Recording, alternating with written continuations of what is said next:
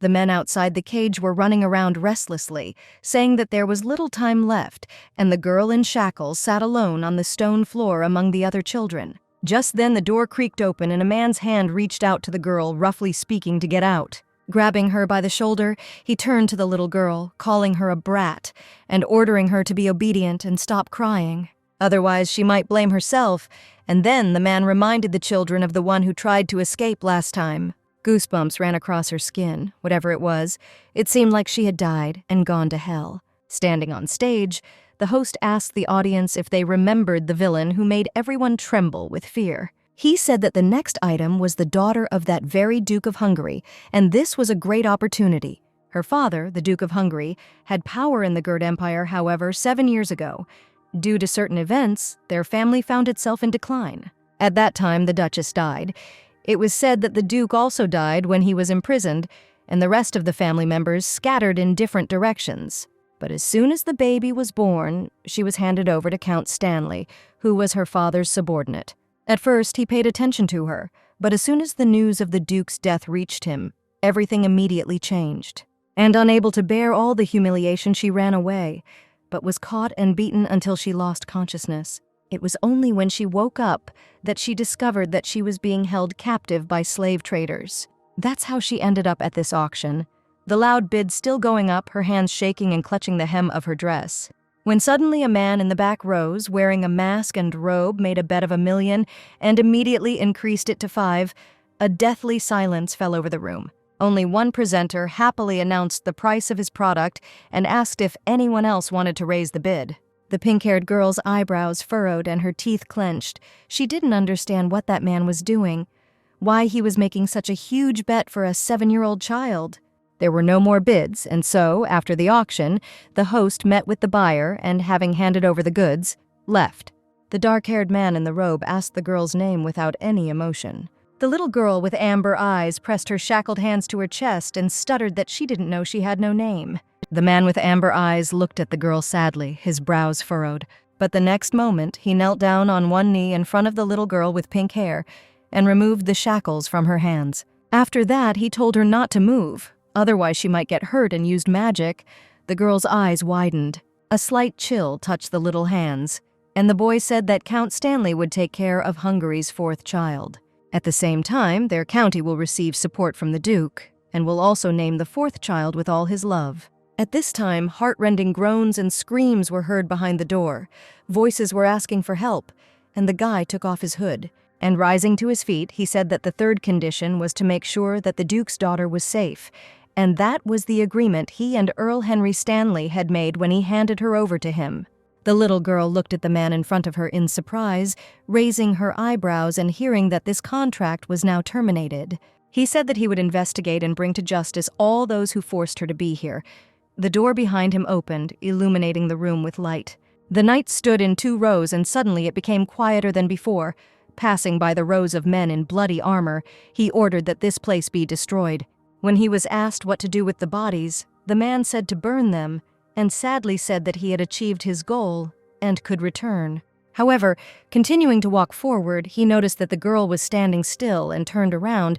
The little girl was wondering whether to follow him. Yet 7 years ago, she was reborn as a child without a name from a novel she wrote in her past life. She was taken from this hell and became the daughter of the Duke of Hungary, a man considered the supreme evil in the empire. They arrived at the Duchy of Hungary, and the man informed her that there were several rules she must follow. Sitting opposite, the Duke informed her that she was his biological daughter and asked her to be polite, because he did not like annoying people. She nodded her head, and then the man asked her caringly whether she had turned 7 this year and received a positive answer. The father politely noted that his daughter was very small and thin compared to other 7-year-old children. After this, he turned to the butler and the maids and ordered them to take her to the bathroom and feed her so that she would feel better tomorrow. After this, he said that he was going to the capital, and when the valet asked when he would return, the man said that he would not be back for long, and all because he needs to clean up the mess that was made while he was conditionally dead. And when he turned his gaze to the baby, he looked her up and down and said that he hoped she would be better when he returned. Finally, when the dark-haired man with amber eyes left, slamming the door, the little girl relaxed and leaned back on the sofa. But be that as it may, she was still very nervous, and her heart was beating hard. And that was how she arrived at the Duchy of Hungary. This world is the world of the novel she wrote when she was in school in her past life, when she graduated from college and got a job at a small company. Then she was like the concentration of all the bad things a person can experience while working in an office. All she got was helplessness, depression, OCD, and self-hatred. Her self-esteem dropped and she began to hate herself, eventually quitting her job and later dying of hypothermia. It all happened because she drank alcohol after several rejections at an interview and fell asleep outside in the cold, at which time the girl was already being searched for throughout the palace. She accidentally escaped from them because the maids at Count Stanley's estate often beat her, pushed her, and pinched her. She didn't know if this was the reason, but when a large number of people began to surround her, she would subconsciously run away. Looking at her hands, she saw how they were shaking and understood that even if she wanted to get out, her body simply would not allow it. The little girl covered her ears with her hands so as not to hear anything, but by that time, the maids had already found her, but did not know what to do. The girl with green hair said that the hot, crispy apple pie that the chef baked would soon cool down, and then the baby's stomach began to rumble. Sweet peach tartlet with whipped cream and honey syrup, butter chicken and baked turkey, all this was waiting for her at the table. And for dessert, there were chocolate chip cookies and lemon macaroons. The girl told the lady that this was her house, and they were her servants, and asked her to tell her if she didn't like their presents. Otherwise, she might come out. After which, the little girl looked out from behind the column and said that she didn't like them. The maids beamed with happiness, and then one of them extended her hand, offering to go and have a delicious meal right now. But for a moment, the little girl stopped and remembered how the servants in the previous house spoke about her, and modestly said that it smelled terrible. The girls immediately understood what was going on, and then, taking the baby by the hand, she smiled and said that she was on the street, so it was not surprising. This immediately calmed the little girl down, and noticing this, the maid offered to take her first to the bathroom, and she nodded her head. Already sitting in the bath, she thought how warm it was here and how nice everyone seemed to her in the Duke's estate. And although the maids treated her with great care, she still felt that they were exaggerating too much. After a while, there was a knock on the bathroom door, and the girl with green hair asked the bedmaid if she was finished and if they could come in. But imagine her surprise when she discovered that the little girl had cleaned up the bathroom. The ladies asked who taught her this, but the little girl with soft pink hair didn't even understand what was so special about it. However, as soon as the maids saw all those cuts, wounds, and scars on the girl's body, they fell into a stupor. Having come to her senses, the girl with blue hair got her bearings and, telling the lady that she would freeze, offered to put on a shirt. She said that if she didn't like it, they could prepare other things, and that she needed to dry her hair first and in general go to another room. Having finally sorted out her post-bath chores, the baby was braided and dressed. Now that they were done with the outfit, she could eat. The girl sat down at a table filled with sweets and other food. Just after trying the food provided, she simply beamed with taste. The maids were also happy about the joy of their new mistress. The girl told her about it and asked to leave all the work to them. In response to such a request, the little girl with green hair smiled broadly and thanked them sparklingly.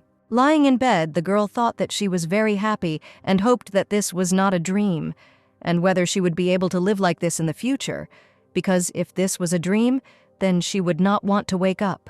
In the morning, the maid came up to her and asked if the lady had slept well. Rubbing her eyes, the little girl answered positively. The girl with green hair smiled and told the lady that he would give her a tour of the estate today. During the tour, the girl told and showed all the places of the estate, and then they reached the garden, which blooms thanks to magic, regardless of the time of year. That shining building is a glass greenhouse, and the inside is all decorated with glass and precious stones, the maid said. And this is the exhibition hall, the girl said. When they entered the next room, the little girl gasped. She looked at a painting with a portrait of a family with 3 children. She also had a family in the real world, but instead of love, she received cruelty and insults from them. The little girl looked sadly at the floor, thinking about the past, and she instantly felt sad. Having called her lady, the maid asked her what she was thinking about, because she looked very sad and said that she could tell her everything. Looking again at the portrait, the little girl asked if these children in the portrait were the owners and if they were her brothers, which was true. The eldest master went on a campaign to destroy the stigmata, The middle one is studying at the Imperial Academy, and the youngest has received a blessing and is studying in the tower to manage it. The little girl thought of something like a world where all the gods had ceased to exist, a blessing, a power given by seers in a world where the gods had disappeared. And the ritual of receiving a blessing is called the awakening ceremony. Stigmata are monsters of this world, generated by the curse of the last god. And their leader is known as the King of Stigmata, and he is like the final boss after Henrietta. The little girl asked if she knew what her father, this final boss, had blessed her with and received a positive answer. The maid said that her master received a blessing from a woman with silver eyes with a pole. She heard that he acquired all magical knowledge and powerful abilities. This is all great, and she herself received a blessing from the guardian star, not to freeze and not to get sick. This was good, the little girl thought then, but she wondered what blessing she herself would receive. Then the maid leaned over to the little girl and asked the lady how she was feeling today. She replied that she was very well. Hearing how worried they were about her, the girl lowered her eyes and shyly thanked her for showing her so many beautiful things. The sweet girl wanted to address her lady, but she was interrupted by the butler, who ran into the hall. The man told the girl that the gentleman had returned and seemed a little uneasy. And so the girl was already sitting in her room, swinging her legs from boredom, when suddenly she thought and looked out the door.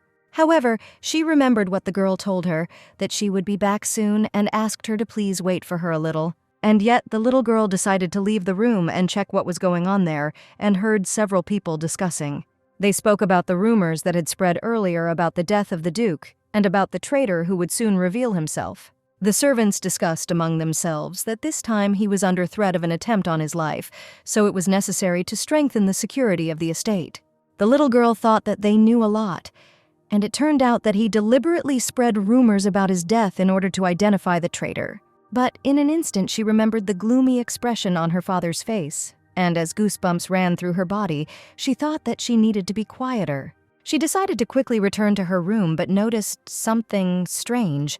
She had not been in this corridor before. She didn't understand where she was now because she didn't seem to have gone far, and when she opened the door, she found a laboratory. She saw such things for the first time, when suddenly, looking around, she heard voices calling her and saw ghosts flying around her. The ghosts asked if she could hear them, and told her that they were servants of this estate, and the little girl took a step back. But the next moment she ran away in fear and, closing the door in horror, caught her breath heavily. But suddenly turning around, she was horrified to discover that she was in a completely different place. She didn't understand what kind of place this was. She had only just opened the door, but after looking around, she realized that she had ended up in a glass greenhouse. Walking into the distance of the garden, she saw lakes and some kind of sparkle in it and decided to come closer. Coming closer, she sat down on her knees on the berg and looked deep into it, straight at the shine, trying to understand what it was. Suddenly, her eyes flew open as a swarm of white hands rushed out from the lake and pulled her into the water. Eerie voices called out for some Henrietta with intermittent sighs, while hands pulled the little girl straight to the bottom. She couldn't breathe. It was painful. The girl mentally called for help, but suddenly the voices became agitated. And the next moment, something grabbed the little girl by the shoulder and pulled her to the shore, but she clutched her chest in pain.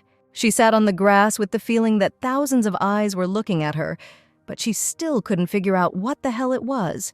Before she had time to come to her senses, someone's hand suddenly reached out to her again and gently placed its wrist on her shoulder. When she turned around, she saw a handsome young man with black hair and eyes of the same color, who asked if she was okay. The boy asked if she had been told that she shouldn't come in here, but the little girl could no longer think clearly and tears began to flow from her eyes. And in the end, the girl burst into tears. It was really scary. The tears did not stop flowing from her eyes. The boy who saved the lady was a little scared and alarmed by such a reaction. He carefully showed his hands and said that he would not do anything to her. Smiling, the sweet boy said that he only wanted to save her and asked her not to cry. The next moment, the little girl, still with tears in her eyes, covered her mouth with her hands. The young man was pleased by this, and, smiling, he touched her forehead using magic, but the girl did not understand what it was. On the one hand, it was cold, but on the other hand, it was even a refreshing feeling.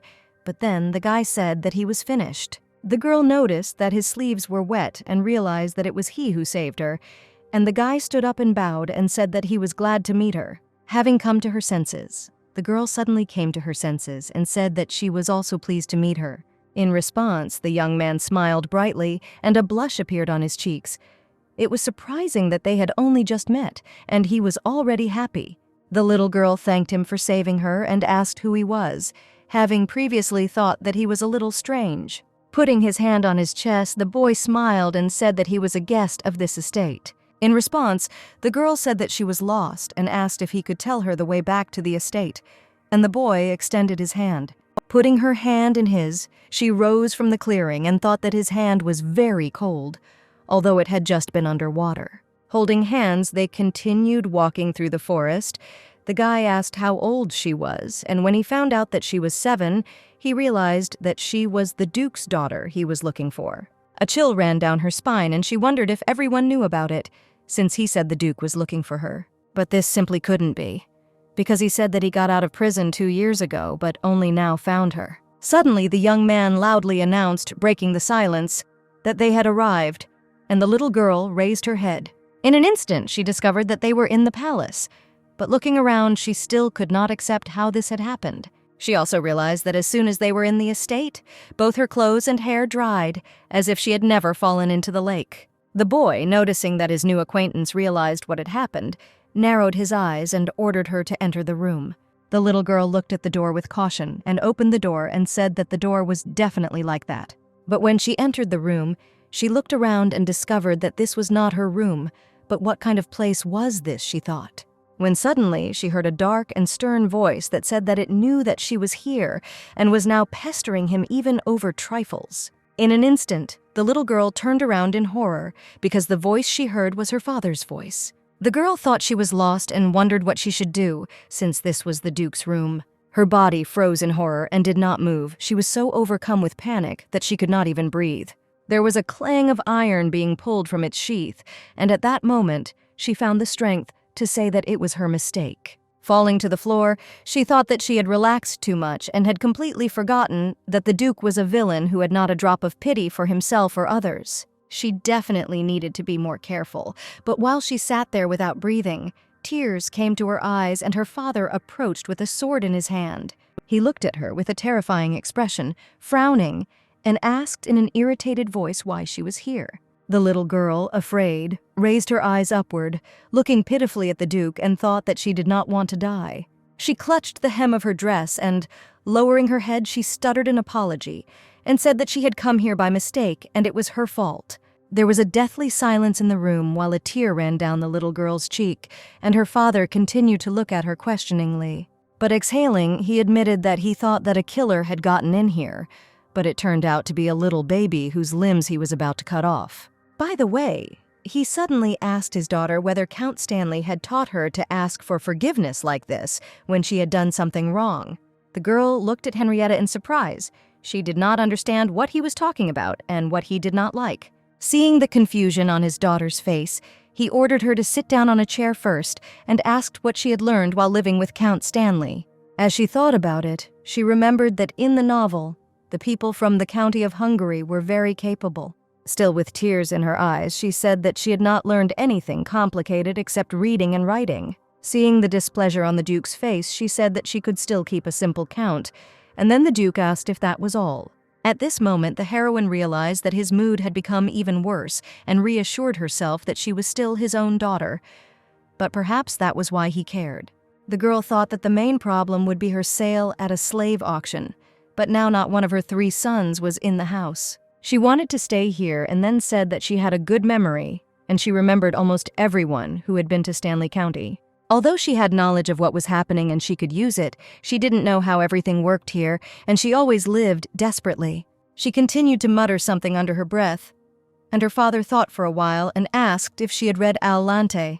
The little girl lowered her head in embarrassment and stuttered that she hadn't read it, but had heard about it. The man placed his hand on the book and asked about the harpsichord, without hinting that it was a musical instrument. And the girl replied that she was not familiar with such a book yet, but if such a book existed, then she could read it.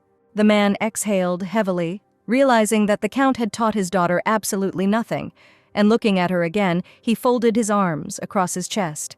For some time, he simply looked at the little girl, tapping her on the shoulder, and thought the girl began to feel sleepy. As she fell asleep, she began to fall from the chair right in front of her, but suddenly felt a push and opened her eyes. The man managed to catch the baby, grabbing her by the scruff of the neck. Continuing to think about something, he frowned and exhaled. After that, he went to the bed and, releasing the girl like a kitten onto the bed, told her to sleep first. The girl looked at the gloomy Duke in surprise. Sweat appeared on her face from anxiety. How could she sleep here if this was the Duke's bed? She thought that she should say that she would return to her room, but her eyes were already closing. It was hard for her here, so soft and warm. That's how the sweet little girl fell asleep. The man took the hair clip from her hair and sat down next to her. He placed his hand on the bed, and the girl's hand grabbed his finger. The Duke looked at her carefully, seeing her off to a peaceful sleep. She had a terrible dream. Hands were reaching out to her again. Someone's blood was spilled, and she woke up with her eyes wide open. The little girl with disheveled hair jumped up from her pillow, looked around, and asked where she was.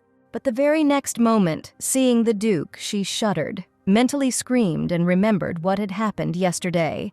As the Duke approached her, she thought about how she had been so scared, but was able to fall asleep, since he had asked what she could do. Coming closer, Henry looked at his daughter and emotionlessly commanded her to give him her hand. The little girl was surprised and looked at the head of the estate and asked what he meant. Then the man said to give him her hand. The baby extended her little hand to her father, and he immediately used some kind of magic. Light and shine continued to emanate from it for some time, and the girl looked at it questioningly, not realizing that it was on her hand.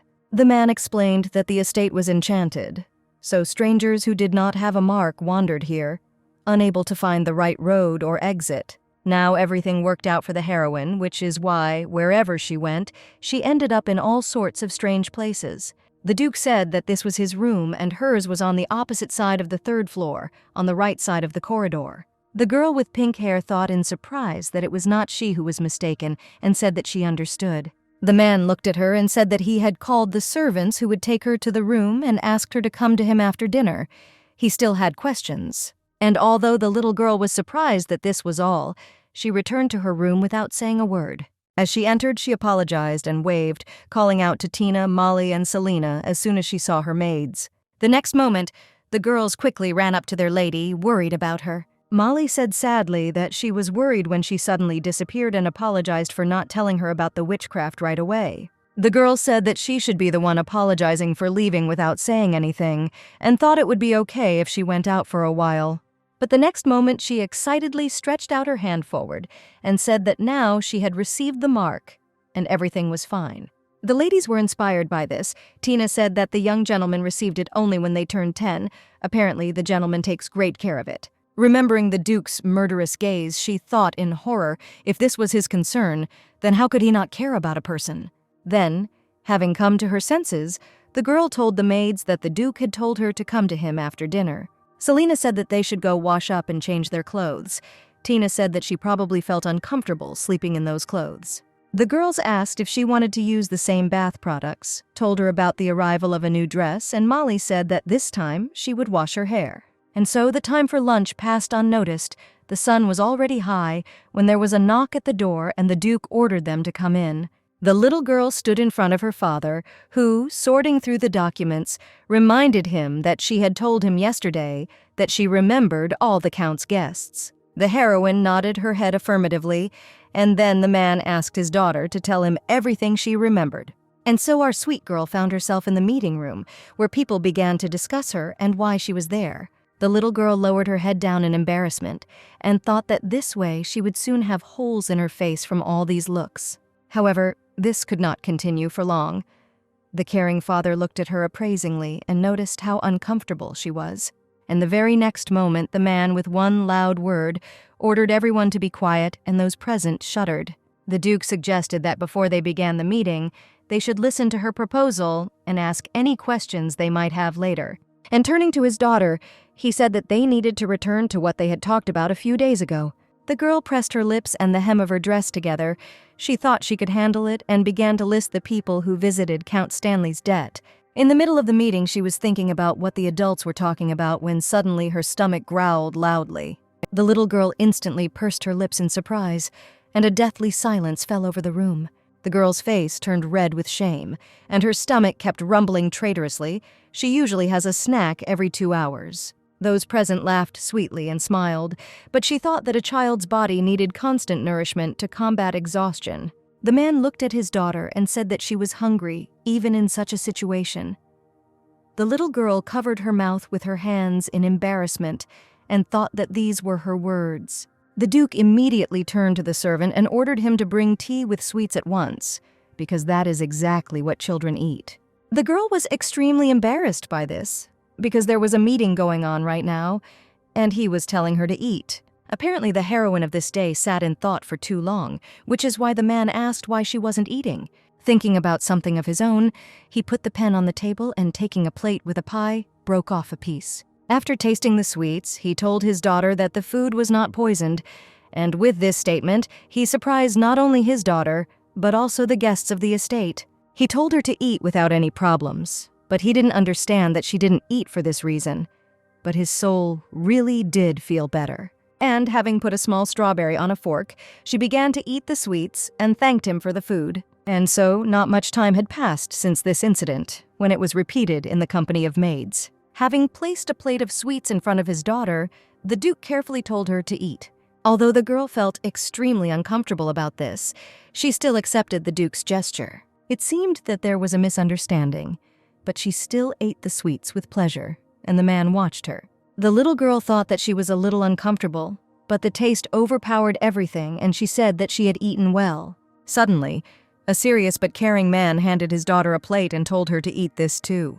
Behind their backs, the maids whispered loudly about what they had just seen their master do, because after that day, he regularly came first and tried the food. The little girl thought that perhaps they had misunderstood each other, but, to be honest, she felt both calm and uncomfortable. When she lived in Stanley County, she was only called in when food needed to be tested for poison, and although it was not fatal, it was painful. And now the Duke tries it first, saying that the food is safe, after which she eats it. Does he really know that deep down she is afraid of him? The maid said that magic protected him from poison. But in general, she is his daughter, and perhaps that is why he cares about her so much, no matter what she thinks about him. As the Duke told her to be ready for tomorrow, because they were going to see the orchard, and she had better inspect the land that would soon become hers in advance, the girl just looked at him in surprise. That same evening, the maids were helping the little girl dry her hair when she herself, looking at one point, thought about something. Then Molly's question pulled her out of her thoughts, and she shuddered. The little girl admitted that the Duke suddenly told her about the trip to the orchard, and that's why she was surprised. Molly said that this was probably the place he had prepared for her. She heard the lady talking enthusiastically about that garden at the meeting. Remembering what had really happened, she realized that, without knowing it, she had let the Duke know that this was one of her happy memories. Lately, as she began to value life a little more, she realized that, unlike memories, a child's instincts take precedence over the body and mind. She should have been more careful, but for now, she was already completely ready for sleep, so these thoughts could be left for later. Lying in bed, she thought that this was not an errand, but just a walk, but her heart was beating wildly with excitement. The maids, standing outside the door, tried to make sure the lady was asleep. But Molly said that the baby was very worried, but if she did not fall asleep, it would be difficult to wake up. Selena said that even so, she was glad that their lady did not say that she was afraid to go for a walk. Molly agreed. They were glad that the gentleman was taking good care of her, and Molly confessed that she was very afraid to tell him that the lady was hurt. But their dialogue did not last long. Henry interrupted it with a question about what they were doing. Tina said that they were already taking their leave. However, the gentleman stopped them and told the girls to follow him. He had business for them. The night passed unnoticed, and now the Duke and his daughter were already riding in a carriage looking at the views from the carriage window. Molly told the lady that there would be a magic gate soon, and as soon as he passed through it, they would immediately be there. A little more time passed, which flew by unnoticed for the little girl, and now she was in the garden, admiring the flowers.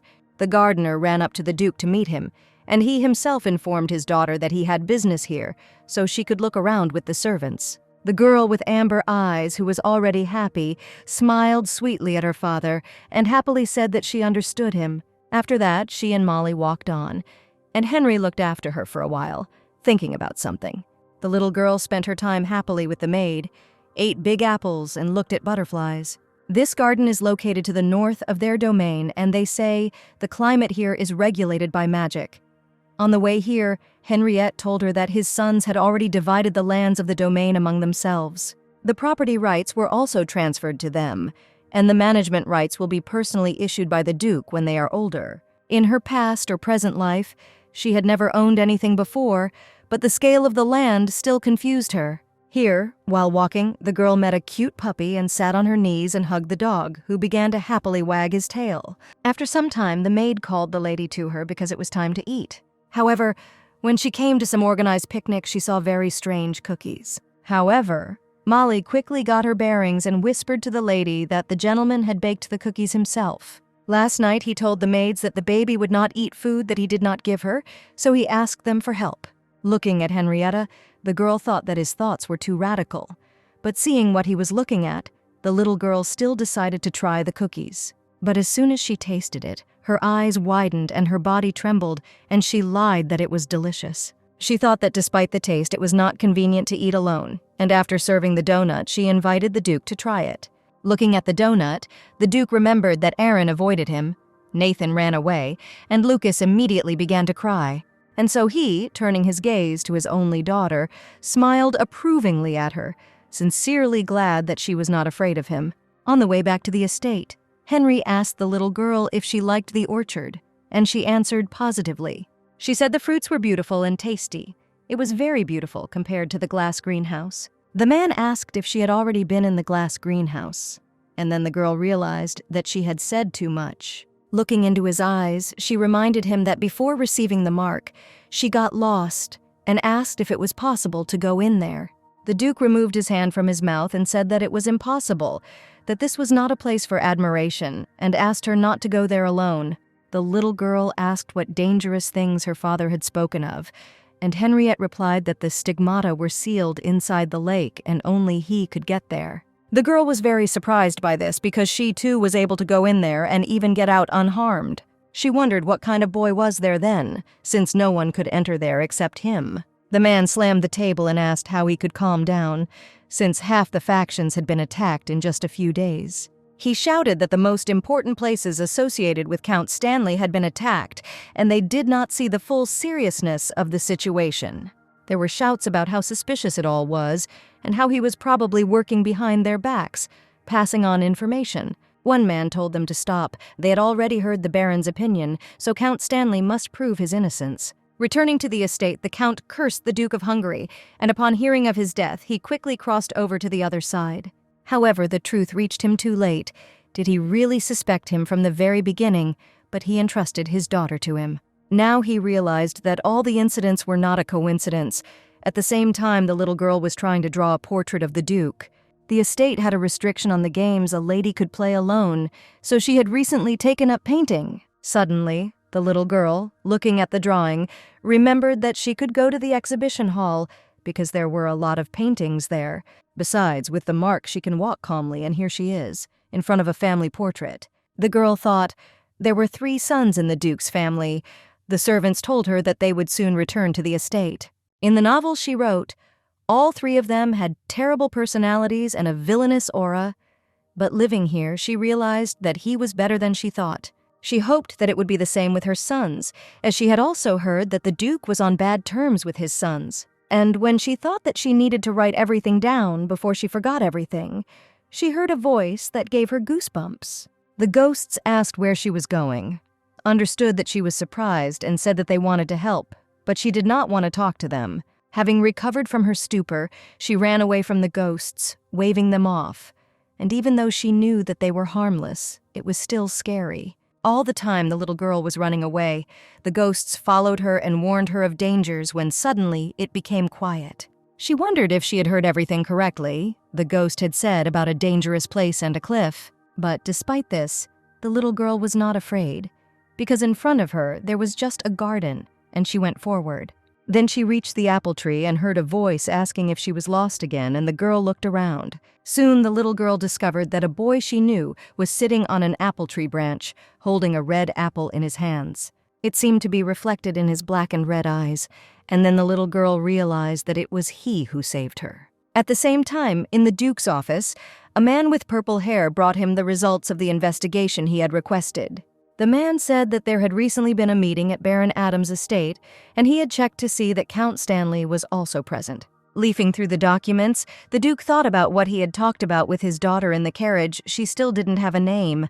Then the little girl answered him that she had heard that a name is important and should not be given without thinking, so he did not give it to her. At that moment, Duke Henry returned to reality and, looking at the documents, placed them on the table. And rising from his soft chair, he asked his assistant where the baby was now. When asked if she was lost again, the girl passionately answered the young man that she was not lost at all. "That's how?" asked the black-haired boy, sitting on a tree branch and looking down at the girl and bit into an apple. However, as soon as the little girl saw such an enticing scene, her stomach began to rumble again and her face turned red. She carefully asked if he could give her an apple too, and the boy said it was his. The little girl objected and asked if the apple tree belonged to the Duke, since it was a tree in his garden.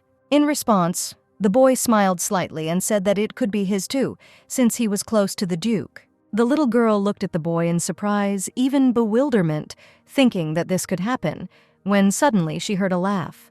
But as soon as she realized that the young man was laughing sincerely, she realized that he had deceived her, and he asked her to open the hem of her dress and come closer. The little girl did exactly as the boy told her, and the next moment several apples fell on the girl. Soon the young man also jumped from the tree and approached the girl, who was picking up a fallen apple, and handed her another one, the most delicious and ripe one. While spending time together, the young man said that he forgot to ask her name and asked what her name was, but the little girl said that she didn't have a name yet. Having thought about the question, the girl turned to the boy and asked what his name was. The question took him by surprise, but he still said that his name was a bit difficult and long to pronounce. After remaining silent for a moment, he threw the apple up into the air and, catching it, said to simply call him Kian.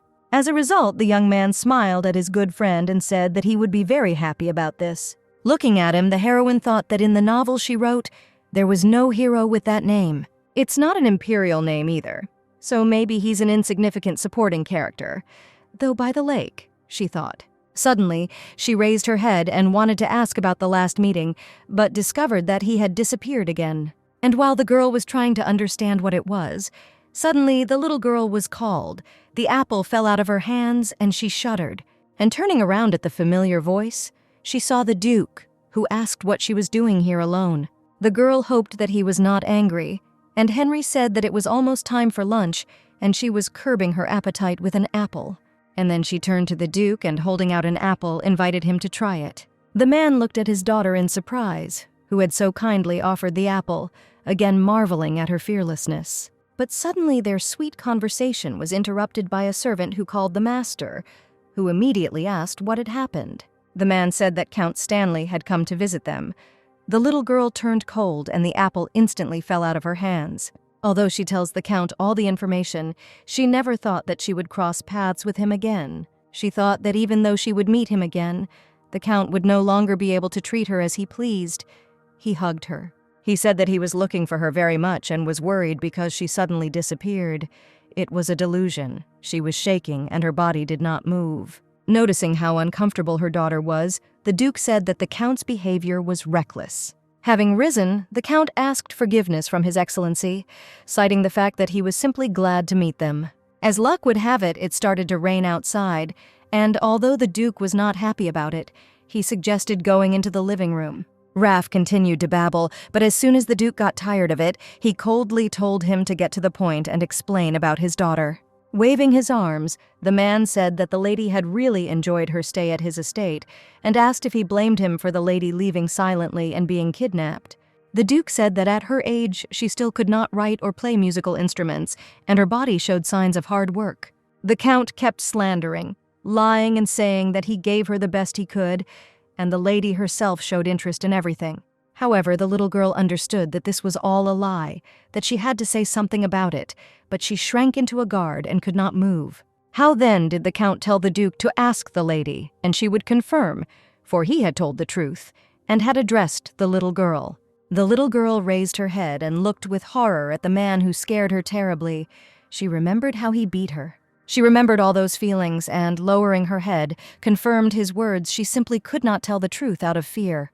Having heard a positive answer, the man calmed down and, smiling happily, said that Layli confirmed this. He said that she simply made it all up on the verge of envy, because all children lie in childhood. And although the Duke continued to listen to the Count's babble, he also kept a close eye on his daughter.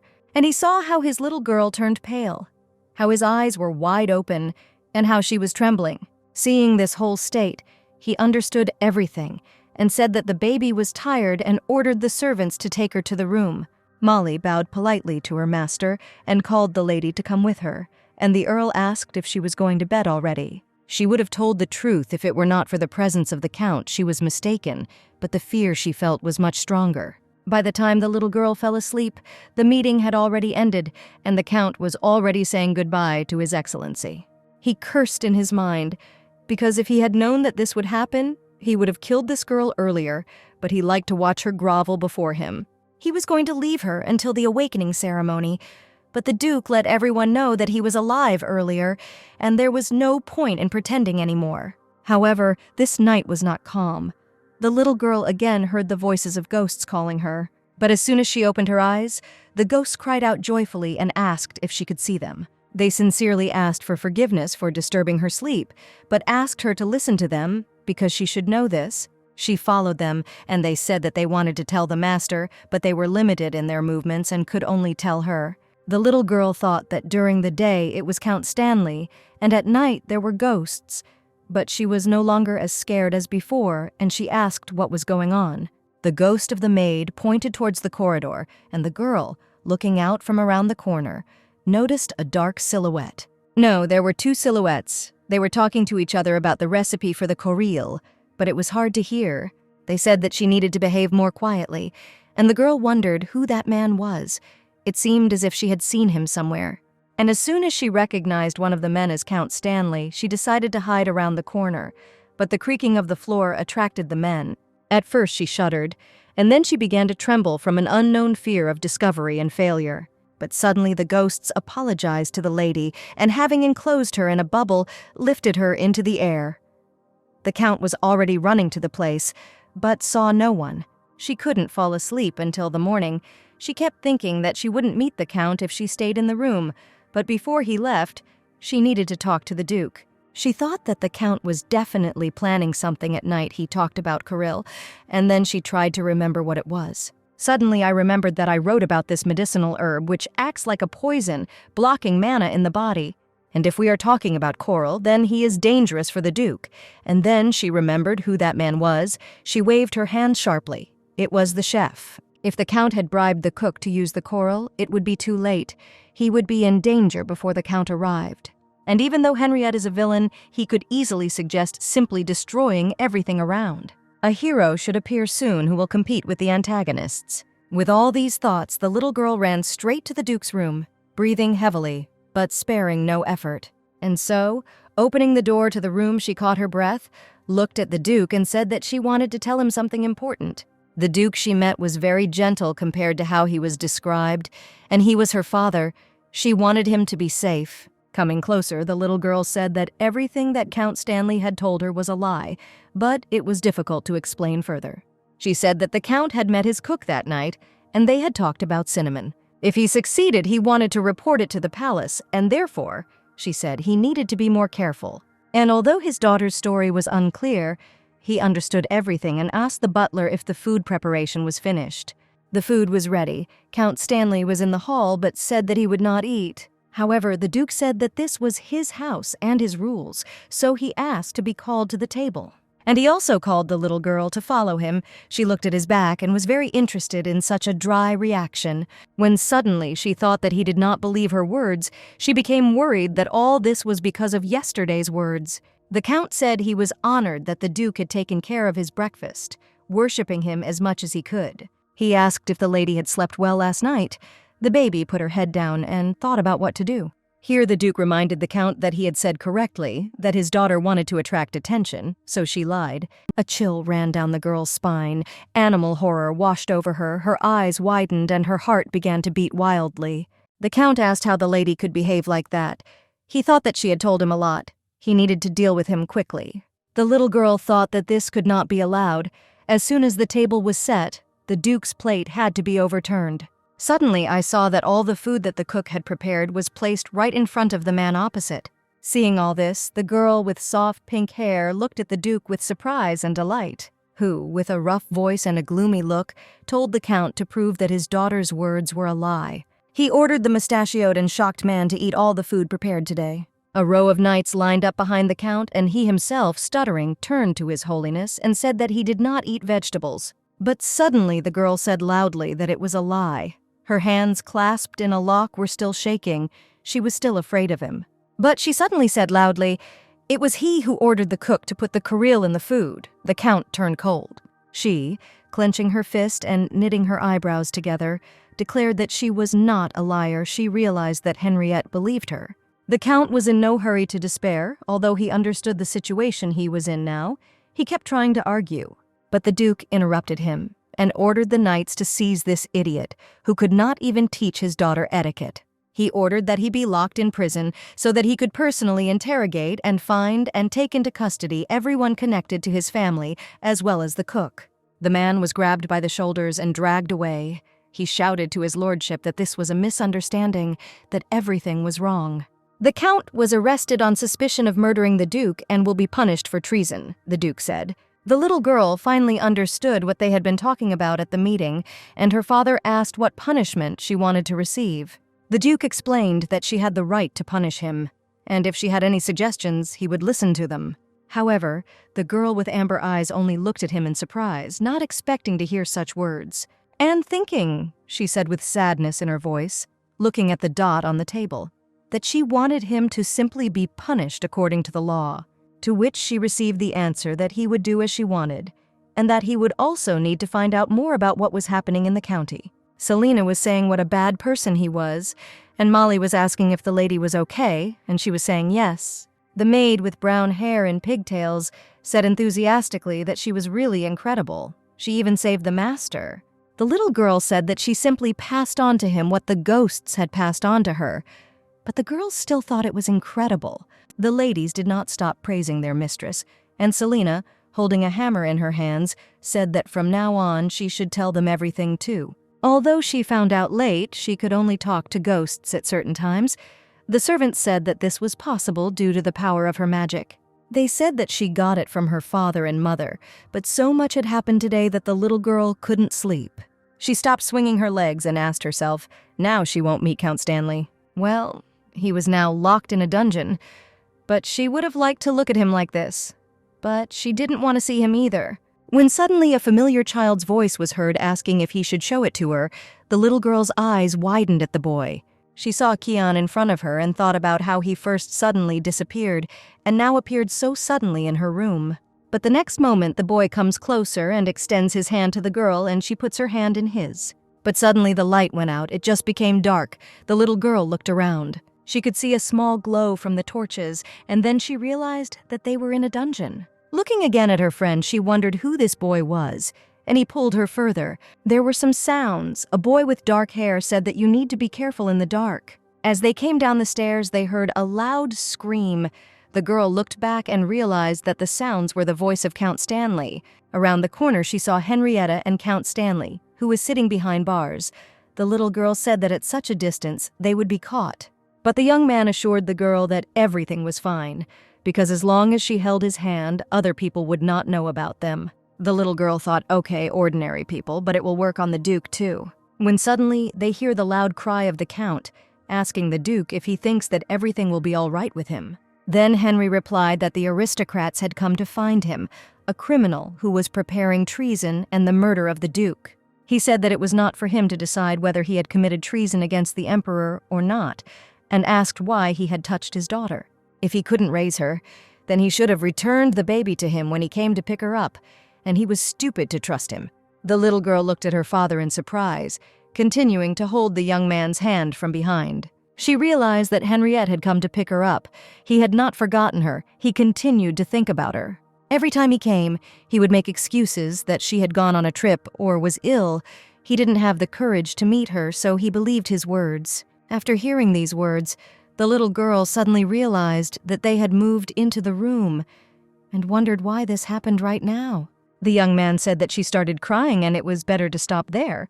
She asked when she started crying, rubbing her eyes. However, the young man did not answer but only separated their hands and, smiling, wished her good night. And now he disappeared from sight again, although he was nearby just a moment ago. She lay down on the bed, spreading her arms out to the sides, and wondered who Keon really was, what appeared and then disappeared. When they met, he asked her not to tell anyone about him, but she thought she could ask her father about him. And so, with these thoughts, the little girl came to the Duke's room and knocked on the door, which the man immediately opened. Entering the room and holding a pillow in her hands, the girl asked if they could sleep together today. The man replied that he couldn't sing lullabies, and his daughter said that it was okay, she could do it herself. And so, father and daughter lay down sweetly next to each other, and the Duke held his little girl's hand all night.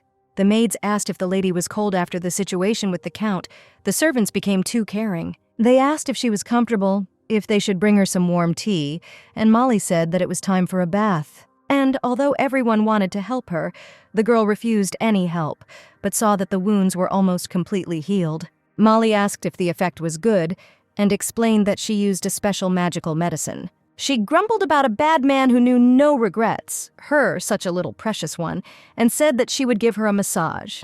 The baby didn't refuse, but when they massaged her, it was very ticklish, but fun. She had heard in passing that the Count would be punished, and the records of his family would be destroyed, and the punishment was expected to be severe, but she would not encounter him again.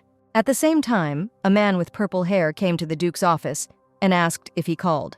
The man asked to send it personally, and having handed over the letter, he asked if he had prepared what he had asked for. And the guy with an armful of books rose to his feet.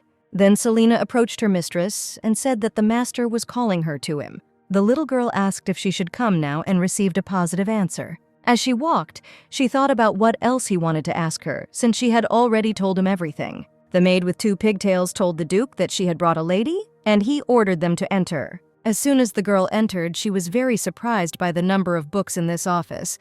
Her father told her to sit down and rest. The pink-haired girl just looked at Duke Henrietta without understanding, but having listened to her father, she sat down on the sofa and thought about what she should do.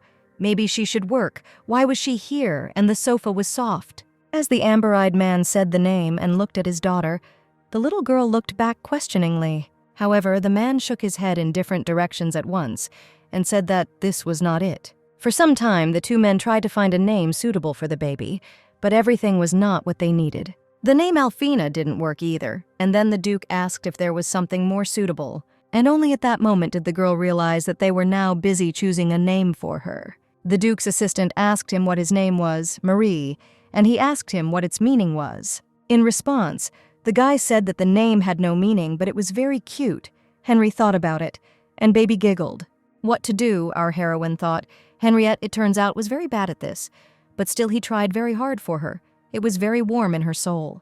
The men continued to call out names one by one, trying to find the most suitable one, when suddenly the Duke fell silent. He noticed that his sweet daughter was already sleeping peacefully on the green pillow of the soft sofa. He looked at her for a while longer but soon stood up, walked over and picked the girl up in his arms. He decided to take her to the bedroom, walked slowly so as not to wake her, stopped and looking at his daughter with care said that the baby gets tired very quickly.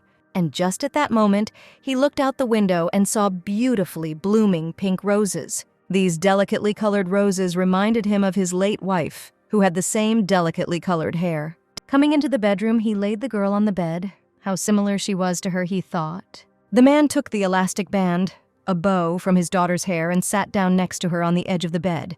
The next moment, a smile spread across his face. His eyes looked tenderly at the child, and he wished good night to his Rosetta. This was the old name for the summer roses that are the symbol of the Hungarian family. Rosetta Charlotte Hungarian is now her name. A man in a jacket knocked on the door. The door opened slightly, and she announced that he had brought a message from the Duchy of Hungary. A dark-haired youth, emerging from adolescence with green eyes, accepted and unfolded the letter. Excessive care from those around her began after the situation with Count Stanley. The lady said that the maids should surround her with love. They must make sure that she lives with pleasure and does not worry about anything. She has become more resilient after the prescribed treatment. Tina and Selena asked if she needed anything else. Rosetta said that she would let her know if she needed anything else. The new maids also volunteered to accompany the lady, but she replied that everything was fine. Then she herself asked if they could play in the garden, and everyone answered that, of course they could. So they went out into the garden and decided to play hide and seek. Rosetta was the leader, and the maids were hiding. However, as soon as they returned to the estate, they came across an embittered duke. He asked his daughter sternly if she was saying that no one knew she had a fever. Henrietta angrily asked the maids how they could not notice the condition of his daughter. The little girl stops her father and tells the duke that it's all because of the game and asks for forgiveness. The man falls silent. He said that it was so. The temperature in the duchy was low for children. The girl was glad that they were spared. However, it was too early to rejoice. Suddenly, the duke began to use magic, which emitted a chill. The man said it would be better to regulate the temperature throughout the duchy. This statement amazed everyone, especially the assistant, and he told his lordship that it was too troublesome to change the climate throughout the entire territory so suddenly. Henry agreed, using magic. It will take a long time to change everything, so send official letters to each district. Rosetta said she was fine, and her father said the duchy should be a place where she could walk in peace. The man said thoughtfully that he had planned to do this from the beginning, and that it was nothing that he would start sooner. His assistant reported that the plan was originally intended to be carried out gradually, and the girl realized that she needed to calm him down. Then Molly called out to the lady and reminded her of what they had talked about last time and suggested that she try it now. Understanding what her maid was talking about, the little girl quickly but stuttered and called the duke, calling him daddy. Realizing what he had just heard, the man turned sharply to his daughter, who had grabbed him by the cloak. Rosetta asked how about making just their estate warmer since she only plays in the garden. The man immediately calmed down, stopped using magic, and without saying a word, said that they would do so. The duke asked his daughter that if she wanted to go beyond the boundaries, she should tell him in advance. Realizing that this word was working for the duke, the little girl, without letting go of his cloak, called her dad again. The man looked at his little girl in surprise again, but the next moment he smiles at her and answers Rosetta, calling him his daughter. Instantly, the little girl also looked at him in surprise, and the maids were surprised that their master smiled. In response to her father, the little girl simply blossomed, breaking into a radiant smile. She only had a slight fever, which had subsided by the evening. The servants were worried, so she stayed at the estate. However, it was still boring to sit inside the estate without anything to do. And I should also bring a couple of books from the office, Rosetta thought, and left the room. But on the way to the office, she was stopped by the view from the balcony, and the girl stopped, walked up to it, and looked down. She hadn't seen any flowers here before, probably because there was snow on the roof of the estate, which had now melted. A black butterfly flew right in front of her nose, and the little girl reached for it and asked to stop and wait. However, she tripped and almost fell, but some adult caught her from behind and hugged her. Having already calmly stood up on her feet, the girl opened her eyes and heard a voice asking if she was okay. It was Keon. The boy smiled and apologized and said that he just wanted to make a little joke, but it turned out a little dangerous. But it seemed to our heroine that just now he was definitely bigger, and with surprise on her face, she looked closely at his face. The young man looked at his girlfriend in response, burning her with his black eyes with a red glint. Rosetta thought that although this was nonsense, her interest got the better of her, and she asked Keon if he was a butterfly now. The other day she asked her father about him, the boy Keon who lived in the estate, but the duke did not know him. Rosetta said then that he was a little older than her. He had black hair and eyes of the same color, emitting a red glow. The angry duke said that there were no such people on the estate and asked where she had met him and what he had done to her. However, the little girl avoided answering, telling her dad that she had simply made a mistake, having heard about it somewhere earlier. But if Henrietta doesn't know him, then he is an uninvited guest of the estate and even uses abilities to hide from him. Then she asked Keon, he is not a human.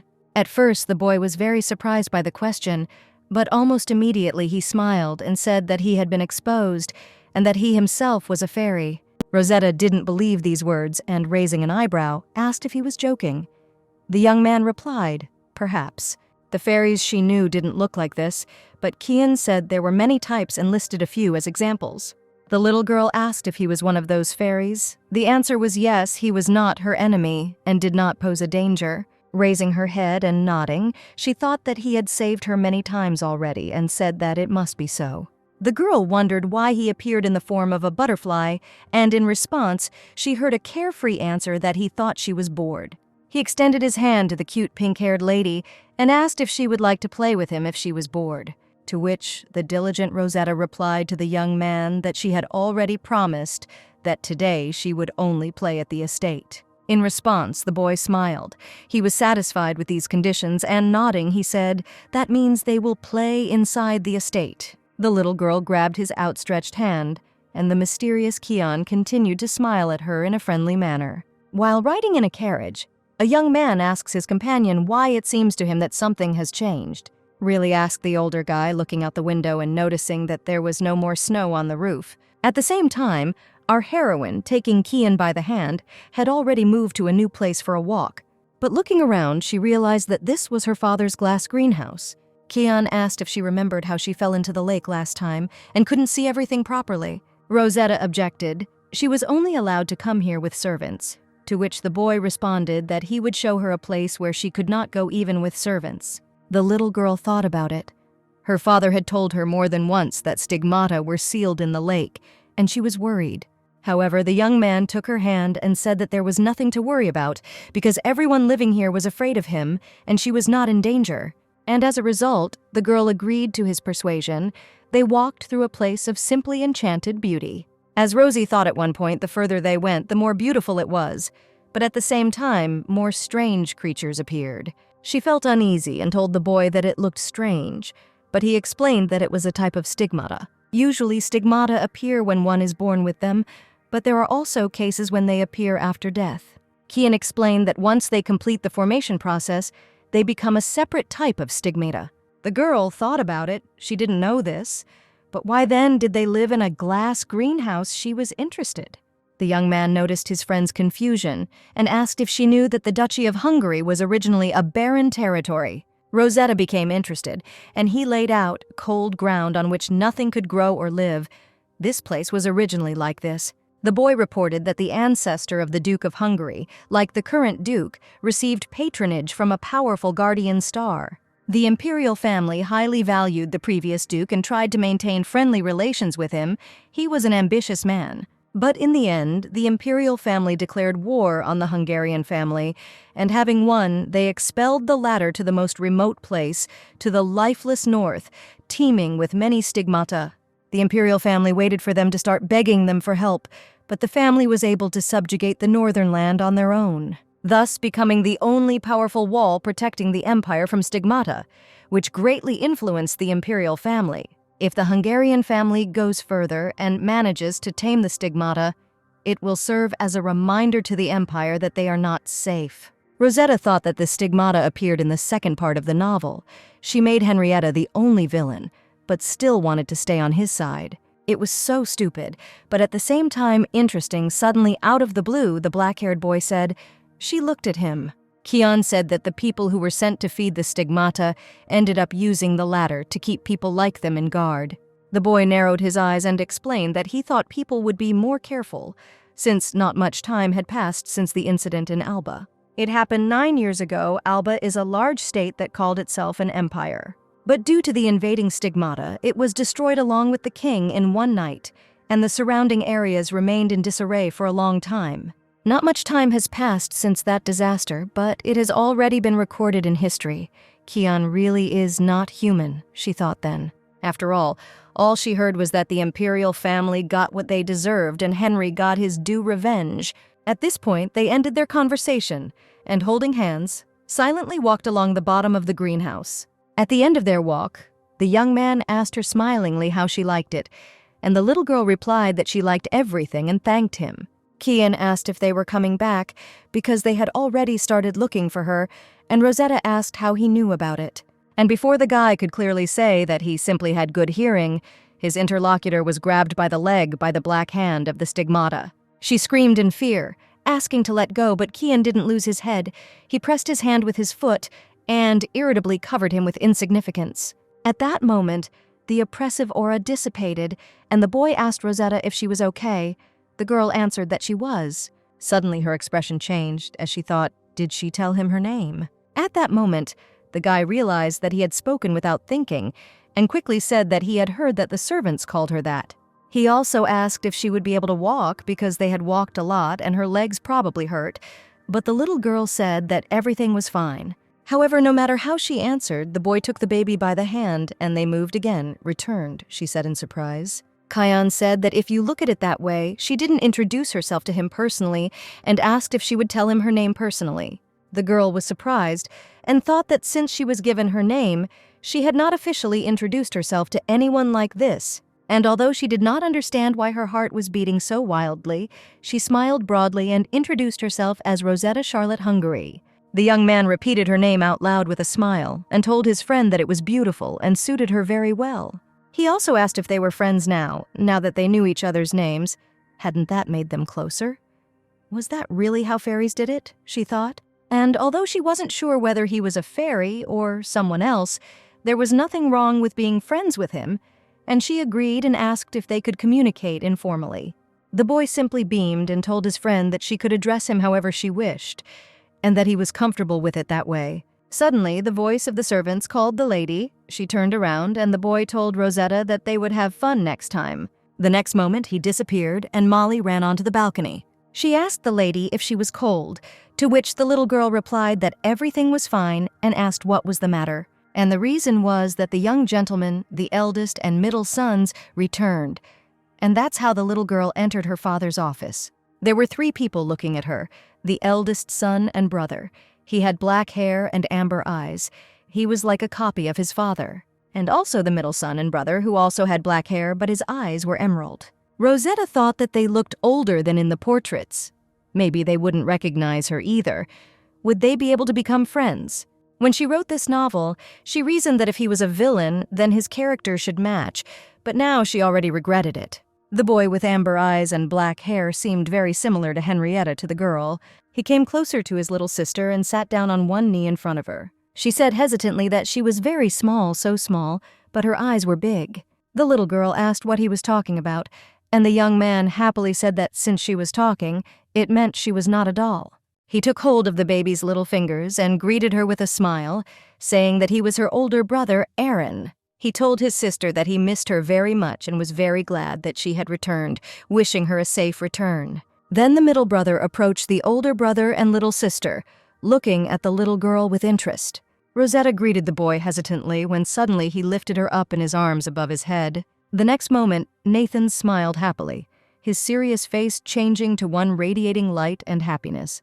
He spun the baby around in the air as if she were a doll and rejoiced at his little sister. The girl was already feeling dizzy, but it was still fun, as if she was on an amusement ride. Nathan introduced himself and told his brother that she was much cuter than all those sisters they boasted about at the academy, and Aaron asked him to be quiet.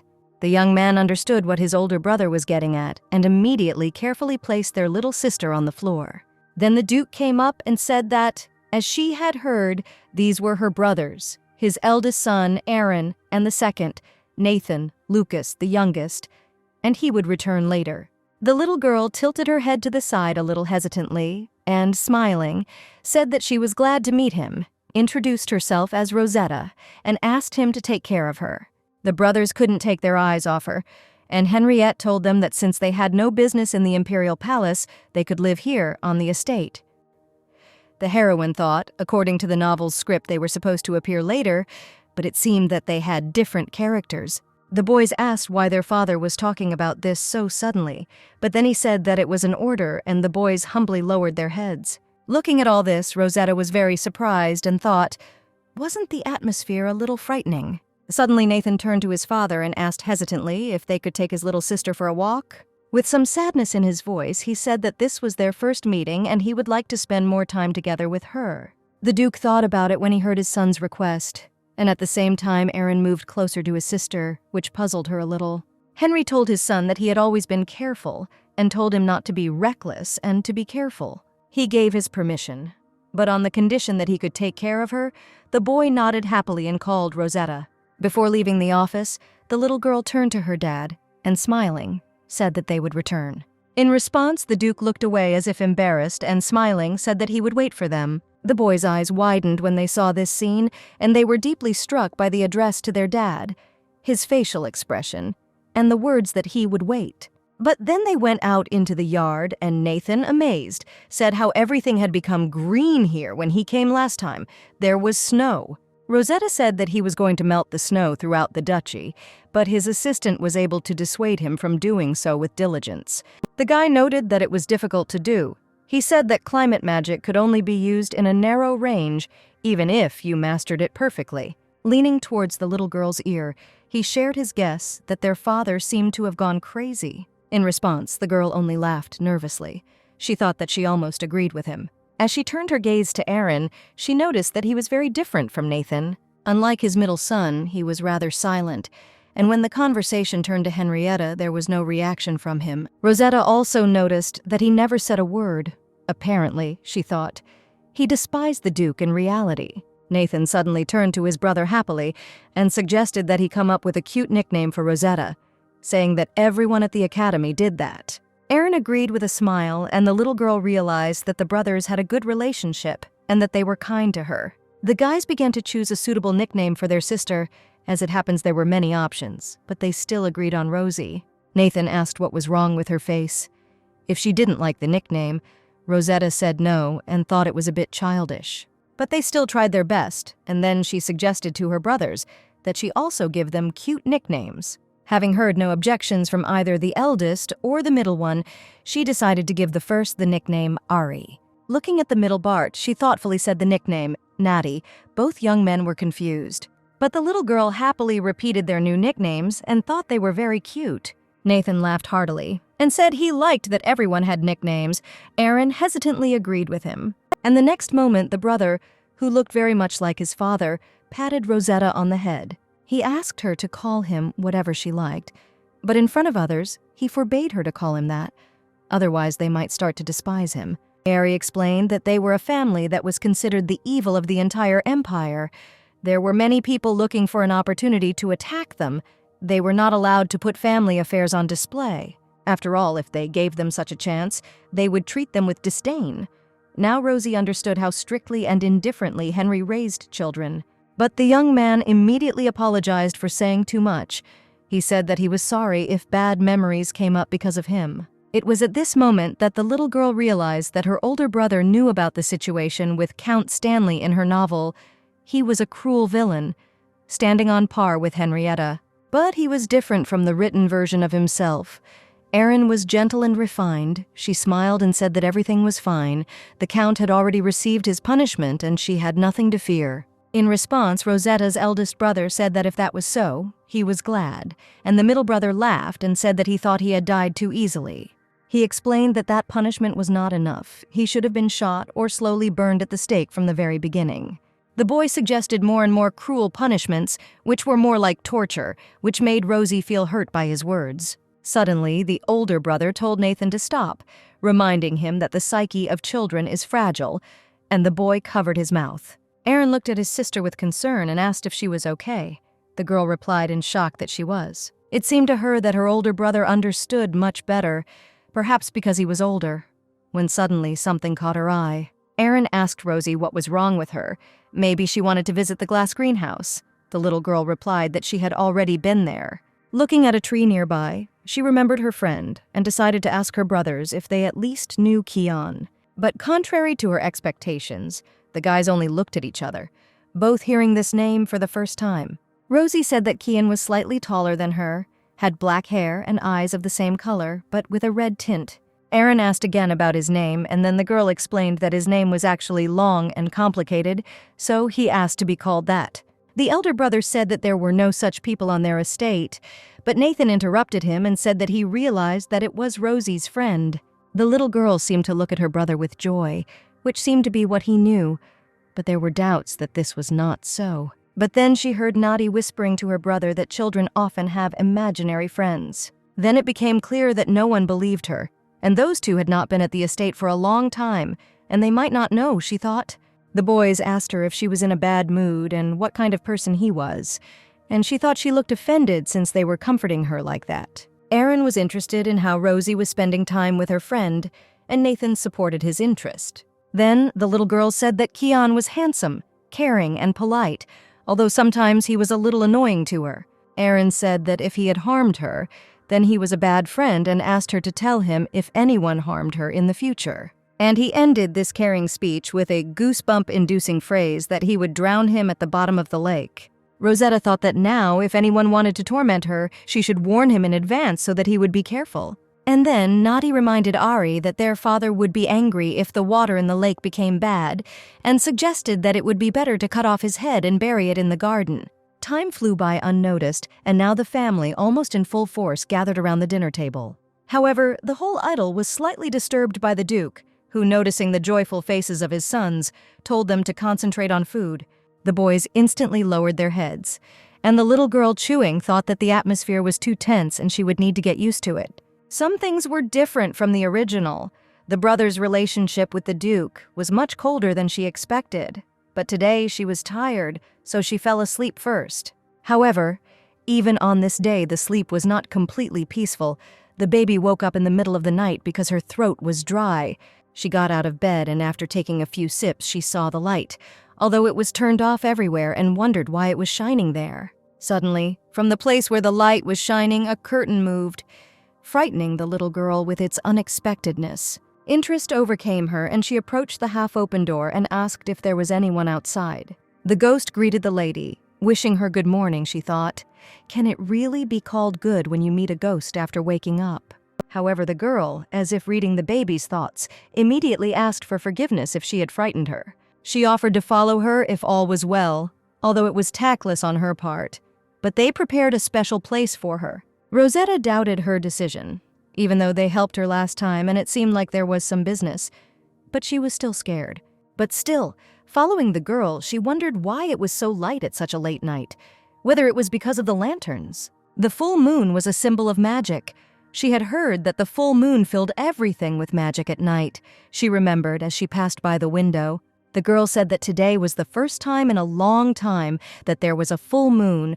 On such a day, ghosts gained power and could show their appearance without the master's permission. Rosetta thought that then it meant that on such a day, all the ghosts could appear before other people. The girl, having said that today was the day everyone had been waiting for, the day when they would be able to see the lady in person, opened the door to the banquet hall. Standing up to the other ghosts, she said that she was a little late with the introduction. They are the ones who also live in the estate, having received a second chance at life in a new form from the master. She apologized for everyone that they couldn't introduce themselves to her earlier. The girl introduced herself as Ariel, who was responsible for all the ghosts. The little girl looked at the ghosts. Each one seemed like someone to her, some of the voices she'd already heard before. Soon she greeted everyone in the same way and asked if they had communicated before. And she received a very detailed answer from everyone, where and when they met and what they helped her with. Afterwards, Ariel said that today they had gathered here to greet and introduce themselves to her at their estate. She hoped that the lady would be comfortable here, and the show began. The ghosts played instruments and danced, clapping her hands at the sight of all this beauty and wonderful desserts. The little girl thought how fun it was. Some time had passed, and Rosetta had already begun to gobble up the sweets brought by the ghosts, when suddenly Ariel, who was sitting next to her, asked if she could ask the lady a question. Noticing the interested look, she asked if that dangerous creature was really close to the lady. At the moment, Rosetta did not understand what danger she was talking about, but she remembered the warnings about danger when she ran out into the garden, and realizing who she met there later, she asked in complete bewilderment if she was talking about Kian. The next moment, a deathly silence fell over the hall. All the ghosts fell silent, and the music stopped playing altogether. Ariel was enveloped in an oppressive aura and asked the lady if that cruel monster had even told her his name. The little girl answered carelessly that they had become friends, but in response the girl grabbed her hands and said that this could not be. He was too dangerous.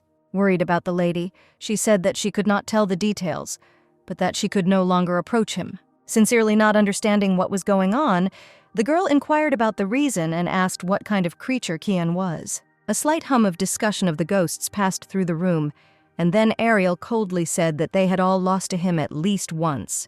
Therefore, there were restrictions under the contract. These are the rules of those who died and are connected to this world by magic. The girl said that he put too many restrictions on them, not mentioning him to her. But she suddenly said she could tell her one thing: the lady must remember his eyes well. She is the one who can always hear their voices even when it is not allowed, so she will definitely be able to see his eyes. That was all she could tell her about this boy. Rosetta didn't even have words to answer. Suddenly the door opened sharply and a man's voice asked what they were doing here at such a time, since they had woken up his daughter so early. He asked what they were planning, and the ghosts, seeing the angry gentleman, immediately began to ask for forgiveness, saying that they were sorry.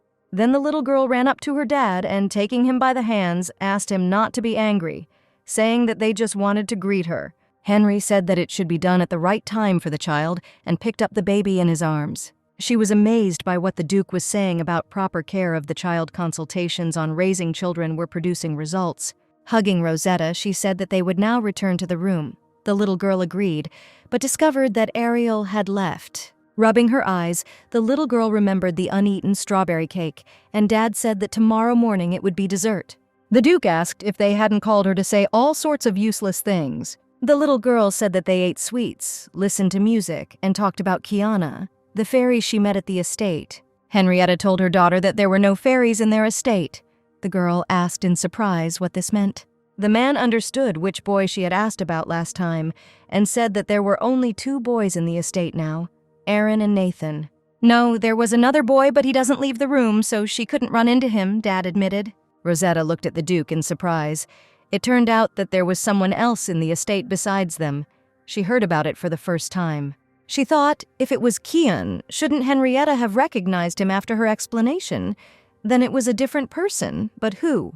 The man said that he still had some things to do, so he couldn't take her to his room. They would see each other in the morning and patted her on the head. Suddenly, the little girl turned to her dad and stood up, pulling him by the hem of his shirt, and tenderly kissed him on the cheek. The next moment, the man just looked in shock at his little girl, who had already returned to bed. The girl hid under the blanket out of embarrassment and told him to finish quickly and go to bed. She was now feeling even more awkward, and the Duke was still trying to come to his senses, unable to say a word. But having pulled himself together, the man smiled kindly at his daughter and thanked her, telling her to rest, because Lucas was supposed to arrive tomorrow. The Duke left, and Rosetta couldn't help but think about the awkwardness. But she was only 7, so there was nothing wrong with that. If you look at what Henrietta did for her, he loves his children. But it is not clear why it turned out this way with his sons. And with her at first, he was the same. Lucas, who will arrive tomorrow, he is exactly that crazy Lucas from the novel. She wondered if everything would be okay, because so much had already changed, so she couldn't know what Lucas was like. But since it had already happened, it would be good if they could get along. And with these thoughts, she fell asleep. In the morning, having met with her brothers, the little girl told about her night meeting with ghosts and told about today's dessert.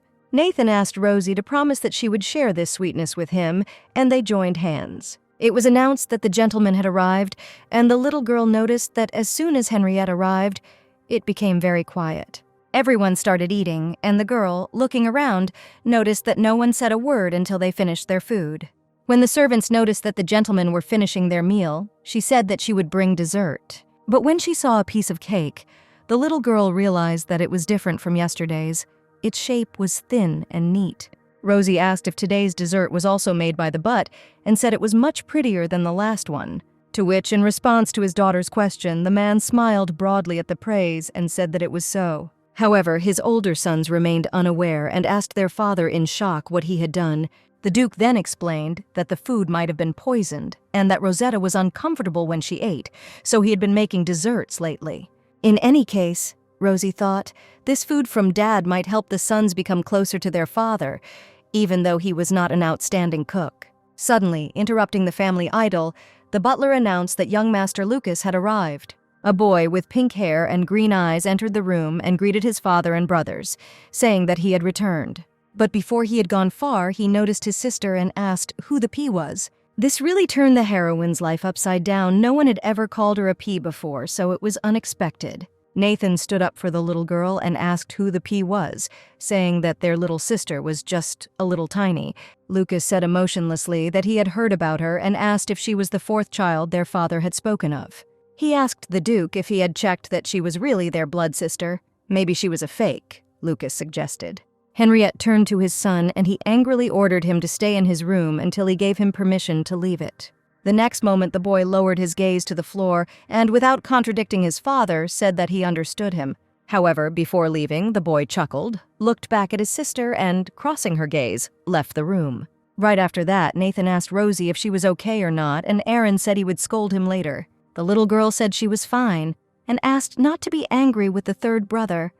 And there was an awkward silence. She thought that the conversation was not pleasant, but she expected it.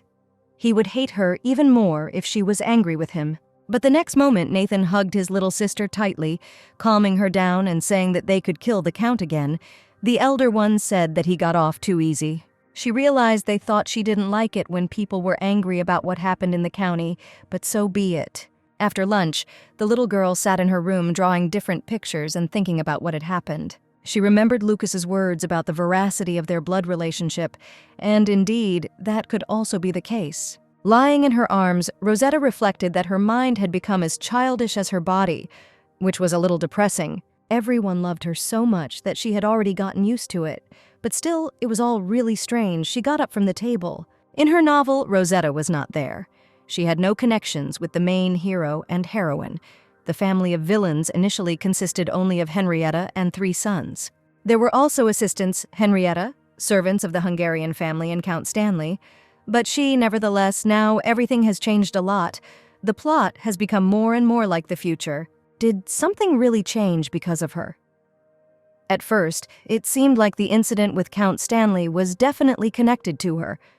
But everything only turned out to be beneficial. This novel was written by her, so is that why she is being treated in such a special way? The writer wondered. But in reality, the strangest thing in her surroundings was Kian. She couldn't understand his abilities. But compared to other heroes who appear in the novel, he is definitely an unusual hero. Thinking about the development of the plot, no one appeared there with such force. The brain was simply boiling with information. This won't do. If there are too many thoughts in such a small head, the temperature will rise, the little girl thought. She was about to accept that, as the brothers said, Kian was an imaginary friend, when suddenly she heard the sound of a knock on the door. The little girl couldn't even imagine who it was, because she had asked the servants not to disturb her yet. But when she opened the door, she saw Ari's brother on the threshold of the room. And now he was finishing reading the story of how the princess dealt with the monster under the bed and saved the prince. She was surprised when he suddenly came and said that he was an imperial knight and would like to stay with her until he returned. That's how this young man ended up in her room and read her a bedtime story. He told it much more realistically than she could have imagined. Both on Earth and here, the story about monsters under the bed was the same. Seeing his sister's thoughtfulness, he asked Rosie what was wrong with her, whether she was worried about the monster under the bed, and said that if anything, he would shut up. Having chosen the appropriate option, the guy said that he would cut his throat and bury him in the ground, and then plant her favorite flowers in that place. It was clear that he wanted to say something else at first, but then she thought about the stigmatas belonging to monsters. And then she asked her brother why monsters always hide under the bed. Aaron answered her that it was because they were not baptized. In this world, everyone is baptized from birth, by sunlight, air, earth, and every object in this world, starting with the guardian star. All this so that creatures could breathe, live, and exist even in the darkness. It was more like a blessing than a baptism. She asked her brother what would happen if she was not baptized, and Aaron answered, smiling, that there was no one who was not baptized. If someone couldn't call themselves a living being, then they were already dead. He emphasized the last word with a shout.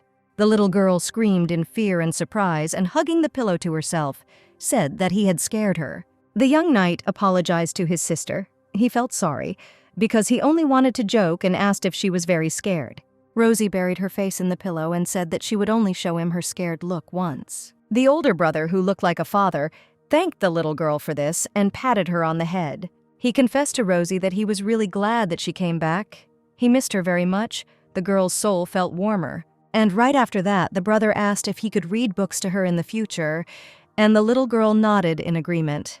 Lying in bed, she thought that for some reason she felt like she had become just like a child lately.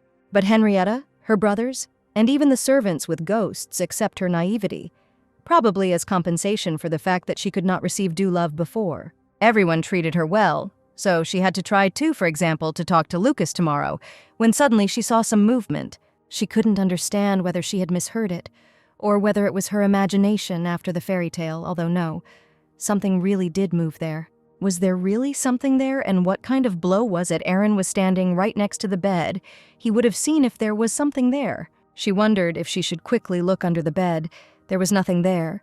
She just needed to make sure of it, and she lowered her head. However, as soon as she did this, she saw in this pitch darkness 2 red burning dots that were looking at her. Fear took hold of her, and Rosetta screamed loudly. The next moment, Henriette ran into the room, hearing his daughter's screams, calling his daughter by name. The little girl turned to look at her father, tears forming in the corners of her eyes, and she looked very scared. Following the Duke, his sons ran into the room, calling for Rosie, whom their father had already picked up in his arms. When the little girl rubbed her eyes and buried her face in her dad's shoulder, he asked what happened. The little girl kept talking about the bed. He told his sons to check if there was anyone in the bed and also to search the entire room. After Aaron finished searching, he said that there was no one, and Nathan asked Rosie if there was anyone in her bed. Crying and stuttering, the little girl said that there was a monster with red glowing eyes under the bed. Then Aaron admitted that in truth it was he who had recently read a fairy tale to Rosetta, and she seemed to have dreamed of the monster from it. The Duke frowned and asked his son what he was doing. The elder one asked for forgiveness. Rosie did not understand why this happened. Clutching her father's shirt, she said that she really enjoyed what Ari's brother read to her, and she was no longer afraid, since they all came and thanked Dad, Brother Ari, Brother Nadi, and the youngest brother too. Luca asked irritably and discontentedly who the P had called the smallest. Here the older brother apologized to his sister and said that he would not read her scary stories from now on, and stroked her on the head. The Duke wanted to forbid his son something, but the little girl could not allow this to happen. If this continued, they would become even more distant. And the next moment she could think of nothing better to do than kiss her brother on the forehead and thank him. Aaron could only stare at his little sister in shock, his eyes wide. Rosetta told her father that it was not her older brother's fault that the monster had appeared. And if he gets angry with Ari's brother, she will no longer kiss him. This almost broke the Duke's heart.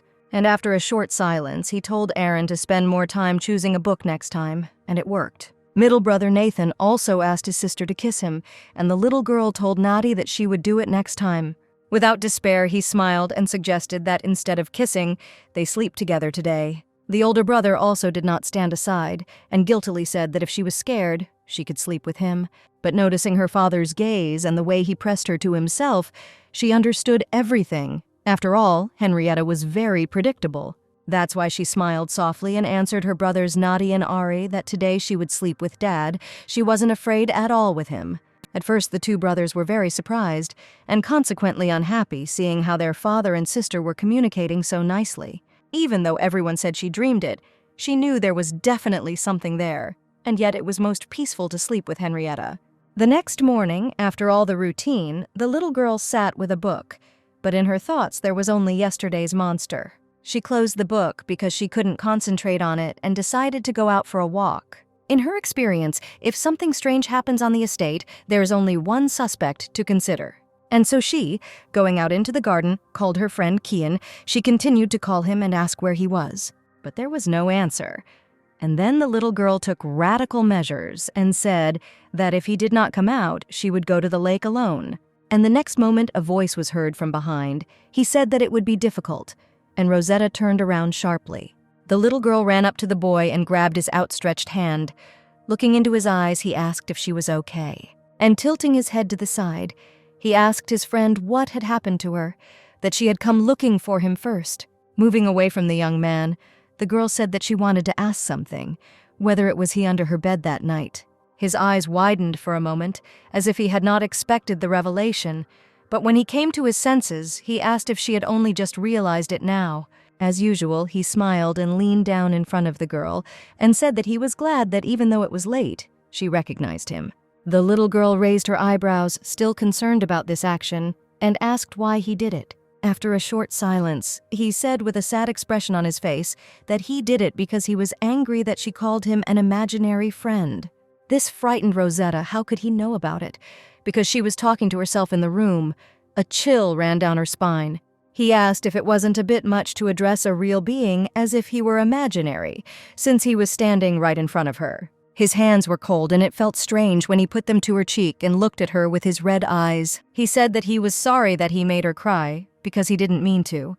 The little girl was very scared of what was happening. She pulled back and said that she accepted his apology, but asked him to tell her honestly who he was. Her brows furrowed, and she said that she could not be a friend to someone she did not know. The young man's face changed. It became sadder than usual, and the smile disappeared from his face. He already wanted to tell who he was. Suddenly, Lucas called out loudly to them and asked Kian who had given him permission to enter the glass greenhouse.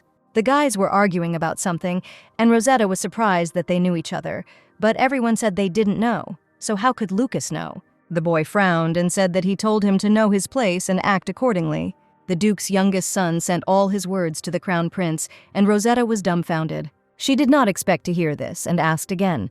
Her brother asked the P who else was standing in front of her. She spoke to Keanu in a low voice, as if asking if her brother was telling the truth. To which the young man replied, smiling, that now she knew who he was and asked if they would continue to be friends. This simply couldn't be. Rosie still couldn't believe that her friend was not a fairy, but the son of the Emperor. The guy, having fun with her reaction, told Rosetta that she was very sweet and naive. He really liked that about her. In response to such a compliment and flattering words, Rosetta's cheeks turned pink. Even such a reaction from his girlfriend made the prince very happy, and he smiled softly at her. Suddenly, their idyll was interrupted by Rosetta's third brother. He loudly shouted at Keanu to stop chatting and quickly leave. The guy extended his elbow and said with a smile that there was nothing he could do about it, and asked if he should walk her to the estate. The little girl grabbed his elbow and thought it was strange. There were a lot of things he hadn't explained to her. Then she asked her friend, who was the Crown Prince, how this happened, and he smiled and said that he didn't know. The cruel Duke of Hungary took the Crown Prince hostage under the pretext of teaching him magic. It was one of the ways to undermine the imperial power, he said, and asked if she was interested. And when Rosie asked if he had been doing magic all this time, he replied that she herself knew what an outstanding person her father was. But when she asked about him, everyone answered that they did not know him. Then Keon replied that it was because only she knew his name.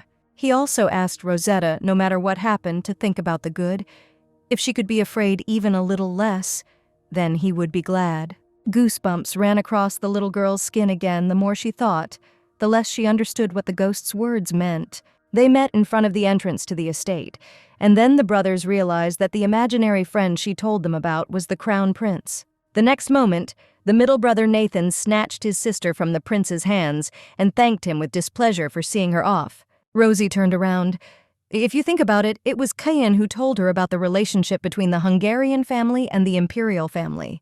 And the imperial family is now supported by the Hungarian family, and the current emperor and crown prince act like puppets. Then, Rosetta thought he must simply hate their family, when suddenly she saw her father. The man greeted the crown prince and asked if his day was going well. Kian replied that it was only thanks to him. The next moment, the father looked at his daughter and their eyes met. Henriette said that it was time for the prince to return. Aaron was returning to the palace tomorrow, so he would accompany him. The young man, with a hint of sadness in his voice but a smile, asked if it was time to say goodbye. He was sorry to leave this estate so soon, because he had worked so hard to become Rosetta's friend. They met eyes. There was silence between them, and then the Duke told Aaron to prepare for the next day, and told Nathan that he had invited a tutor for him. He told his daughter it was time for tea and asked her to follow him, and although a snack was a great idea, the atmosphere was tense. Suddenly, the little girl came up with a brilliant plan, and she joyfully exclaimed, suggesting that they all have a snack together. After all, if she leaves Aaron and Nathan like that, she will worry, and here they are at the table in the same setting. There were a lot of them, but it was also very quiet, and Lucas had been unhappy ever since she called him. Still, the relationship between father and sons had not changed one bit, and Keon was a spectator to all of this. Rosetta thought that this was not right and asked the maid to cut the cake herself. Having cut it into equal pieces, she placed them on plates and brought the first one to Dad. She took the second and third to her brothers Ari and Nadi, and the boys thanked her with emotion. And she gave the next piece to the crown prince, and only the last one to her little brother, who was angry at this nickname. Then Rosie asked if she should feed him with a spoon since he wouldn't take the plate, and the boy snorted and accepted the cake. As soon as this dialogue was finished, the Duke told his daughter not to walk too much and to sit down already. She listened to her father. The older brother, who was sitting next to her, removed the crumbs from her lips when the little girl finished her piece. Everyone was very caring. Rosetta couldn't be happier that at least some kind of dialogue had taken place.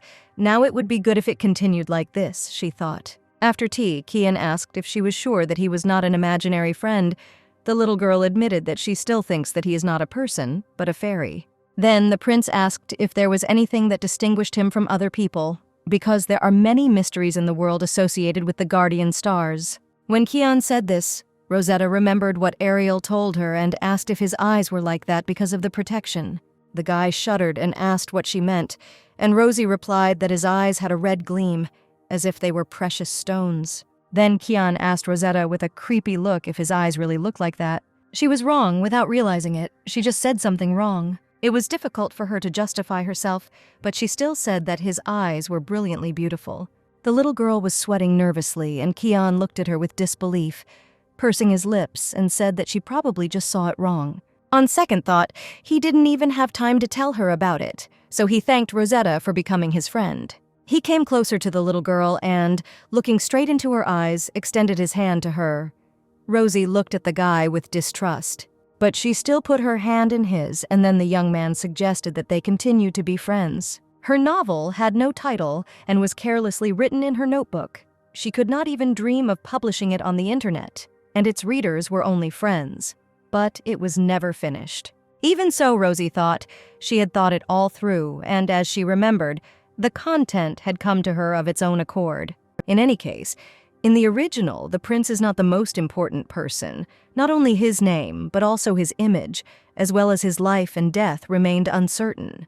It was focused on the empire, and the story was supposed to be about the protagonist from the aristocracy, and so they arrived at the palace. Kian, who met them, asked what her impressions were. Rosetta responded in amazement that he was huge and beautiful. It was probably the imperial palace where she arrived for the first time. You might ask how this happened. And it all happened like this before his departure. Kian asked Rosetta if she wanted to go with him to the palace. He said that he finally had a friend, so he would like to introduce her to His Majesty. And Rosie had never been to the palace, and this time the Duke of Hungary and Lord Aaron were going there, and then the little girl asked her daddy's opinion. That's how the whole family arrived at the palace. Nathan said that there was something like that in the duchy, and Lucas supported him. The only one not among them was Aaron, who, as soon as he arrived at the palace, immediately returned to the knightly order. And the rest of their family went to the palace, and what's more, the crown prince himself gave them a tour. And so they arrived at the audience hall, where they were met by the emperor, a middle-aged man with wheat-colored hair. Henriette greeted His Majesty the Emperor, the shining pride of the empire, on behalf of the entire family. As she curtsied, Rosetta thought happily that she did not regret taking basic etiquette lessons. "What formalities are there in their relationship?"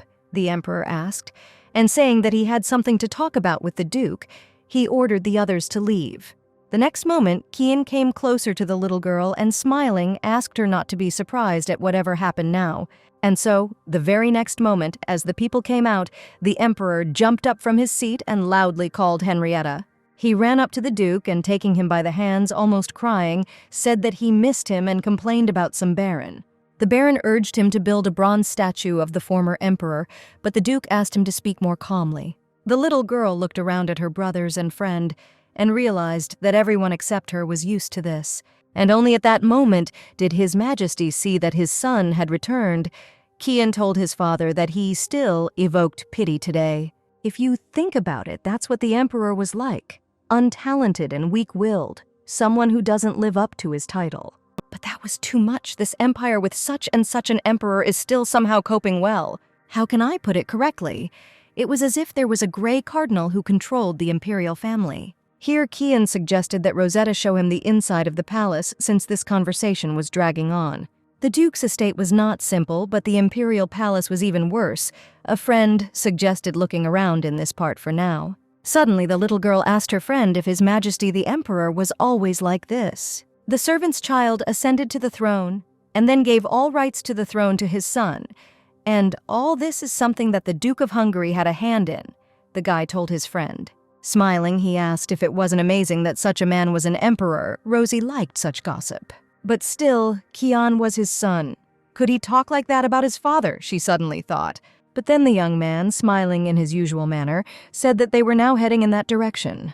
There were paintings and sculptures of the imperial family, as well as portraits of all generations of their family. She had seen all these paintings mentioned in the book, and now she saw them in reality. It was amazing. Suddenly, she approached a portrait of a young boy who looked like the emperor, with the same wheat-colored hair and blue eyes. Then, pointing to the portrait, Rosetta asked who it was, and Kian tilted his head to the side and smiled a little creepily. He asked his friend what she was talking about, since it was him depicted in the portrait. Rosetta froze. She looked back at the painting on the wall and looked back at her friend, who asked if he looked different. Smiling creepily, he asked her if she thought he looked different now than he did in the picture, as he came up close to the girl. Taking her hand, he asked, "That is, she sees him the same as in the picture." The atmosphere gave goosebumps. The situation was alarming. But then he softened, lowered his gaze and said, meaning that he was not mistaken and she sees the real him. The next moment, the little girl screamed for him to let her go and, breaking free, ran away, calling for her brothers and dad. Her heart was beating wildly. Tears formed in her eyes. She did not understand what just happened, did not understand how all this could happen. Without noticing, she crashed into Lucas with force. The elder brother grabbed her by the shoulders and indignantly asked the P where she had been. And he also asked her to come to her senses, as the little girl, realizing that she was safe, called her brother, and he asked who this brother was. She, not listening to her indignant brother, hid behind his back, and in a trembling voice asked him to help her. He asked what she was doing now, but noticed that his sister was looking madly somewhere ahead, fell silent, and looked ahead. Kian approached them as if nothing had happened, and turning to Rosetta, asked her forgiveness and asked if his duck was too much. She knew exactly the reason why Henrietta didn't recognize Kian when she asked, and why Kian had reacted the way he had to the snow story. The guy said he apologized and asked if they made up, but it wasn't just that he had a different appearance. Kian wasn't human. But why she was worried that a character appeared who was not in the original and hiding behind Lucas, she loudly told him not to come closer. Then the elder brother turned to His Highness the Crown Prince and asked how he dared to offend a member of the Hungarian family. But the next moment he turned to his sister and asked if she had foolishly fallen for it again. Rosie was surprised. Then Kian calmly smiled and said that he thought it would be difficult for them to make peace today, and then they would see each other another time. Putting his hand on her chest, he said that if she thought about him, he promised that he would visit her and said that he would go. The young man turned around, and the little girl screamed at his back that she didn't want to, said that they were no longer friends, and that he didn't have to come. In the original, there was a mistake, and it was not related to her. Unlike Count Stanley, there were no situations that connected Kian with her. It was said that the Crown Prince was him until she returned to the Hungarian castle. But why are the events different from the original? What was the reason? She could understand that there were beings that were not human that she did not know about. But the Crown Prince not being human was completely different from the original story. The next moment she fell to her knees, unable to contain herself, and absent-mindedly told her brother that her legs were giving out. He offered his hand, but Rosetta apologized and said that she could not get up, and it would be better to call someone. This statement of the P offended the honor of the little man, and he frowned and pursed his lips. The very next moment he sat down with his back to her and told her to climb on his back. But if she didn't want to, then she didn't have to. But the sister quickly got her bearings and told Lucas that on the contrary, she really wanted to climb onto his back. And now the two of them were already on their way. Lucas swore embarrassedly and asked not to tell anyone that he carried her on his back. Rosie promised. Here she asked her brother to listen to her and asked about the Crown Prince, what his real name was. He said that Kian wasn't his real name, so he needed to know it first. But Lucas didn't know it. After hearing the answer, she thought that Lucas had such a character that he did not pay much attention to others, so others might know. As they approached the hall they were staying in, they met Nathan, who asked Rosie why Lucas was carrying her on his back. The young man wanted to tell her, but jumping off his back, the little girl said that her legs simply hurt, and she asked her brother to carry her. She thought that she couldn't explain everything now and decided to change the topic, when suddenly she saw Ari's brother. The boy told his sister that the call of the royal knights had been delayed a little, so he could stay at the estate longer. He picked up his sister in his arms and smilingly invited her to spend more time together. Natty also asked her brother to hold Rosie. Rosetta smiled. There were a lot of people on her side, and therefore her mood improved a little.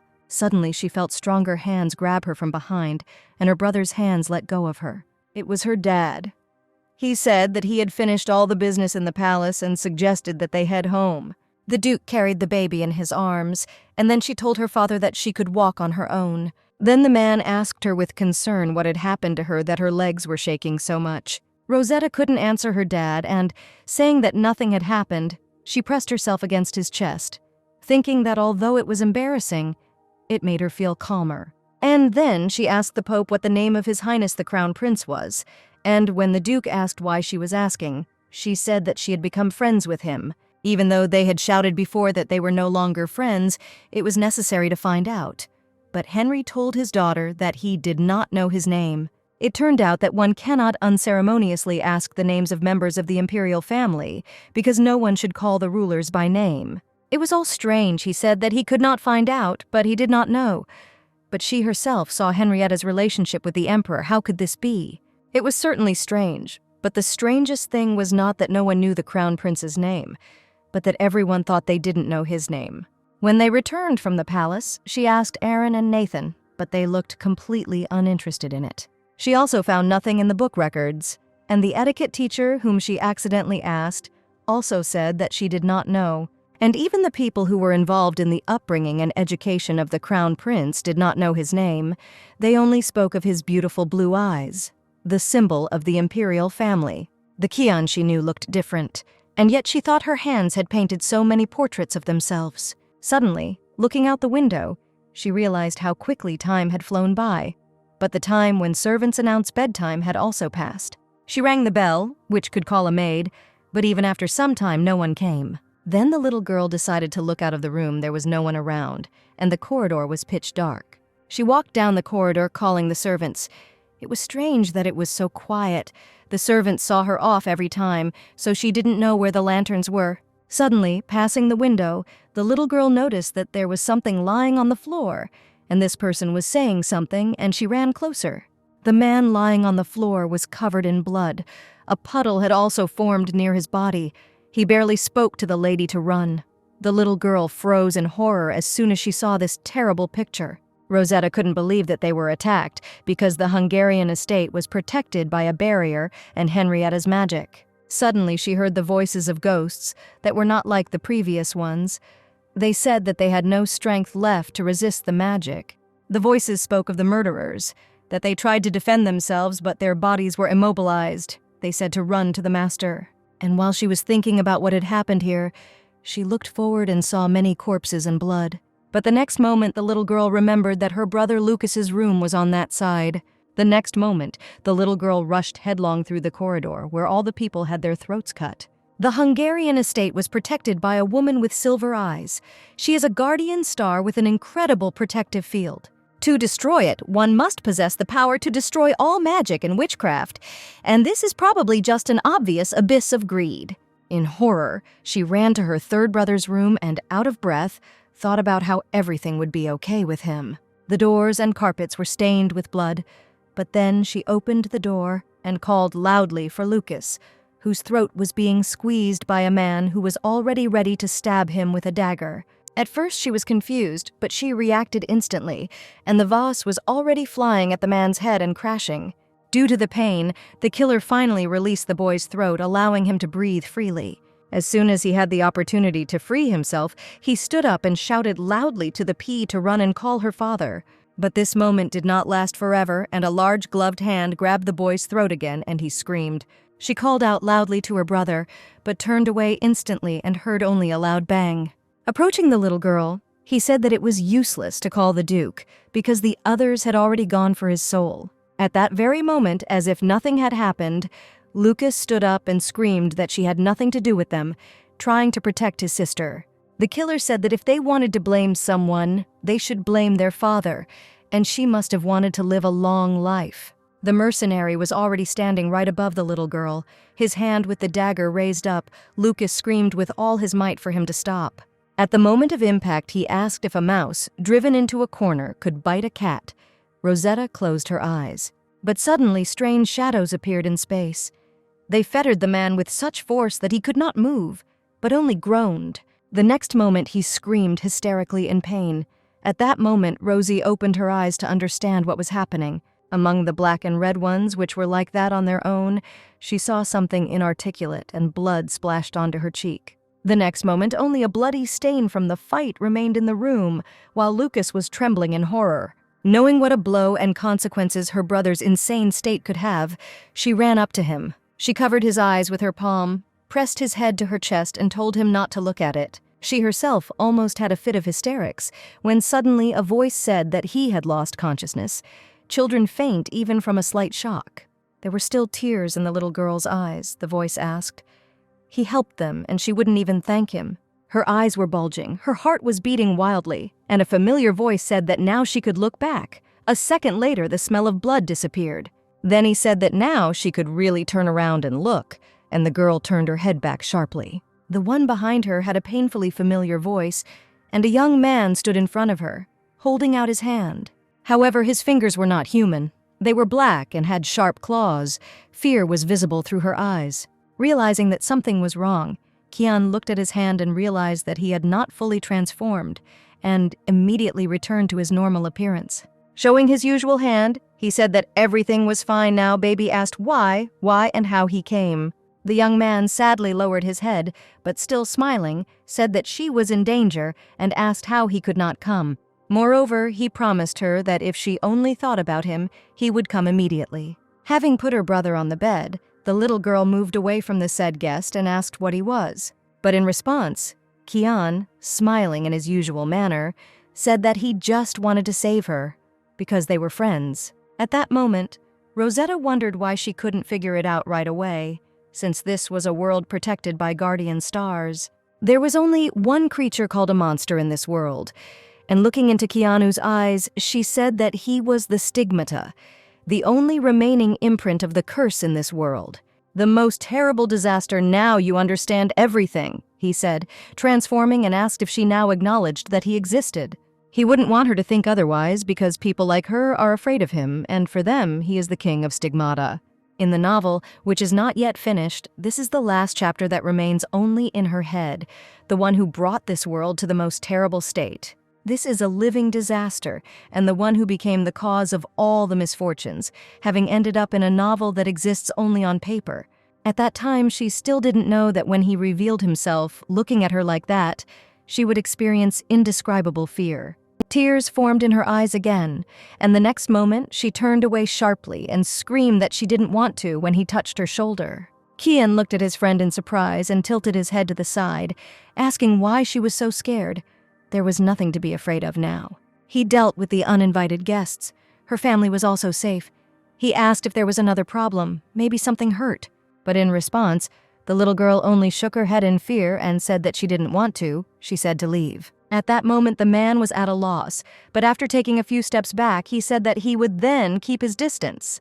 He asked if this was normal.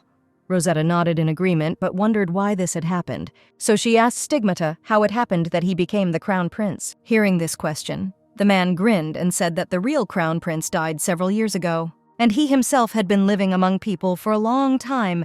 Then he was in his circle when he became a victim of murderers. Then, approaching the threshold of death, that boy learned that he was not a man but trembling. He reached out to him and asked him for a favor. He did not do it for his weak-willed father or for the preservation of the imperial family, which was in critical condition, but he only followed his request to live in his place and took his place. Because of some kind of contract that was officially drawn up, all people see him in the guise of that prince. Everyone sees him except her. Rosie wondered why it was just her. But come to think of it, she had also heard ghost voices at times when others couldn't hear them. She asked why no one knew the name of the crown prince, and the king of the stigmata replied that they could not assign names to the dead. After all, names are the essence of all living things. Even if it is the name of someone who has already died, it is not advisable for someone like him to use it, so he made everyone forget his name. Then Rosetta realized that he had not killed or hidden the crown prince somewhere, and her soul felt a little lighter. Then she, pursing her lips, asked Kion about the killers, whether he knew who sent them. He answered smiling, of course. He said that her father had especially many enemies, but to decide on such a thing, didn't a person have to be driven into a corner? He then asked, and he explained to his little friend that there was only one person in this situation at the moment, and she understood everything perfectly well. It was Baron Alfie, the one my father and his assistant were talking about when they discussed those who remained connected with Count Stanley. Even though they had talked so calmly, and the stigmata had not harmed her, there was still a heavy burden on her soul. Then she asked what he wanted from her, why he offered to become her friends, or because she knew his true nature. Tears formed in the corners of her eyes again, and she said with pity that she would pretend that she didn't know anything and wouldn't tell anyone. In response, the King of Stigmata sighed and, smiling broadly, told Rosetta that this was not the reason at all. On the contrary, he is glad that she knows about the real him, and that is why he wanted to continue to be her good friend in the future. He touched a strand of her hair first with the true form of his hand, and then transformed it into a human one. He also said with some sadness in his voice that no one could recognize him, only she could do that. The little girl looked at her friend with sadness. She understood him with her head, but her body continued to shake. Noticing this, Kion stood up and said that he could see that she was too uncomfortable with his appearance. And the next moment, right before her eyes, black shadows began to dart, and the appearance of an adult man began to change. And now the familiar image was already looking at her, the familiar Kion, who asked in his own manner if this was better. He said that this appearance was not much different from his true form, so he chose it to appear before her. But he noticed that even so she was afraid of him, and, transforming into a butterfly, asked if this appearance would be better. In response, the little girl with pink hair closed her eyes and shook her head, and her body trembled. "As I thought," the young man said, laying his head on the mattress. "She likes this look," and asked if it would scare her if he chose other forms. He said that he would do whatever she wanted, and asked her to look at him, and Rosetta opened her eyes, and after that he smiled widely. She knew he had no intention of harming her, otherwise he wouldn't have tried to please her mood, but even so, it was scary. Stuttering, she asked him to remain himself and not change his form. The young man smilingly said that he knew that she liked this form better. Pressing her hand, clenched into a fist, to her chest, she asked if he wanted to be friends, then he wouldn't hurt her.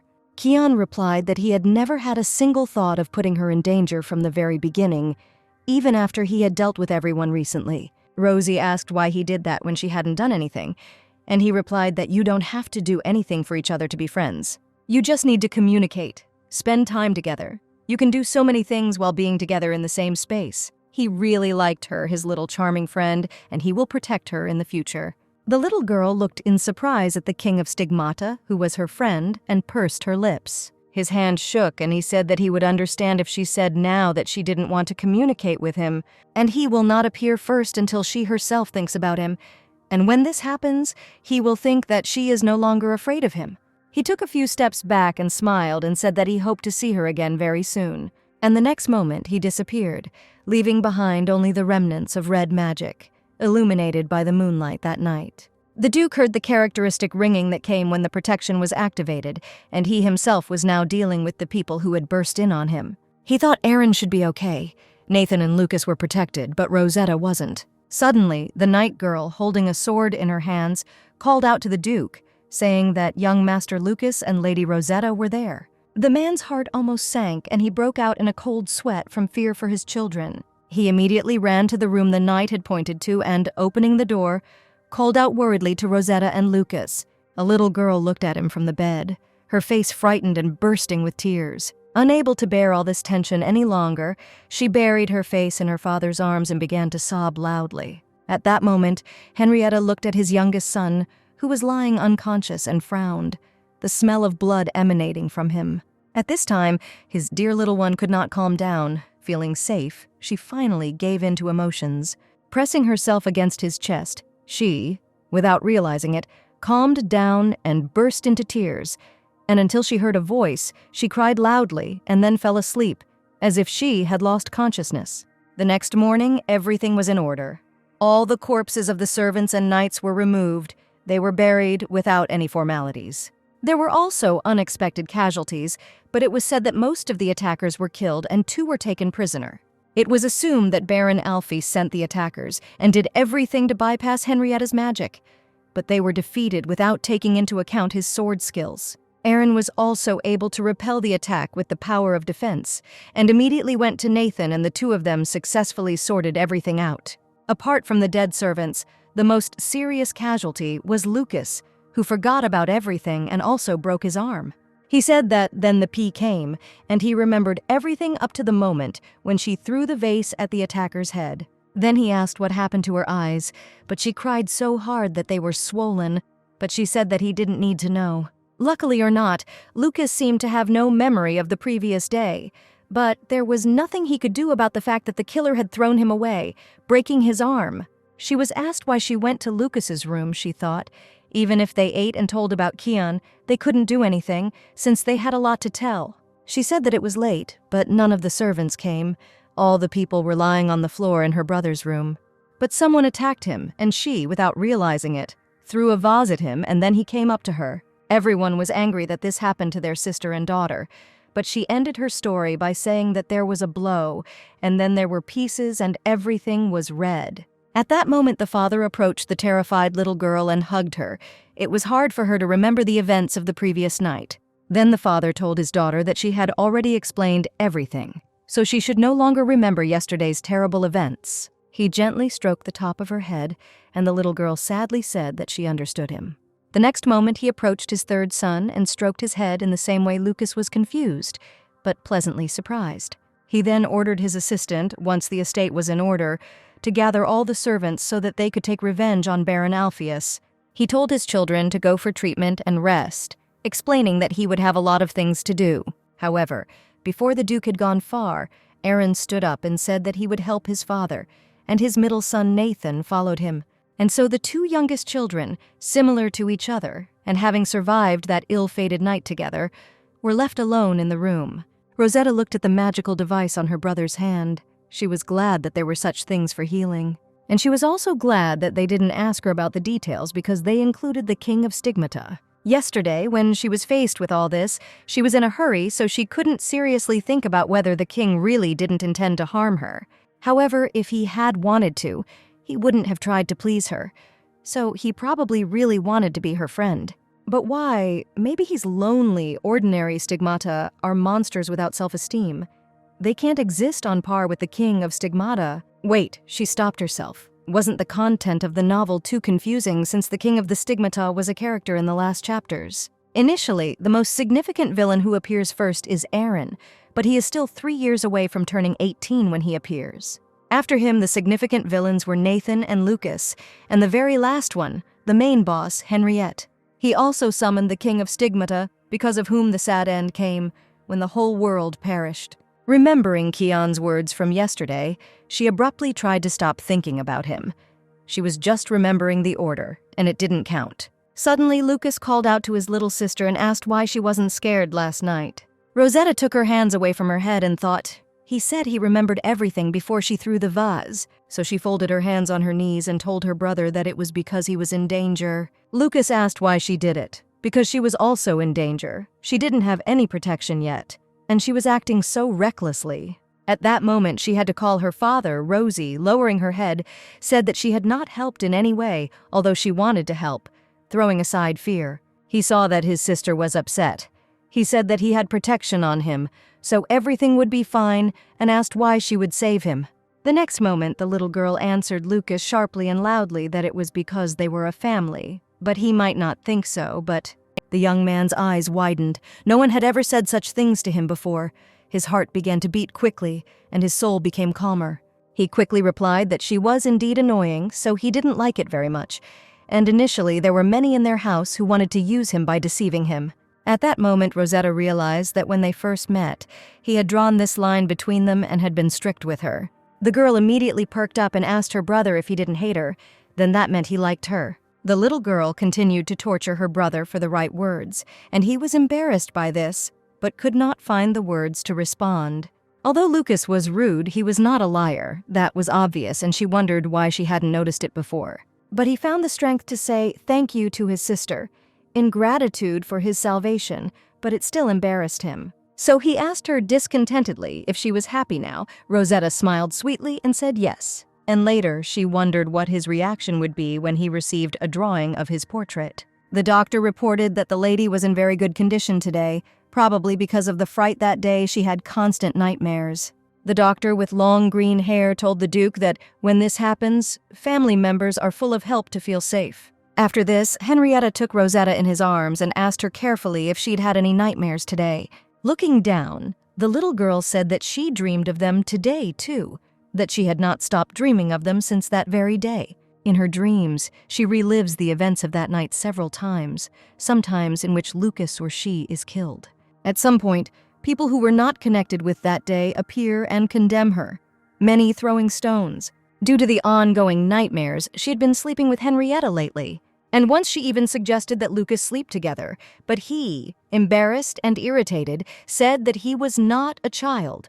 And now, lying in bed after another day, Rosetta asked her father if it would be uncomfortable for him to sleep with her. Then the Duke asked what inconvenience there could be from such a small child in such a large bed.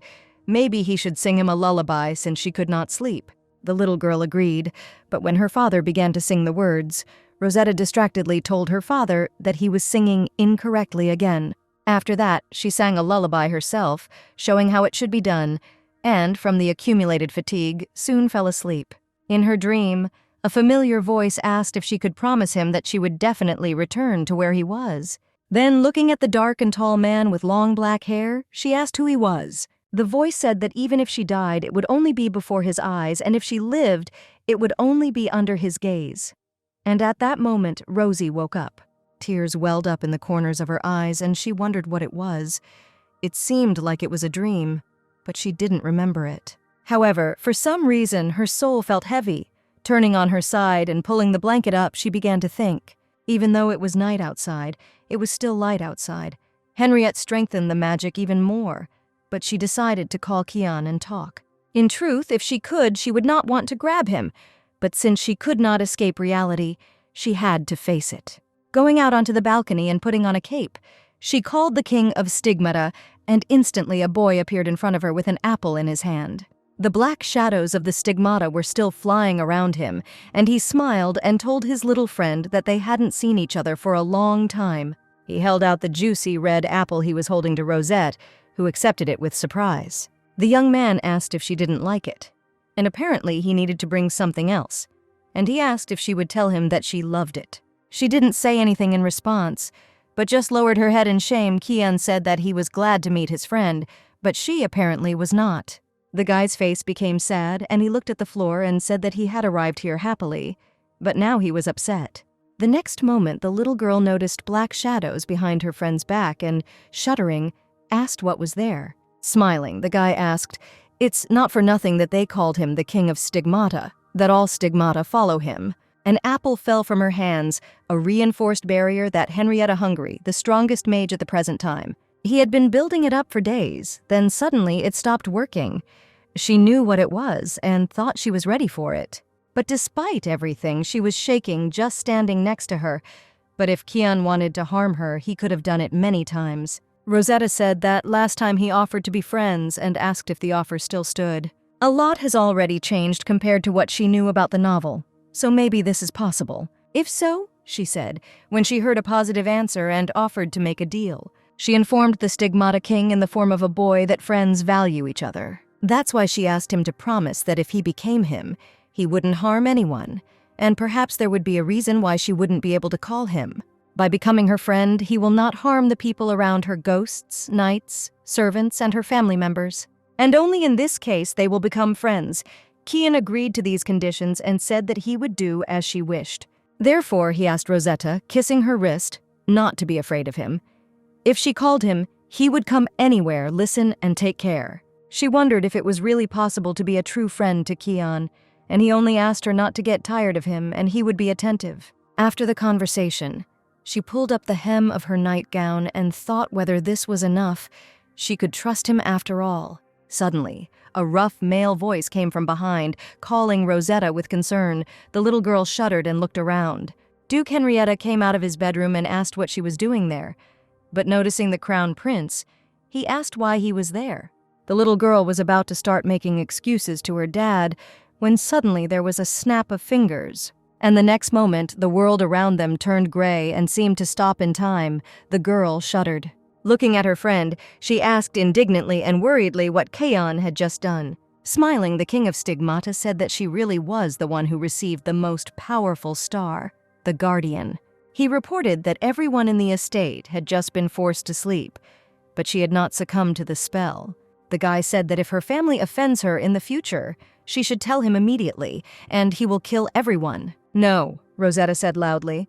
He promised that he would not harm anyone and that her opinion would not change. After some pause and reflection, the young man told his friend that he understood her. She always is and is true. But he did not finish the sentence. And right after that, he smiled softly at the girl and said that they would meet another time. First, the young man began to disappear, dissolving into space, and then his magic, leaving the little girl alone. Immediately after this, the Duke came out of his room and asked his daughter what she was doing there alone. The little girl said that she had a nightmare, so she wanted to get some fresh air and apologized for going out without permission. Holding out his hands for the girl to grab, Henrietta said that on this estate she could go wherever she wanted. And lifting his daughter into his arms, he said that it was better not to disappear alone at night, and if she had a nightmare, she should wake him up. He carefully justified this by saying that he did not want to sleep peacefully while his daughter was tormented by nightmares. Rosetta told her dad that she understood him and hugged him by the shoulders, thinking that everything would be fine. It was late summer. From that day on, she would live in the Hungarian estate in the capital, but in reality it was almost a palace, similar to the imperial one. It was said that the emperor's birthday would be celebrated within a few days. But her brother Lucas said that the birthday was just an excuse and asked if she really didn't know or was pretending.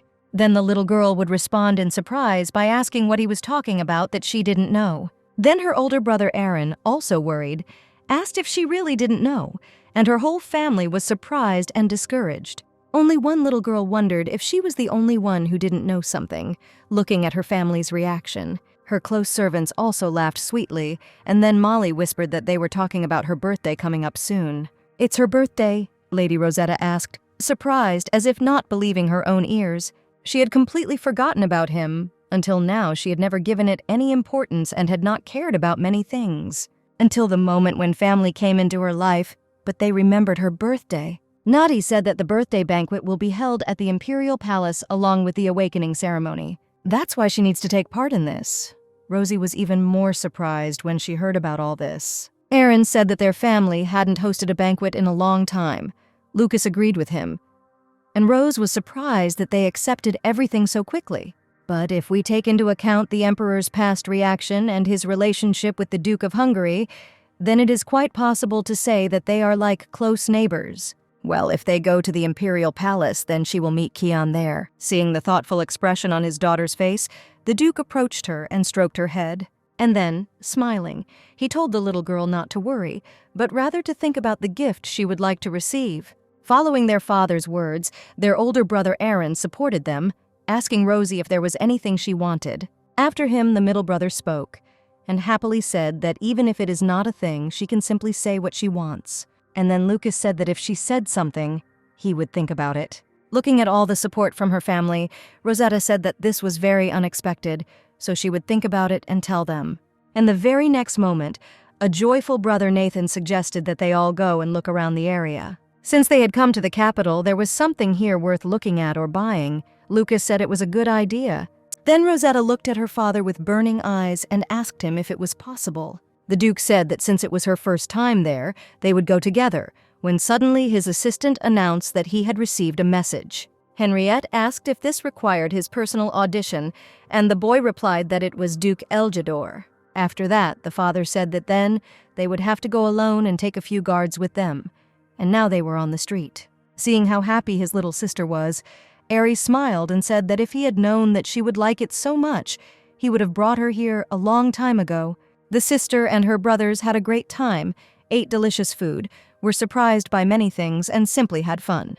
Aaron said that usually the emperor's birthday lasts until the day after the ball, but this year his father extended the celebration because of Rosie's birthday. Here Nathan said, smiling, that his classmates from the academy would also come to the banquet, and he would introduce her to them. Aaron told his brother not to bore Rosie, and he replied that he was very proud of the fact that his sister was cuter than their younger siblings. The elder brother said that he heard that Duke Eljador had recently contacted us and asked if he would come too. Natty said that he thought he was on bad terms with his father, and Lucas asked if the relationship between the three duchies wasn't bad to begin with. "Is that so?"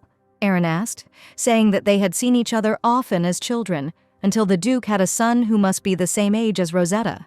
The little girl walked holding her brother's hand and thought, if this is young Master Eljador, then he is the main character. And indeed, he was the only son compared to her brothers, and he was certainly her peer. Northern Hungary, Western Baskal, and Southern Eljador, three duchies that existed from the very foundation of the empire. They are the main families in the novel. The main character is the heiress Baskal, and the main character is the heir Eljador. And the one who was the villain and interfered with these two, the Duchy of Hungary, she became interested in what the main character in life was. So she asked her elder brother what kind of person young Master Eljador was. Ari asked if she was interested to know. Rosie said it was because if they were the same age, they could be friends, and even if things had changed a lot, it was better for the sake of the future to get closer to him. That's how it is, Aaron said with a sigh, and asked if it was really necessary, since she had them. The little girl asked him in surprise what he meant, and Lucas supported him by asking if she really needed friends. The middle brother also agreed with the others and asked, because brothers are more like soulmates. Rosie wondered if they wanted to share her with anyone. Nathan picked up his sister and asked Rosie if she was bored with them, and said that they would show her something more fun. After this, the whole family went into the deserted yard, and Rosetta asked her brothers what to do in this wasteland. Aaron coughed into his fist twice, making a show of it, and asked Rosie to look at him. After this, the elder brother approached a huge stone not far from them and pointed it out to his sister. As she could see, it was huge and strong, and the next moment, Aaron, clenching his hand into a fist, hit the boulder with all his might. Rosetta shuddered at the unexpected performance that her brother gave her, continuing to watch with interest. It was a blessing he received from his guardian star, and when the stone was broken into many others, Rosie said Ava was incredible. The blessing that Aaron receives is physical strength that is tens of times stronger than normal, and a strong body that cannot be harmed by poison or metal. In the novel, a few years later, he, using force, single-handedly destroyed many territories, Rosie recalled with admiration. Ari said that there was nothing so incredible about it. Soon she would have her awakening ceremony, and he just wanted to tell her about his abilities. The middle brother Nathan also got involved, asking his brother if he was the only one, and said that he would also show his. And Lucas asked if his blessing wasn't difficult to use. He replied that he couldn't handle it alone, but it wasn't too remote a place, so someone would come. And the next moment, Nathan saw a man nearby and asked if he could come here for a little while. The man asked what was going on, but the middle brother, smiling sweetly at the traveler, said that it was nothing special. When he came closer, the boy used his blessing. His eyes became like crystals, and the eyes of his opponent too. After contact was made, Nathan ordered the man to stand there, raise his hands up and jump, which he did. He told me to take 3 steps forward and 2 steps back, and the man, like a puppet, unquestioningly fulfilled every whim. Nathan's blessing is the 1,000 eyes, a power that allows him to make his opponent do anything he wants by looking into his eyes. Rosetta watched with interest what was happening, and what surprised her most was how freely he used it.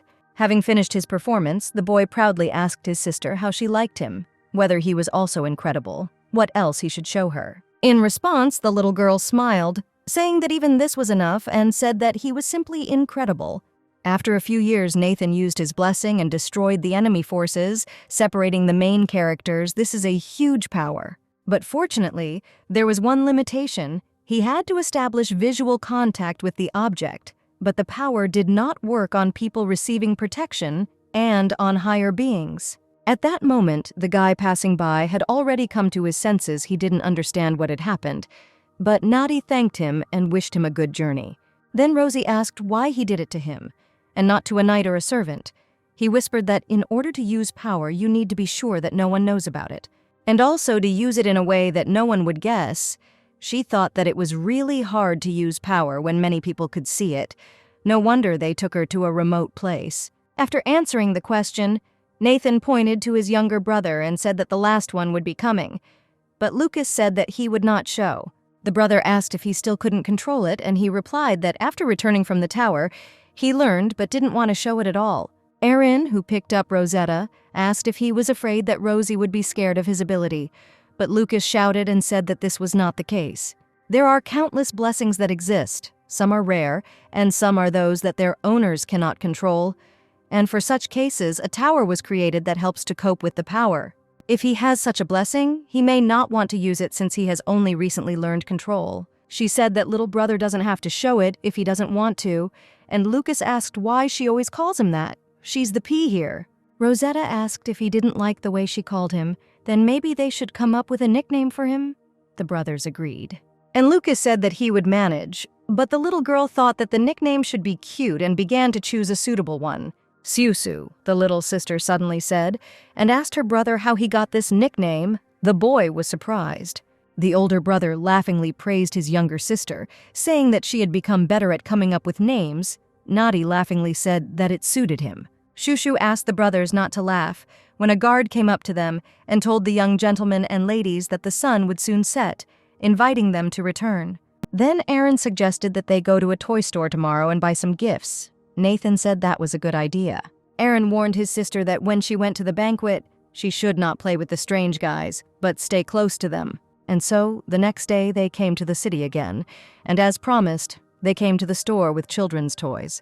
The younger brothers, holding out their toys, asked Rosetta how she liked them and whether the other one was better. Nathan said the generic one was better because it took a long time to get to Rosie, and Lucas said it was better when the thing was taken into account with the eyes. The little girl just laughed nervously, listening to the brothers' conversation. Selena asked the lady if she was tired and received a positive answer. Rosie asked where she could sit down, and the maid replied that she had seen a place inside that looked like a restroom. Cecilia said stop to show her, and Molly said she would inform the young gentlemen and bring them something to drink. The little girl told the maid that her brothers had bought her everything she had talked to them about, and she said that they wanted to find something that she would like. Suddenly, the little girl heard someone step behind her and, shuddering, stopped. At that moment, a rag was pressed to her mouth and she began to moan, trying to scream. At the same time, the Dukes were talking via magical communication, and Eljador was doing most of the talking. This time, it seemed to him, he would not be able to attend the banquet on the occasion of His Majesty's birthday, and he was sorry that they would not meet. Duke Henrietta just snorted in displeasure and said that this was some kind of useless conversation to waste magic on. He was always so cold. And he himself thought when 7 years ago he was looking for a place to put the newly born Rosetta, he thought about the Duchy of Eljador and Baskol. But at this time Duke Eljador spent more time on the battlefield than at home. And Duchess Baskol locked herself at home, busy with business. Although they had known each other for a long time, at that moment he was unable to contact them. So he thought it would be better to give her to Count Stanley, who at the same time had a daughter and took advantage of his power. So Eljador said they were talking about him finding his lost daughter and he congratulates him on it. Smiling, the golden-striped Duke said that his son would be 6 this year and asked how old his daughter would be, as they seemed to be the same age. But Henriette interrupted him and, breaking the connection, said that if there was nothing important, he would disconnect. The Duke kept trying to continue the conversation. Having finished the negotiations, Henrietta grabbed his head, which was starting to hurt, and thought that they were not compatible in character after all. At the moment when the Duke was thinking about his own, there was a knock at his office and he looked at the door. The next moment, an assistant ran into the room and shouted to the Duke that something bad had happened, followed by his worried sons. He kept calm and asked what happened, and then Nathan screamed that Rosetta was missing. The man seemed to have been pierced by a sharp spear. His face instantly expressed horror. At the same time, the missing girl had already come to her senses, and looking around, wondered where she and Cecilia were. The voices of adult men could be heard next to her. She tried to get up, but discovered that her body was tied up. The men discussed the fact that she was probably of noble origin, and after some time she would not even be able to remember her home. These were ideal conditions to sell her, when suddenly one of the men noticed that the child had come to his senses. The little girl raised her head in horror, looking at her kidnappers and wondering what to do. Well, judging by the conversation, they didn't know her, but simply stole children. Pursing her lips, she thought that if that was the case, then maybe they would let her go after finding out who she was. The situation shouldn't get any worse. "But if she makes a mistake, these will be her last minutes of life," the man said with a grin that he hates it when they make noise. After this, little Rosetta asked to let her go, and then she would not tell about them.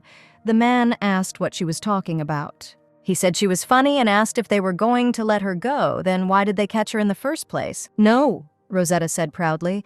"They had better let her go now," explaining that she was the daughter of the Duke of Hungary. At the same time, her brothers told their father how and under what conditions their sister disappeared and what they found out by asking around the area. Nathan said that brother Aaron had taken guard and was searching the area, but there was no news yet. He was sorry. They should have kept a better eye on Rosie. The Duke told his sons to stop making excuses and ordered Neville to contact the court immediately. This was done so that they would mobilize the Imperial Army, and he would personally command it. He said that if someone found the criminal before him, he should bring him to him alive, or he could be barely alive. It didn't matter to him. The assistant said that he understood the order and thought that whoever the kidnapper was, it would be better for him to die quickly and painlessly. The sons followed.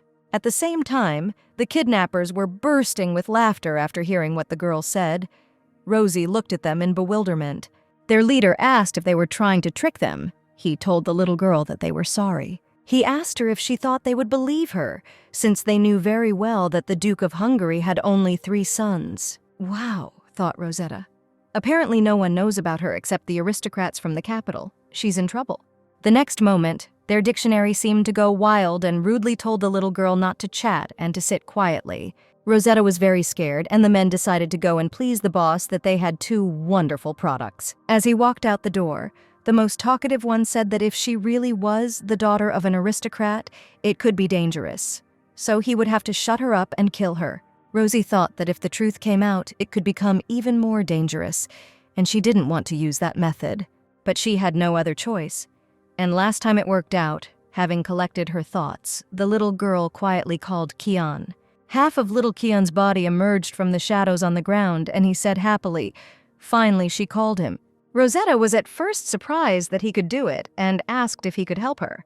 Not a second passed before he turned back into his usual self, and offering his hand, said, "Of course, my friend," he was glad to help her. Smiling in his usual style, the King of Stigmata asked how she wished him to help her. At the same time, all sorts of gossip about what was seen, about all the guards and knights who were involved in the search, were spreading through the streets. By that time, the kidnappers had already been caught, and one man was excitedly shouting that it wasn't him, he really didn't know anything. Nathan looked at him, using his blessing and asking with a creepy look if he was sure about this, then he would check it now. At that time, the other kidnappers returned to the house, shouting that something bad had happened and that the girl's words were true. They wanted to get her back, but they found no one in the room. The moment the little girl took the Stigmata King's hand, they moved to a safer place. It was the Imperial Garden, and the young man, untying her hands, asked Rosetta if she was hurt. The little girl said no, that he had come quickly. The boy tilted his head to the side and, with a sad expression on his face, asked if it wouldn't be better to kill them all. Rosie replied that she would have been in trouble then, since she was with them before they died. Kian said that he could have done everything without leaving a trace. The rope dissolved in his hands, and Rosetta, exhaling heavily, said that it wasn't that she didn't want them to die. It would have been better if he hadn't killed anyone, and she thought that while it was true, she just hated it when people died. In response, Kian simply exhaled, without saying anything, and Rosette, remembering that he had carried Cecilia away first, said to pull her out. Remembering that he saved not only his friend, but also her maid, he used magic. But suddenly he stopped, nothing happened, and the King of Stigmata said absently he must have swallowed it by mistake. Rosie looked at him with sadness and hope. Her heart sank, and she asked her friend not to joke like that. Kian looked at his friend with sadness, sighing guiltily, as if showing with his whole appearance that what he said was true. But the little girl simply couldn't believe it. Clutching the fabric of the dress on her chest, she asked if it was true. Tears were already welling up in her eyes. "Rosetta," Kian suddenly called her, wiping it from her eyes. He was already smiling and apologizing, saying that he had gone too far. It was a lie. Looking sadly at his friend, he asked her not to cry, and the girl, who had already managed to get scared, said that it was too much. The guy said that it would be better if her servant did not see him and remained unconscious for a little while longer. Rosie said that she should have said so right away and asked not to joke about such things. He took his girlfriend by the hand and apologized again, saying that he would show her something nice as an apology. A strong wind blew, as if thickening the space, and the next moment they found themselves in a new, wonderful garden. "This place," the King of Stigmata said, smiling, "is called the Secret Garden." The girl looked around. She thought it was no different from the Imperial Garden they had just been in. This garden was a bit like a glass greenhouse, but much more luxurious. The young man smiled, seeing his girlfriend's good reaction, and said, "It's beautiful. There are a lot of flowers here." Suddenly, the girl saw that the petal that had just touched Kian's hand had turned into ashes. The next moment, the black-haired young man leaned closer and kissed the baby on the forehead. After that, he pulled away, and the friends exchanged glances. Rosie looked at him in surprise, and Kian smiled back. The girl didn't take this kiss for anything special. At that moment, she was only concerned about how cold his lips were. After this, Rosetta said that it was very late, and probably her family was worried and called him to come back. But Kian said no. They hadn't seen everything yet, and there was a lot to see inside this garden. He would show it to her. At the same time, the Duke was informed that they had caught the criminal's screams and pleas for rescue could be heard from outside the door. The man who was the most talkative and distinguished himself this time, he shouted that when they entered the room, she was already gone. Aaron, who was conducting the interrogation at the time until his father arrived, was furious and hit him in the face with all his might. But suddenly the door opened and the Duke ordered his son to stop. He looked at him seriously. But his eldest son did not want to let the scoundrels go just like that, and tried to prove this to his father. But there were no words. Henriette said that the interrogation was not over yet, and asked Aaron not to be so rash. Besides, he did not allow them to be executed. He asked if he would continue to behave as he pleased.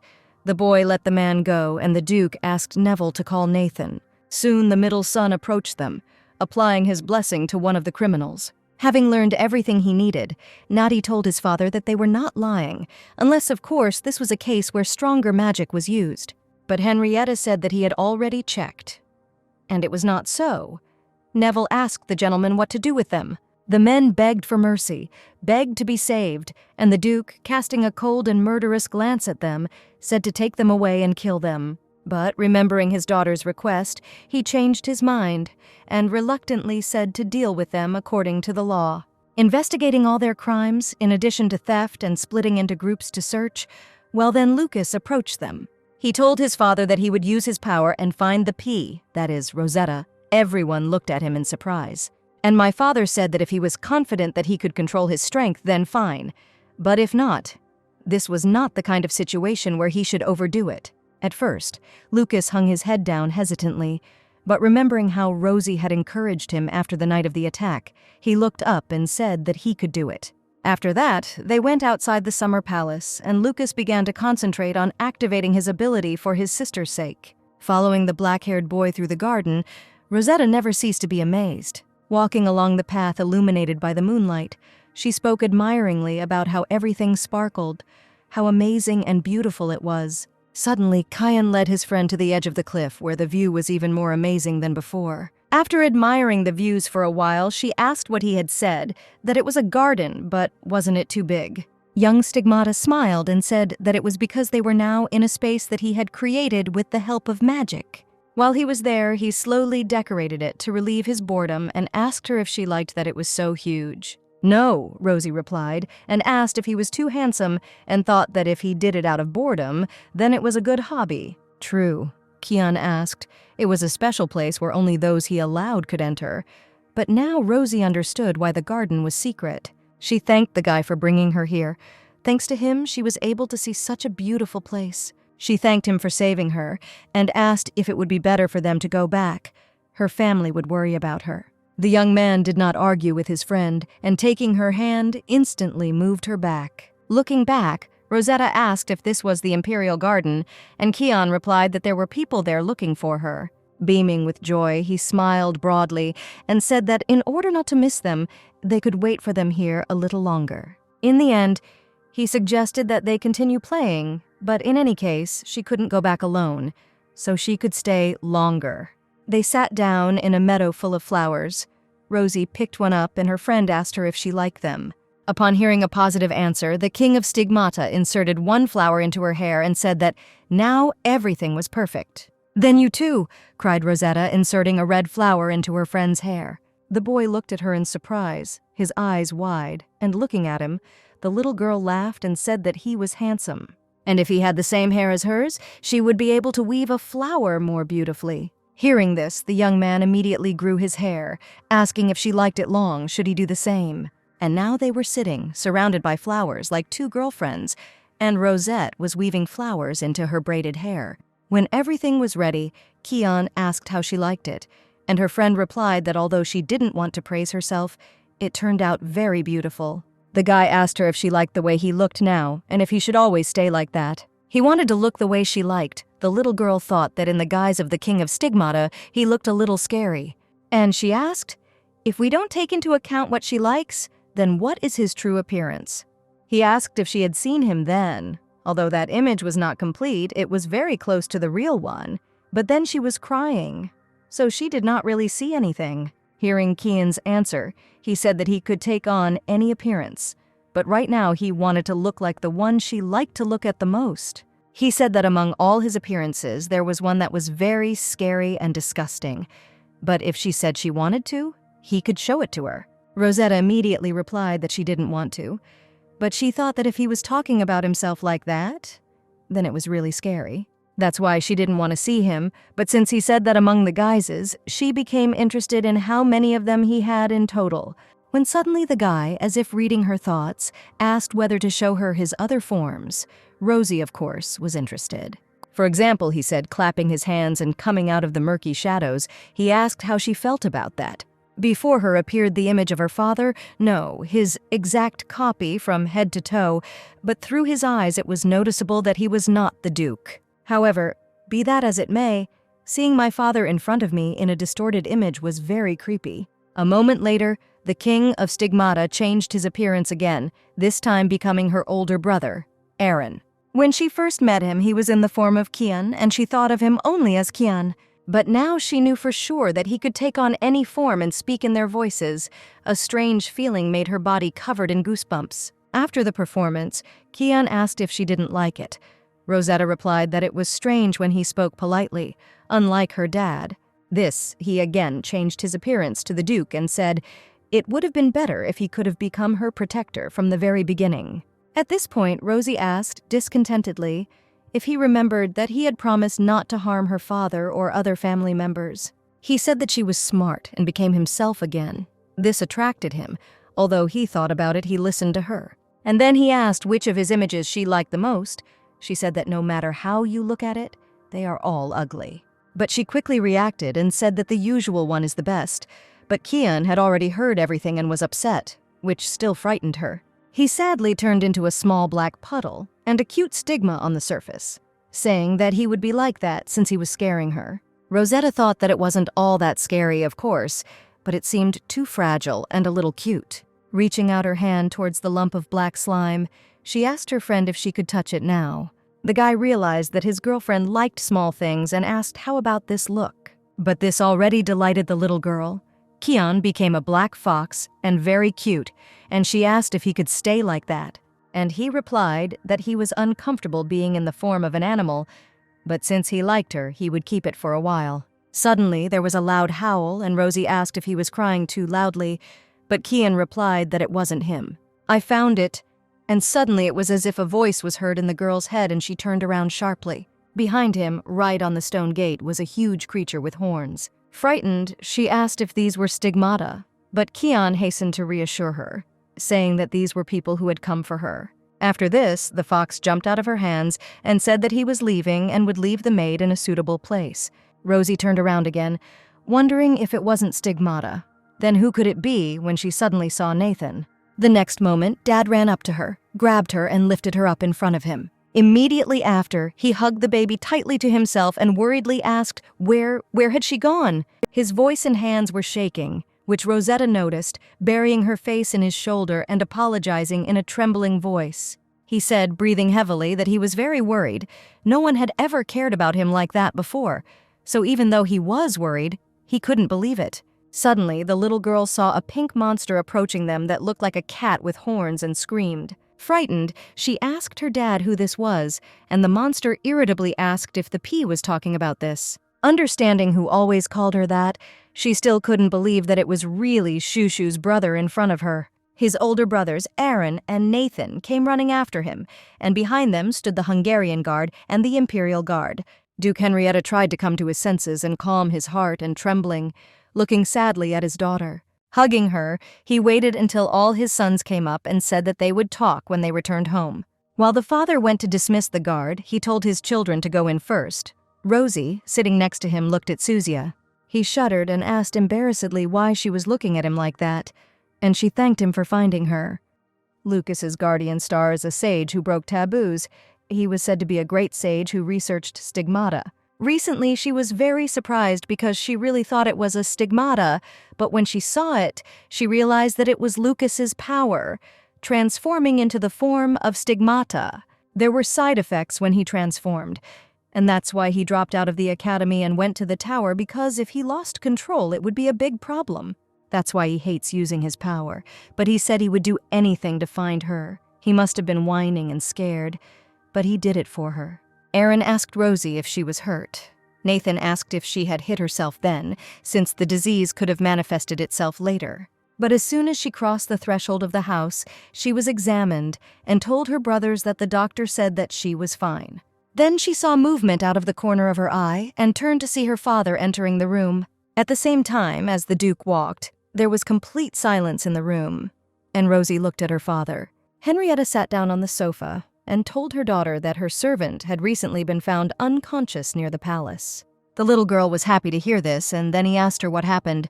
Rosetta thought that if she kept silent about everything connected with Kian, then there would be nothing to tell. All she could do was lie. And then she said that after they were kidnapped and they came to their senses, Selena pulled her out of there, and then she didn't remember anything. At that moment, Rosetta felt very ashamed in front of her father, but he said that he was glad that she was completely okay. The Duke told the little girl that if he couldn't find her, he would definitely destroy the entire capital, and a chill ran through Rosie. He said that while they were in the capital, she was forbidden to leave unless he accompanied her, and when she left the residence, she would be accompanied by at least 2 people. Addressing Aaron, Nathan, and Lucas in turn, Henriette said that Rosetta was a child who had not received a blessing, so they must protect her without closing their eyes. The brothers took turns asking for forgiveness, and then the Duke said that he also forbade them to wander the streets of the capital without his accompaniment. The boys looked at their father in surprise, as if they couldn't believe their ears that this was all a punishment. Rosetta rarely saw Henrietta angry and thought she was in big trouble, but he just scolded her. She thought that the kidnapping was a big problem, but now it seemed like they were like a normal family, and she even liked it. As a result, their family was not present at the Emperor's birthday, but they congratulated the little girl very actively.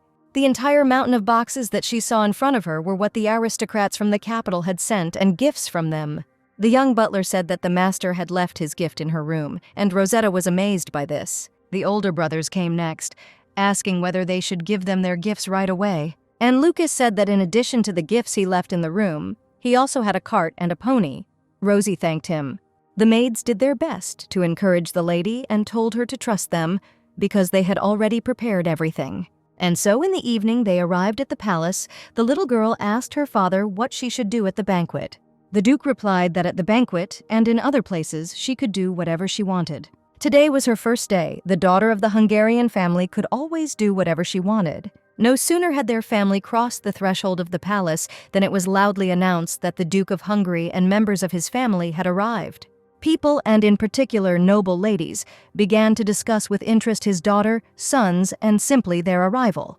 Rosetta looked around with delight. Everything in the hall was shining, and there were a lot of people. Almost immediately, some of the father's friends came up to greet them. They admired how their sons had grown and were interested in her. The noble lady told his lordship that he had not changed at all. But in trying to come closer, she almost knocked down Rosie. Seeing this, the Duke rudely and coldly asked what they were all doing and, moving his daughter closer to him, told everyone to move away. He ordered the people who crowded around them not to frighten his daughter. The little girl was pleased with this care. Those present discussed the rumor that he really does care about his daughter and is not pretending. And I realized that this was so. They immediately paid attention to this little girl, starting to praise her. She thought that they were saying all this to appease Henrietta. They were all trying too hard. As the Duke said here, they all say things that are too obvious. Everyone who has eyes understands this. The ladies and noble gentlemen were pleasantly surprised by such nobility, and the calm did not last long. And the crowd began to shower her with compliments with renewed vigor to such an extent that Rosetta felt awkward right there. Her older brother closed the door and thanked her, saying that their little sister was still little. It was her first time in such a place and asked to make sure she was comfortable. Aaron said that everyone was looking at her and let them tell the truth, but she was apparently uncomfortable. The little girl thanked him. And while she was thinking that she just needed to endure and accept all the praise, Nathan found them and called Rosie. Leaning over, Nathan said that he had already told her that he would introduce her to his classmates from the academy. The two guys reacted differently, greeting her and saying she was as cute as they had heard. But this situation did not let go of the feeling that Rosetta was being used to apply her abilities in such a situation. Then Lucas, who had come up to them, said with displeasure that everyone was behaving like fools. He said that some count decided to give her a yacht, and another that he would protect her. Rosie was surprised that he remembered all this. Solemn music began to play, and it was announced that His Majesty the Emperor and the Crown Prince were entering. Rosetta was immediately attracted to Kian. After all, he was her friend. And Lucas, as usual, looked at everything with displeasure. As soon as he noticed his friend in the crowd of other people, Kian seemed to shine, smiling at her. The little girl was surprised and wondered if he was happy to see her. Just looking at him, it became obvious. As the Emperor said here, he expresses his gratitude to everyone present at the banquet today. After all, they all gathered here because he had stayed with him for a long time for the Duke of Hungary, and also his daughters. Suddenly, the Emperor turned everyone's attention to them. The young lady Hungarian. He also sincerely congratulated young Mrs. Hungary on her 7th birthday. Everyone started clapping and smiling as they congratulated Rosetta on her birthday, but she felt special attention and special warmth from the congratulations when her dad congratulated her with a smile. So many people congratulated her, the girl thought. She became much happier than she could have imagined. I thought that it would always be like this. But suddenly I became interested in whether they, the main characters of the novel, had come by chance. In order for her life to be peaceful in the future, they must be happy, she decided. Looking out from behind the door, she saw that there was practically no one her age, and yet they did not come. When suddenly her 2 older brothers came up behind her and asked what she was doing there, Rosie shuddered. The little girl, who was caught off guard, said she just thought maybe she could make friends with someone. Friends? Lucas asked discontentedly, stretching out the word. And then she remembered that they didn't like the fact that she wanted to make friends. Rosetta said thoughtfully. To be more precise, she wanted to play with them, but they were talking to other people. She didn't want to interfere, but the next moment, Nathan lifted her into the air and said that they were not busy at all and suggested playing. But Rosie, he said suddenly, putting her down on the floor and asking which of them she liked best. Aaron asked why he was asking such a difficult question, but Nathan said he was interested, but the older one did not stay away either. And Lucas said that they were always like this, so she could just answer faster. Rosetta was shocked. It was like Iris's golden apple from Greek mythology. The one you give it to will take it as a gift, and the rest will curse and hate or just get upset, and in the end the legend ended in war. She mentally asked him not to look at her with such thirsty eyes. Then Dad came up to them and said that it turned out they were all here. He asked what they were talking about, and Rosie replied that the brothers asked her which of them she loved more. In any case, the Duke declared, Rosetta had already decided whom she loved most. All 3 of his sons looked at him in shock and stood frozen in place. She already knew the answer, and thought that she should just tell them, thought that this was the best ending for this story. And smiling brightly, Rosetta said, "It's true, she loves Dad more than anyone else." He smiled back at her. He extended his hand and leaned over to ask if she would dance with her beloved dad. The little girl looked at him in surprise at first, but immediately smiled. She was happy. And she said loudly that she agreed, put her little hand in her father's hand, and together they went out to dance. And so finally, after such a difficult day for everyone, they arrived at the capital of the empire, the residence of the Hungarians. Only when she got to her room did the little girl fall into bed, saying how hard everything was and thinking that she still liked it. She was thinking that until now it had been just an ordinary day when she was born, when suddenly she heard knocking on the glass. They came straight from the window, but it was the third floor, when a muffled voice said that he was a friend of Rosetta, and the little girl instantly jumped out of bed and ran to open Keanu's window. As soon as the window was open, the King of Stigmata looked in and, smiling at his friend, wished her good night. The little girl looked at her friend in surprise, wished him good night, and asked what brought him here. The young man explained that they had not been able to talk at the banquet, and asked if they could chat for a little while. After all, today is a holiday in honor of his birthday, and he also prepared a gift for her, and asked if she would close her eyes for a minute. So sudden, Rosetta thought, but she decided to believe him and be his friend, and closed her eyes. "Yes," said the King of Stigmata, and a moment later he told Rosie that she could now open her eyes. "They came to this place last time," Keon said, smiling. "It was his secret garden." Well, the guy then turned to Rosetta and, holding out his hand, asked if she would dance with him. Without thinking twice, the little girl put her hand in his and the dance immediately began. It was exciting and then fun. After the dance, Rosie said she didn't even expect him to dance so well. Kean said it was an honor for him. In response, the little girl laughed and asked if dancing with him was his gift. "Perhaps," Kean said mysteriously, and moving closer to his friend, tenderly kissed her on the forehead. As soon as the guy pulled away, instead of a kiss, a light black material was pulled to the girl's forehead, and she asked what he did. By this time, that place on her forehead was sparkling, and Keon replied that she told him that she liked this garden and that it was her gift. Was the garden a gift? But it was. If she wanted to come here, she could do so at any time. Keon gave her everything.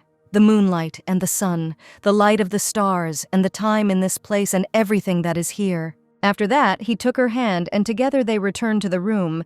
Then the guy, smiling, asked if she liked it. Rosetta looked at her powerful friend in surprise and asked if she could accept this, but the young man replied that of course she could use him as she pleased. After that, he jumped up onto the windowsill with his feet and, congratulating Rosetta on her birthday, said that they would meet later. Before leaving, he wished her good night, and Rosie, looking at his dissolving silhouette, thanked him, wishing the same. And so she, already lying in bed, thought that her birthday was over, and it turned out that it was very sad. A couple of days later, the festival in the capital also ended, and the kidnapping case was also resolved. They said that father had changed the entire system of law and order in the capital, and all that was left was to return to the duchy, but here, Henrietta told Neville that he wanted to stop by the tower on his way home and asked him to contact them. Rosie looked at her father in surprise. Seeing the questioning expression on his daughter's face, Papa said that there was a star tower in the south of the duchy. The tower is a link between people and the guardian stars.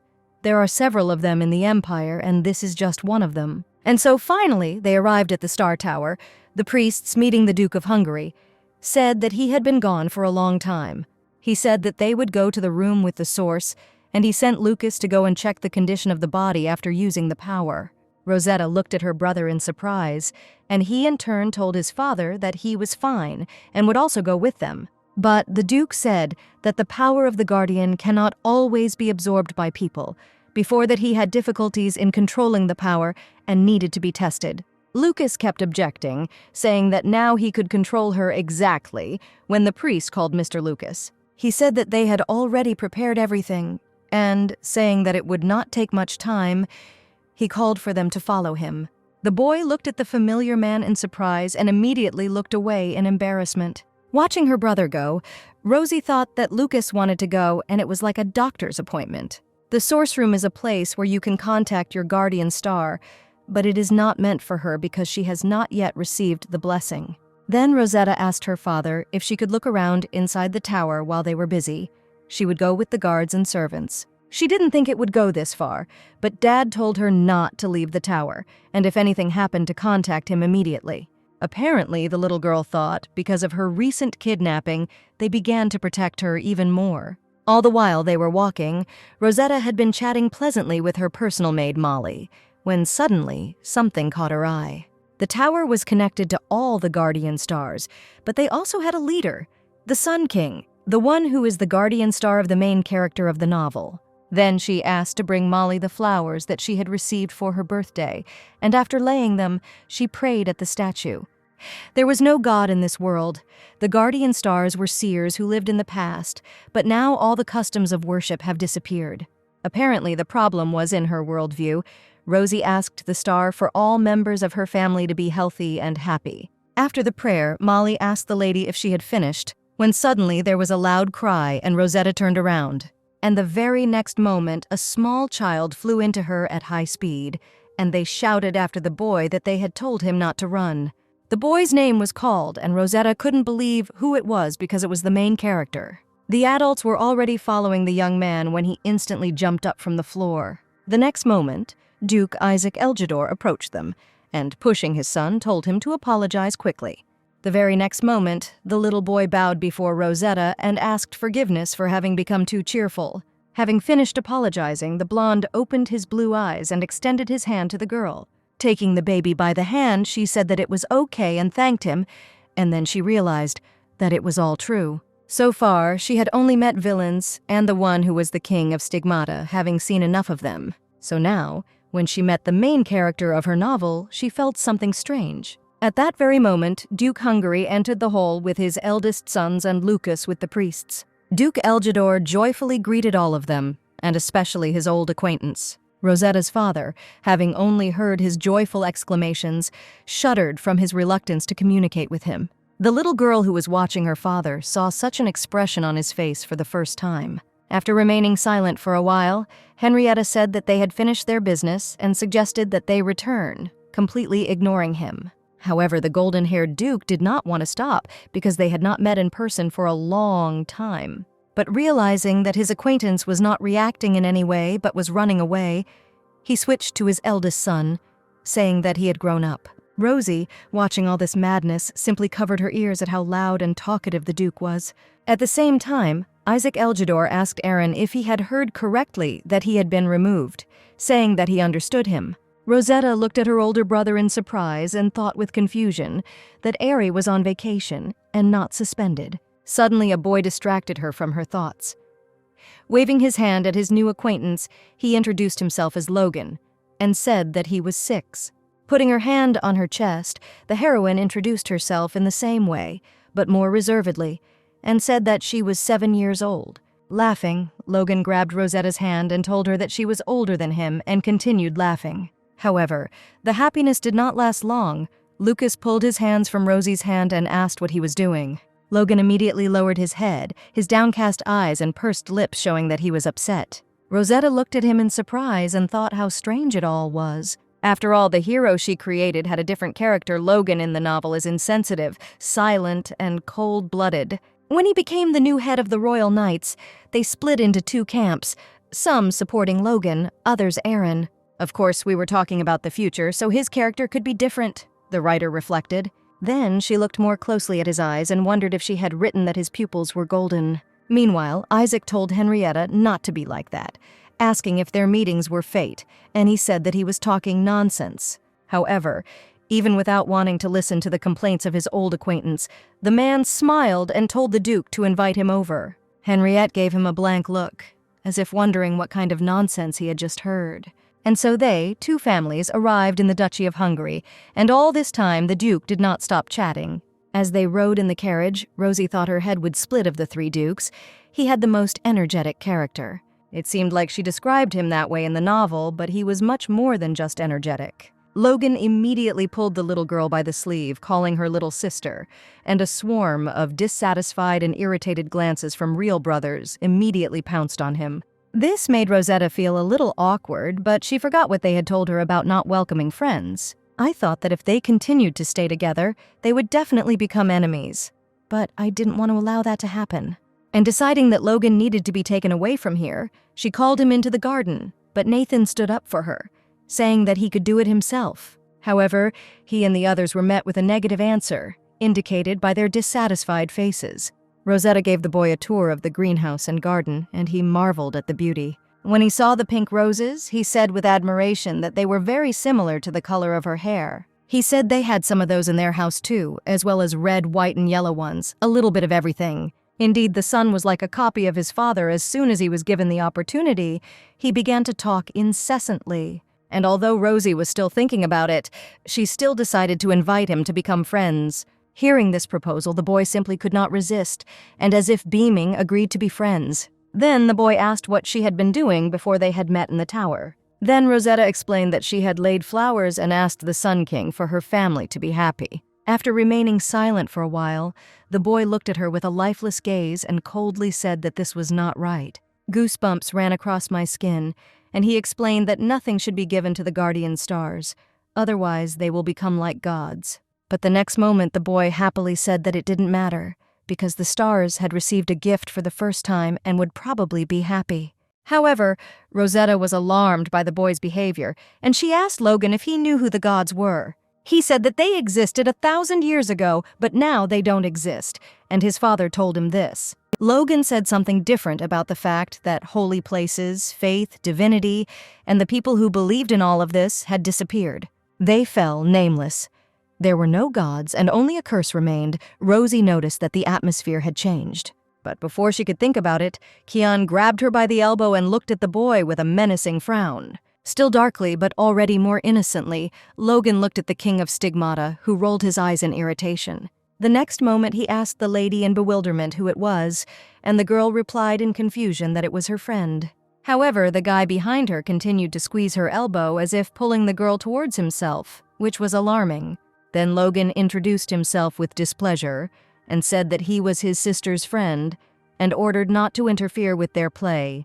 The King of Stigmata mockingly asked the child again what he had said, and told him not to make him laugh. Rosetta was confused and stupefied that her two friends wanted her to play only with them. And then the very next moment the boys, glaring at each other, grabbed the rosette by different hands, pulling it towards themselves. Logan sarcastically told His Majesty the Crown Prince that his little sister was in pain, and asked how about letting her go. At the same time, Kian looked at the small and impudent child with displeasure, telling him to let her go and asking what kind of tricks this was. Rosetta realized that they knew each other, but she didn't understand why they didn't let her go and talk. When she got tired of all this, she pushed them both away and screamed, reminding them that it was painful and uncomfortable for her. Kian asked if she was in much pain, as he was trying to control his power, and they both apologized guiltily. Then Rosie suggested to forget it and told them to apologize to each other and make up properly. Rosetta, realizing that the guys don't know how, decided to teach them how to make peace and told them to shake hands, hug, and say sorry, friend. Her last word was some kind of threat that if they didn't make peace, she wouldn't play with them. The next moment the boys looked at each other, and the rest happened in a matter of milliseconds. And after apologizing, they asked if it was so, and if she was happy, although it was not proper. But the main thing is that they made peace. However, the little girl sighed heavily and thought about what she should do with them now, when suddenly her name was called. It was her brothers, she said in surprise that she had told them not to come near her. However, Nathan said that the servants told them that someone was fighting next to her. They simply couldn't help but come. The middle brother asked if they had fought with her, and Rosetta replied that they had not. Then Aaron noticed that the Crown Prince was also there and apologized for not noticing him right away. He asked if he was the cause of the recent disorder, but his words sounded like a threat. Nathan hugged the little girl from behind and asked with displeasure who dared to offend their Rosie. Lucas slandered the prince. Rosie was bothered by how informally they spoke, and then Logan said in a shaky voice that he just wanted to play. Kian gave him a displeased look when footsteps were heard, and the Duke appeared and asked what they were talking about. And now Rosetta was sitting in silence, alone with her thoughts, and simply eating sweets with tea. At that moment, when Henriette approached them, he instantly realized the whole situation and made everyone disperse. He said that it would be better if Rosetta personally introduced herself to Duke Eljador and told his sons to show Logan the residence, and sent the prince to his room. And indeed, in that situation, it was best to let everyone go. Later, she would have to tell Keanu not to quarrel with Logan. Then Isaac distracted her from her thoughts and asked if she liked the food, saying that she had a good appetite. He said he had heard rumors, but in real life, it was even more amazing. He couldn't believe that Henrietta cared about her so much. The Duke of Hungary did not respond to these words of his acquaintance and only continued to drink tea. What made Eljador laugh was that he didn't even deny it, and Rosetta looked at him in surprise. How Isaac's mood changed, and looking closely at the baby, he said that the more he looked, the more she looked like her. Henrietta asked him not to talk nonsense, and the Duke asked what was stupid about the fact that his daughter looked very much like his wife. Looking at his little daughter, he said that this was all nonsense. Here Rosetta asked her dad with interest if she looked like her mom. In the novel she wrote, there was no one except 4 rich duchies. Little was known about the Duke's wife. Just because she died in a tragedy 7 years ago, there was no one within the duchy who did not talk about her. She was wondering what kind of person she was when Isaac asked, because she was interested in learning about her mother. Here the Duke looked seriously at his friend, calling him by name. He was silent for a while and then laughed. Smiling, he said that her mother was their dear friend, and they had been close since the academy. You could even say that she was a fairy from the academy, this girl with soft pink hair and apple-green eyes. Once I said that a fairy was caught in the forest. Because of this, even the king of the fairies himself invaded the academy, said Isaac. And also, one day she came, having caught the stigmata. Rosetta looked at Dad's friend in shock. The Duke of Hungary rubbed the bridge of his nose, thus covering his face from the absurdity and shame of all these stories of his wife. After all, she was nicknamed a fairy because she constantly found herself in such situations. But even so, no one denied that she was a genius. She shocked all the teachers by finishing her dissertation at a very young age, and he heard that Henriette helped her with it. Dad immediately intervened in the conversation. He irritably told Isaac to stop, looking at him with furrowed brows. Duke Eljador noted his friend's rudeness and said guiltily that he understood him and apologized to Rosetta for her father. After some time, the little girl came out of the office. The maids asked if she was leaving alone, and the girl confirmed this. The Dukes wanted to talk privately, and then Molly asked if she would go to her brother's, but Rosie replied that she would go to the gallery. Approaching the family portrait that had been painted recently, she remembered how it had been. Then, lost in thought, she turned to her maid and asked where they had moved the painting that was here before. Molly pointed the lady to the right place, and now, standing in front of the portrait, she asked them how her mother died. Molly looked at her mistress in bewilderment, as if she had heard a terrible truth. But the next moment, everyone came to their senses and instantly began to change the topic to the accumulated beaux, to the new shoes, and even to her well-being. And then Rosetta confessed that she had already heard rumors in Stanley County that the Duke of Hungary had killed the Duchess. The ladies of the court immediately began to dispute these rumors, loudly shouting that it was not true. They said that the Duke loved his Duchess very much, and asked what kind of base person dared to say such a thing in front of her. She also thought that this couldn't be, but she wanted to make sure, because she couldn't ask her family members about it. Selina indignantly said that the master and mistress had a good relationship. Tina added that people don't know anything. Judging by the servants' words, most aristocrats in the empire enter into marriages of convenience. But the Duke and Duchess were passionately in love with each other, and after many hardships they got married. Molly said that the lady's death was a tragedy, but what she heard was not true. Selina wanted to stop her friend, but she said that it was better to tell everything than to let the lady be so mistaken. The little girl pricked up her ears, ready to listen attentively to the story, because all this happened 7 years ago. It was raining heavily that day, and most of the servants were busy cleaning up the mess due to the rain. There was no sign of trouble, but suddenly a stigmata burst into the estate. Molly lowered her head, and Rosie's eyes widened. The maid continued by saying that according to eyewitnesses, it was a stigmata in human form, possessing high intelligence and strength. The place where the stigmata appeared was the room of the Lord and her. The master was in a great hurry but did not have time. The lady was already dead. Rosetta remembered having a dream when she fell asleep in Henrietta's room of dark clouds and a rainy night, and the black stigmata that attacked her from behind, and the silver sword that pierced the stigmata. It was a memory. Rosetta remained silent for a while, and then asked if it turned out that the rumors about the arrest were also a lie. But at that time the master was badly wounded by the stigmata, and was also too shocked by the death of the lady and was unable to take care of the children. Her father has many enemies, so it was dangerous to openly talk about what happened, so he imprisoned himself and decided to send her to a safe place. It was indeed an unexpected tragedy, but Rosetta felt better when she learned the truth. Henrietta did not abandon her. That day, she was the only one who survived. Her stigma could not harm her. On the contrary, she was the easiest target. Probably the Duke and Duchess protected her. Seeing how upset the lady was, Molly approached her. She said they were glad she was home safely and that she brightened their days so much. They told her all this now because they wanted her to know how much the master and masters loved each other. Molly and the other maids were on the baby's side and were ready to support her with all their might. She said if she was upset about this, she could punish her, but asked her to remember that her parents truly loved her. Rosetta looked sadly at the maid and thanked Molly for telling her everything. That same night, there was a knock on the bedroom door, and the Duke opened the door to see his daughter asking if she could sleep here tonight.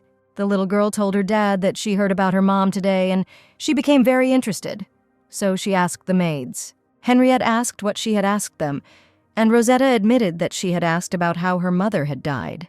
The Duke asked what they told her, and the daughter replied that she died protecting her and that he had also suffered greatly then. His hand shook, and he said that the servants had made her worry with those meaningless words. However, Rosie said that she made them tell her and asked her dad not to be angry with them. She admitted that when she was in Stanley County, she heard a lot of rumors about it. And when the father stroked the little girl on the cheek, she looked into her father's eyes and asked him if he hated her. After all, it was because of her that Mother died. The Duke was very surprised at first, but then he wrinkled his face and pursed his lips. The next moment, he pressed his daughter tightly to his chest so as not to look her in the eyes and said that it was definitely not her fault. There have always been those who took pleasure in the suffering of others, he said, asking her to ignore it so she wouldn't hear. Her father told her to be confident in herself because he and her brothers would support her. She should believe that she was doing everything right. Hearing these soothing words, Rosetta asked her father what to do if she suddenly became so ill-mannered. To which the Duke told her that she was from the Hungarian family. No one would tell her anything, and besides, these were ghosts of children. She could enjoy it. Hearing these words, Henrietta felt calmer in her soul. She didn't know that she needed to hear this. After this, the Duke covered his daughter with a blanket and told her to sleep, to which she asked if he would sing her a lullaby. And although he couldn't sing at all, and constantly asked Rosetta not to laugh at him, she still liked it. That's how they wished each other good night. Today, she heard a lot of stories, thought that she knew a lot about this world, but it turned out the opposite. And while she was wondering whether these events were in the novel she had written, the kingdom of Morpheus had already swallowed them both. At the same moment when both peacefully fell asleep to the sounds of the night, the baby's head was stroked by someone's feminine, fragile, and transparent hand. A lot had happened in the last few days, Rosetta thought in the morning, so she had completely forgotten that those two were still here. But be that as it may, she was at least grateful that her brothers were busy and not here now. Then she asked in a loud and clear voice if they had made up and suggested playing together today. Keon said warily that if that was what she wanted, then so be it. In an instant, Logan hides behind Rosetta's back and cautiously says that even just saying this makes him look scary. But Rosie immediately stood up for her friend and said that he just always had that face. Keon was stunned by what he had just heard. He didn't understand what it meant that he always had that face. Then Rosetta turned her attention to yesterday and asked Logan if he hadn't spoken like a grown man yesterday. These words, on the contrary, inspired the little boy, and he spoke like an adult and asked what it meant. That's what Rosetta thought, she thought. It seemed strange to her, but she was sure that he was doing it on purpose. But she didn't remember creating special conditions for the protagonist's childhood, so did she really miss something? Already at the table, Logan said that he and his sister had gone to the tower together yesterday and asked if the crown prince had been there. However, the young man categorically replied that he had not been there and raised the mug of tea to his mouth. Looking at the guy with interest, Logan asked why he didn't go there, because he had a bad relationship with the owner. Rosetta thought it was a good topic, but the Guardian Stars and the King of Stigmata would naturally be on bad terms. And then she asked the baby if he liked to talk about the Guardians and what Guardian Star he wanted to get. She decided to change the subject. Of course, she already knew which star he wanted. Logan was blessed by the Sun King and received a power exactly like his. For this reason, in the novel, he was nicknamed the incarnation of the Sun King, when suddenly, the boy joyfully said that he wanted to become a huge palace. Rosie wondered if there was such a keeper, because in general it was possible, and in any case he would get the right keeper. When the boy asked his little sister what star she wanted to receive, the little girl thoughtfully said that she hadn't thought about it. At this point, Kian intervened in the conversation and said that in any case it was just strength from those who were the same people as everyone else. Nothing outstanding. The girl became interested, and Logan shouted that he couldn't say that, and the Guardian Stars wouldn't protect him. The guy replied smugly that these were presumptuous words after all. Who is protecting whom? Logan's expression instantly changed, and he frowned and sternly asked who was the arrogant one here. Rosetta immediately stood up from her seat and angrily reminded them that she had told them not to quarrel. But the boys said that this had not happened. After a while, a maid came and called the young Master Eljador, saying that the Duke was looking for him. He was upset that they would have fun without him. And Rosetta asked if they should all go to the palace together. Kian was not against it. The Duke tugged at his son's cheek and reminded Logan with displeasure that he had told him they had a meeting after dinner. Isaac said that it was not often that he had the chance to meet the Duke of Hungary, and the boy guiltily said that he had forgotten and apologized. The girl thought that if he wanted to become a knight, it was important for him to have support, and it turned out that the Duke was looking after him. After the friends said goodbye, Rosetta asked her friend what they would do. Kian said that he would always follow her wishes. At this point, Rosetta was about to suggest something when she suddenly saw her detached brother, who was simply standing in the corridor. I thought that if you look at it this way, Aaron said he was on vacation, but Duke Eljador said he was suspended. Noticing the worry on his friend's face, Kian smiled and asked if she was worried about him. And having decided to let his friend go, he added to his caring Rosetta that then he would go. And she always takes care of her family, and even though this time he will give in, but later she will play with him, and smiled broadly. The little girl happily thanked her friend and ran forward towards Ari's brother. She asked him what he was doing there, what had happened to him, scratching his neck. Aaron replied that he was just passing by. However, Rosetta did not believe it, and said that she saw him standing with a very serious face and repeated it. After that, she looked up at her brother and asked if this was what he was having trouble telling her. The young man looked at his sister in surprise, not knowing what to answer to such a question, when she took his hand. And she said that she didn't know what was going on, but he had to tell, even if not her, then at least his brothers or dad, or even to his friends. Then he would feel better, she suggested, because that was how it was with her. Such speeches and concerns somewhat embarrassed the older brother, and a barely noticeable blush appeared on his cheeks.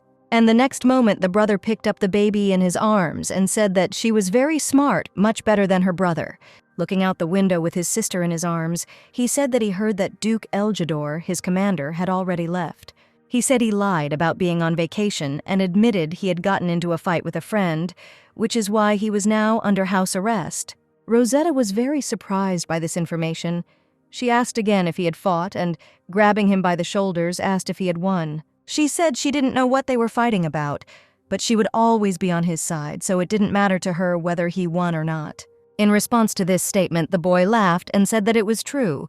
He had always been on her side and was embarrassed that she was too. She asked Aaron if he wanted to return to the knightly order, and Ari asked if it was so noticeable. But she made those conclusions looking at her brother's face. Then she stopped and thought that if Aaron did not return to the knightly order, then that would be very good. Then all this written in the novel can be avoided if Aaron is not in the knightly order. Jumping off his hands, she took his hand and said that if he didn't want to, he didn't have to come back. After all, he is her brother. And since she is from the Hungarian family, she can do whatever she wants, as she was told, and asked why he should do what he doesn't want. Ari wanted to stop her, but Rosie kept asking if he couldn't stay with her. She told him not to return to the order. If he stayed with her, then they would do what he loved and wanted. The young man admitted, confused, that he was not yet sure and did not know what he liked. But the little girl, without giving up, said enthusiastically that then together they would find something that would be interesting to him. The Aaron she came to know was a caring and responsible person. Sometimes he would get angry at others because of her or other family members, but everything was fine when he was sincere. But Aaron Hungary was absolutely bad at hair care. The boy replied that he was interested, and after a short pause about hairstyles, they both laughed happily, and Rosie said that she would do the hairstyle herself. After that, they came to Rosie's room and sat down at the table and began to draw. The guy praised his sister for her good skills. After that, they were still doing a lot of things when they came to the library and Aaron began to read a book to his sister. And then the young man, smiling, admitted that he himself did not know that it seemed to him that it was most interesting to play with her. And the brother continued reading how the caliph grabbed his neck, and corrected this sentence by saying that he had greatly angered the other. Rosie was wondering where to put the part about how they grab your neck and gnaw through it, and every time she heard it, she felt uneasy. That was why he was simplifying the story, but Aaron seemed much more relaxed than usual, she mused. Suddenly, the middle brother Nathan looked out from around the corner, looking for his brother, and frowning, called him an impudent fellow when he saw him alone with Rosie. He said that they found documents and taxes from the peasants there, as well as his return to the knightly order. But the next moment, Rosetta screamed loudly. She had put so much effort into making sure Aaron didn't think about it. Owa herself didn't understand how this happened. She felt awkward, and in the meantime, Ari smiled at his sister's reaction. After that, he got down on one knee and thanked Rosie for spending time with him today. Smiling broadly, he admitted that thanks to her, he had a lot of fun, and now he had the strength to fulfill his duties. He also pointed out to her that their brother Nathan was probably scared and hinted that she needed to apologize. She mentally asked him not to make such a tired face, as if he couldn't do anything, because he was only 15. Because of his guardian star, he is very strong, tall, and sturdy, but this does not mean that he should endure everything and do what he does not want. So she just said no. She understood that her older brother was very responsible and naive. So she just needed to be a little more persistent.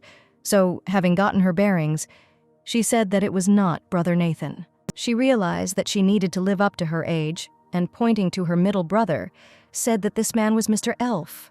He is a book elf who came to fix the torn book. She asked if this was true. The guy looked at his sister in surprise, not understanding why she was looking at him so pitifully. As he understood, he decided to play along with his little sister, saying that he was a book elf, asking how she found out.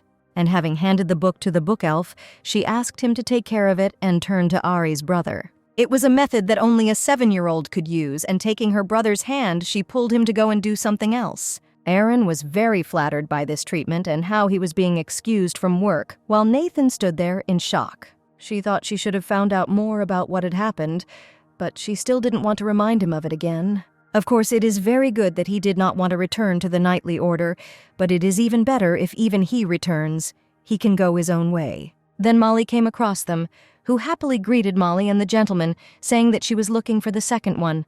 Without losing her composure, Rosetta said loudly that she was the fairy of cuteness and asked if she had come because something was broken.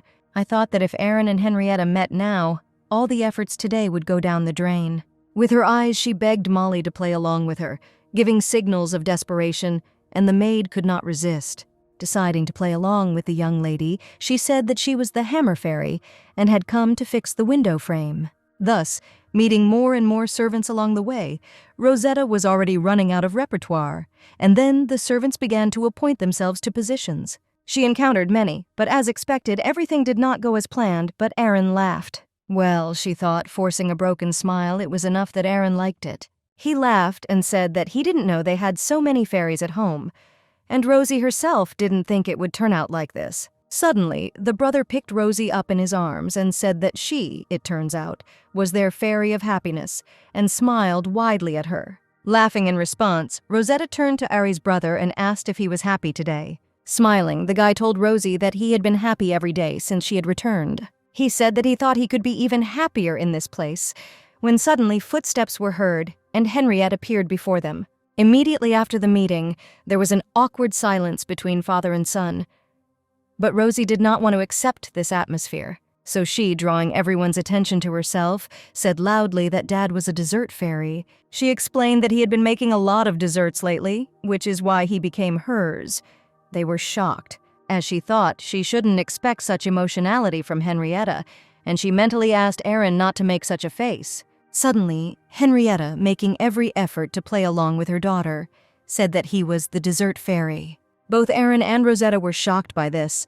The latter thought she was happy but confused.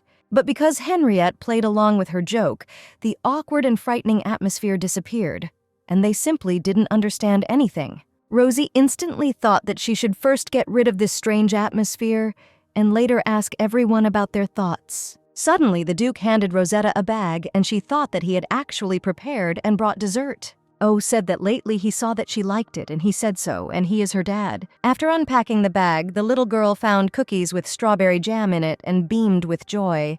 And after that he turned to his eldest son and, shuddering, said that this was what he loved as a child. He used to ask for it often. After that, the Duke hesitantly handed the bag of cookies to Erin. Maybe she was thinking wrong, Rosie thought.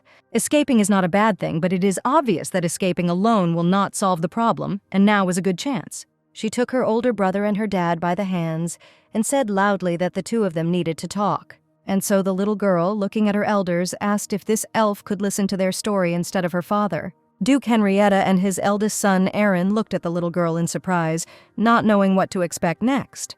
But then not much time passed and part of the family moved into the room, but there was silence between them. Looking at Aaron, who was examining the cookies, Rosetta thought that his expression was a little too thoughtful. But she didn't despair. After all, the atmosphere wasn't that bad. She had to put in a little more effort. Saying that the strawberry cookies were delicious, she asked the fairy to tell her dad that she was very grateful to him and loved him. After listening to the request, words of love and praise from his daughter, the Duke grinned and said that he would definitely pass it on. She also told the fairy about her brother. He could also pass on to Dad what he had now. The boy raised his head hesitantly, and Rosie said that because the elf looked exactly like his dad, he could tell him even bad things. Aaron flinched in surprise, and the Duke was surprised. Then the girl promised that it would be a secret. She asked the elf master if he would tell Dad about them. Still coming to reality from the shock, the Duke said that he would not tell. The little girl told Ari's brother that the elf said he wouldn't give them away, and she thought to herself that it was hard to be a gossip. If this doesn't work out, she thought, then in the future it will become a problem that she will no longer be able to solve. It was as if everything froze, and Aaron, lowering his head, said that he did not want to return to the knightly order. The Duke never expected to hear this from his son, and finally, having finished being in shock, asked why.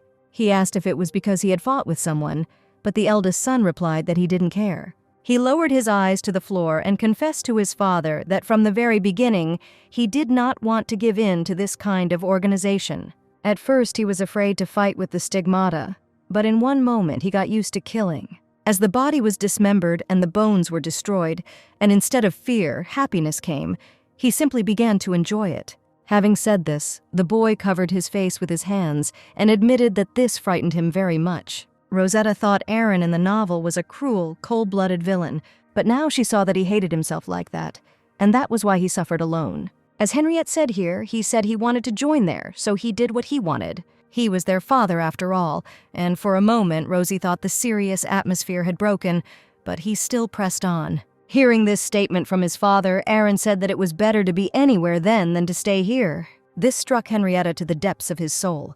Goosebumps ran through his body and his fingers clenched. Ari himself whispered this in a quiet voice, because while staying here, he continued to remember his dead mother. Rosetta thought about what was happening. It turned out that on that day, Aaron had seen their mother die. But then he was a very small child, and Aaron, frightened, could not tell anyone about it, continuing to fight the stigmata alone.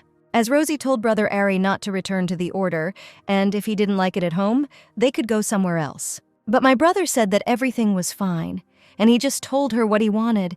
As she said, it worked and he felt better. The Duke remained silent for a while, and then, gathering his strength into a fist, said that he did not need to force himself to do what he did not want. Aaron hung his head and said that he had obligations and could not just act as he pleased, leaving everything behind. My father said that it was not necessary to give up everything now. It was possible to change the place of service after the vacation. The order should have an office. True, Rosie supported her dad. There are already so many people in the knightly order without him, and they can stay together longer.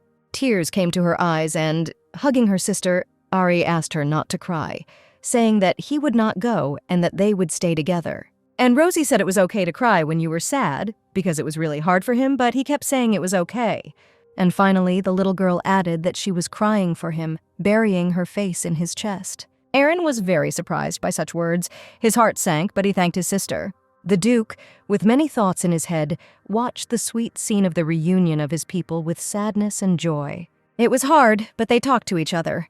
And in the end, Aaron would soon leave the order, Roly thought as she walked down the corridor. She thought about how awkward it had been for them all this time.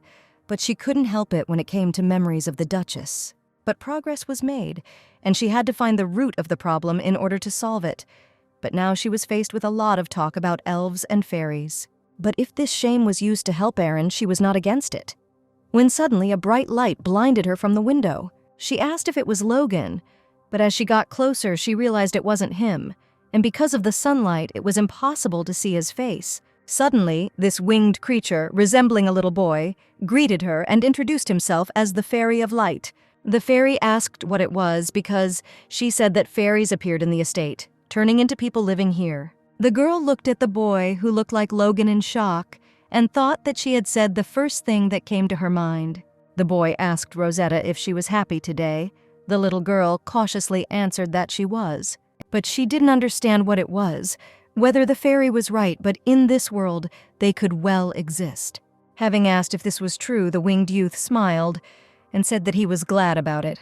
Rosetta couldn't stop thinking about how he looked like Logan, but acted like a completely different person. After this, the boy flapped his wing and asked Rosetta what her wish was, whether she had what she wanted. Whatever she would like to see come true, she can tell him, and maybe he can make it happen. The little girl was surprised and, looking away, thought that this probably wouldn't harm her. And she said that she wanted her family to be happy, but he didn't have to do anything for that. Then she asked the guardian star to be happy. But today, after talking with Henrietta and Erin, she understood everything.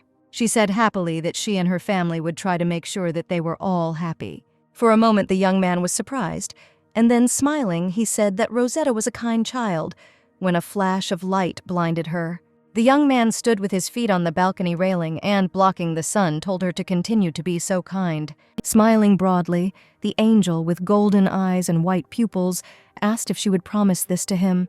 Wishing them a happy next meeting, he took a step back and fell on his back, but immediately disappeared. After this, Rosie asked the servant where Logan was now, and she answered that the gentleman was probably in the guest room now. The next moment, Rosetta burst into the guest room and asked the boy if he had seen her a couple of minutes ago. The blue-eyed boy asked in surprise what this meant, saying that he had been reading the book here all this time. However, Rosetta could not understand whether he had lied to her now or told the truth, and again a riddle appeared before her. The content of the novel became vague.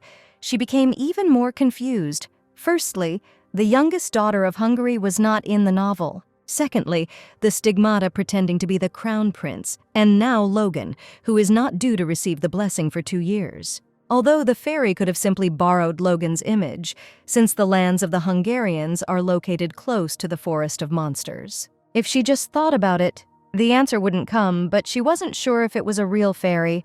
But why did he appear in front of her? Whether it was for fun or not, there was nothing she could do about it now. At this point, the atmosphere in the house had improved, and she didn't want to create new problems, and for now she could only watch. The next day, they saw off Duke Eljador, who spoke joyfully about the time spent. The Duke of Hungary said that he might not return, and their little children said goodbye to each other. Then Rosetta thought that if she asked Logan again, he would definitely make a face, as if he was hearing about it for the first time. After seeing the Duke off, Lucas asked why Aaron hadn't come out. Nathan assumed he was busy with work. However, the little girl, having challenged his theory, told the brothers that Ari's brother was sleeping. Nathan could not believe it. After all, Nathan always got up second. Lucas always got up differently, and Rosetta got up right after Aaron's training with the sword. The middle brother asked what had happened and whether he should wake him up, but Papa, putting his hand on his shoulder, told him to leave his brother to sleep. He said that they had also done a good job at the temple and with receiving guests, so today they should have a good rest. Henriette also added that if they wanted to tell him something, they could speak at any time, and the children said they understood him. Watching this cute and awkward scene, Rosie laughed and thought that it was good that Ari slept, because it made him feel freer. After all, it's hard to sleep where she's not comfortable, and she was glad that yesterday's conversation had borne fruit. She also remembered that Keon had given in to her yesterday and decided to call him. The guy was very glad that she called him first. Rosie said that he took care of her yesterday, and he was happy with everything connected with her when he noticed the pink book in his hands. Smiling widely, Rosetta said that this was the book she wanted to read with him. Nothing special, they just read a sweet and touching story together. When Rosie finished, she asked him how he liked the story, and Kyan replied that her voice telling the stories was very beautiful. But the little girl asked for an opinion about something else and asked the guy to think about the content of the tale. But he was interested in whether the hunter remained hungry. He explained that the fawn was rescued from the trap, but the man who set it was prevented, and he probably made money hunting. And smiling, he asked if the main character had harmed a person out of sympathy for another being. This is true and logical, Rosetta suddenly thought after Stigmata's explanation, but she couldn't say a word. And after Kion asked her friend what she was thinking about when she read this fairy tale, the girl looked at the book. And thinking, she said that she felt sorry for the fawn and she was glad that the main character saved him. A small and cute fawn had fallen into the trap. But if it had been someone sick and strong, it would have been a pity, she thought. Then, creatures like the king of Stigmata, even if they were to fall into such an absurd situation, no one would pity them. Suddenly, Kion became cheerful and Rosie asked him why, and he said it was because she just looked at him like she felt sorry for him. And yet he noticed. And then Rosetta asked if that didn't usually upset him. That was because usually when you sympathize with people, they get upset because they think they are being considered pathetic, Kion explained. And he asked why he cared what those who were not connected with him thought about him. He was happy that she felt sorry for him, leaning closer to his sweet friend and said that she was not the one who would deny people sympathy. At first, Rosie indignantly asked how he knew that she was not like that, but when the guy asked if that was true, she became embarrassed. The guy said, smiling brightly, that even if this is not the case, everything is fine. Everyone survives as best they can. The little girl, confused in her thoughts, said that a person cannot survive alone and we must help each other. And when the girl suggested reading something else, Kion told Rosetta that he wanted to be honest with her, so he would say something. He was glad that she read to him with care, but he absolutely did not care with what intentions she did it. He was better than she thought. But still, if she doesn't mind, he can read more. He is very happy when he can look at her and hear her voice. Rosetta was touched that he asked her to read the book, so she didn't expect the process to make her think. It was good to know that she would feel that way. Like here, when Rosetta was reading a book, Kion pointed his finger and said that this book was a little bit not very good, and the girl asked why. The guy explained that the hero turned away from his friend when he needed help. And when he became successful, he suddenly became friendly. And real friends don't do that. Rosetta thought Kion had offered to be his friend from the very beginning. It seemed his concept of friendship was unshakable. However, she wondered if there was anyone who would become friends with the king of Stigmata. Then the little girl asked Kion if he had any friends besides her. But the guy said he didn't know. Once upon a time, he was alone for a long time. He slept for a long time, seeing a dream that never ended. She was lost in thought until Henrietta called him. She didn't even think about where he was, whether there was a seal on him. After finishing the backstory, the boy said with a smile that now she is his only friend, so he values her very much. Rosie asked if that was why he was so respectful to her. She thought he was polite to everyone, but he acted differently with Logan. Kion said that choosing your words was a sign of politeness. It was a rule of human society, and he knew it. He said that Rosetta was the most important person for him, the one he valued more than anyone else, and she was surprised. As the girl said here, she speaks to him informally, but he is always polite, and this seems to distance them from each other. Kion was surprised, and Rosetta, saying that it was a problem, suggested that her friend drop the formalities between them.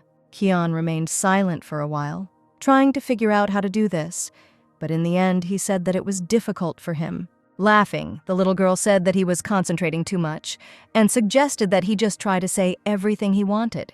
Then the guy, turning to Rosetta and putting his hand on her cheek, said that he was very glad and happy that she was his friend. The little girl was very surprised, but taking his words for granted, she did not react too emotionally. The young man looked sadly into her amber eyes and placed his other hand on her cheek. The very next moment, he seriously asked his girlfriend to promise him that she would not leave him. The little girl said, smiling, that she had already promised that they would remain friends if he did not intentionally harm others. Kion said that he still had a hard time communicating, and Rosetta said not to try too hard, just to speak in a way that was comfortable for him. Recently, he seemed very dangerous and serious to her, and so she remembered that he had had a friend for a very long time. Before going to bed, the little girl was choosing a book that she was going to read with a friend tomorrow, when suddenly she heard a voice. Clutching the book close to her and turning around, Rosetta thought that this voice was very familiar. It was Ariel. She said that after returning from the capital, she constantly had guests, so she was late with the greeting. So, bending over, she smiled and congratulated him on the fact that her 7th birthday had passed successfully. As Rosie began to think, it was she who had told her about Kian's eyes, which meant that they knew about his essence. So the little girl asked Ariel to listen and said that she said last time that she knew about Kian's essence. Her hands shook and she asked how she could stay with him knowing his true nature. Smiling, Rosetta said that everything was fine. They made a promise to each other that he would not harm people. Then the ghost of the girl asked the lady what he wanted for this promise. After all, if it's just a promise in words, then it has no power. The little girl's eyes widened. If you think about it, that's how it was.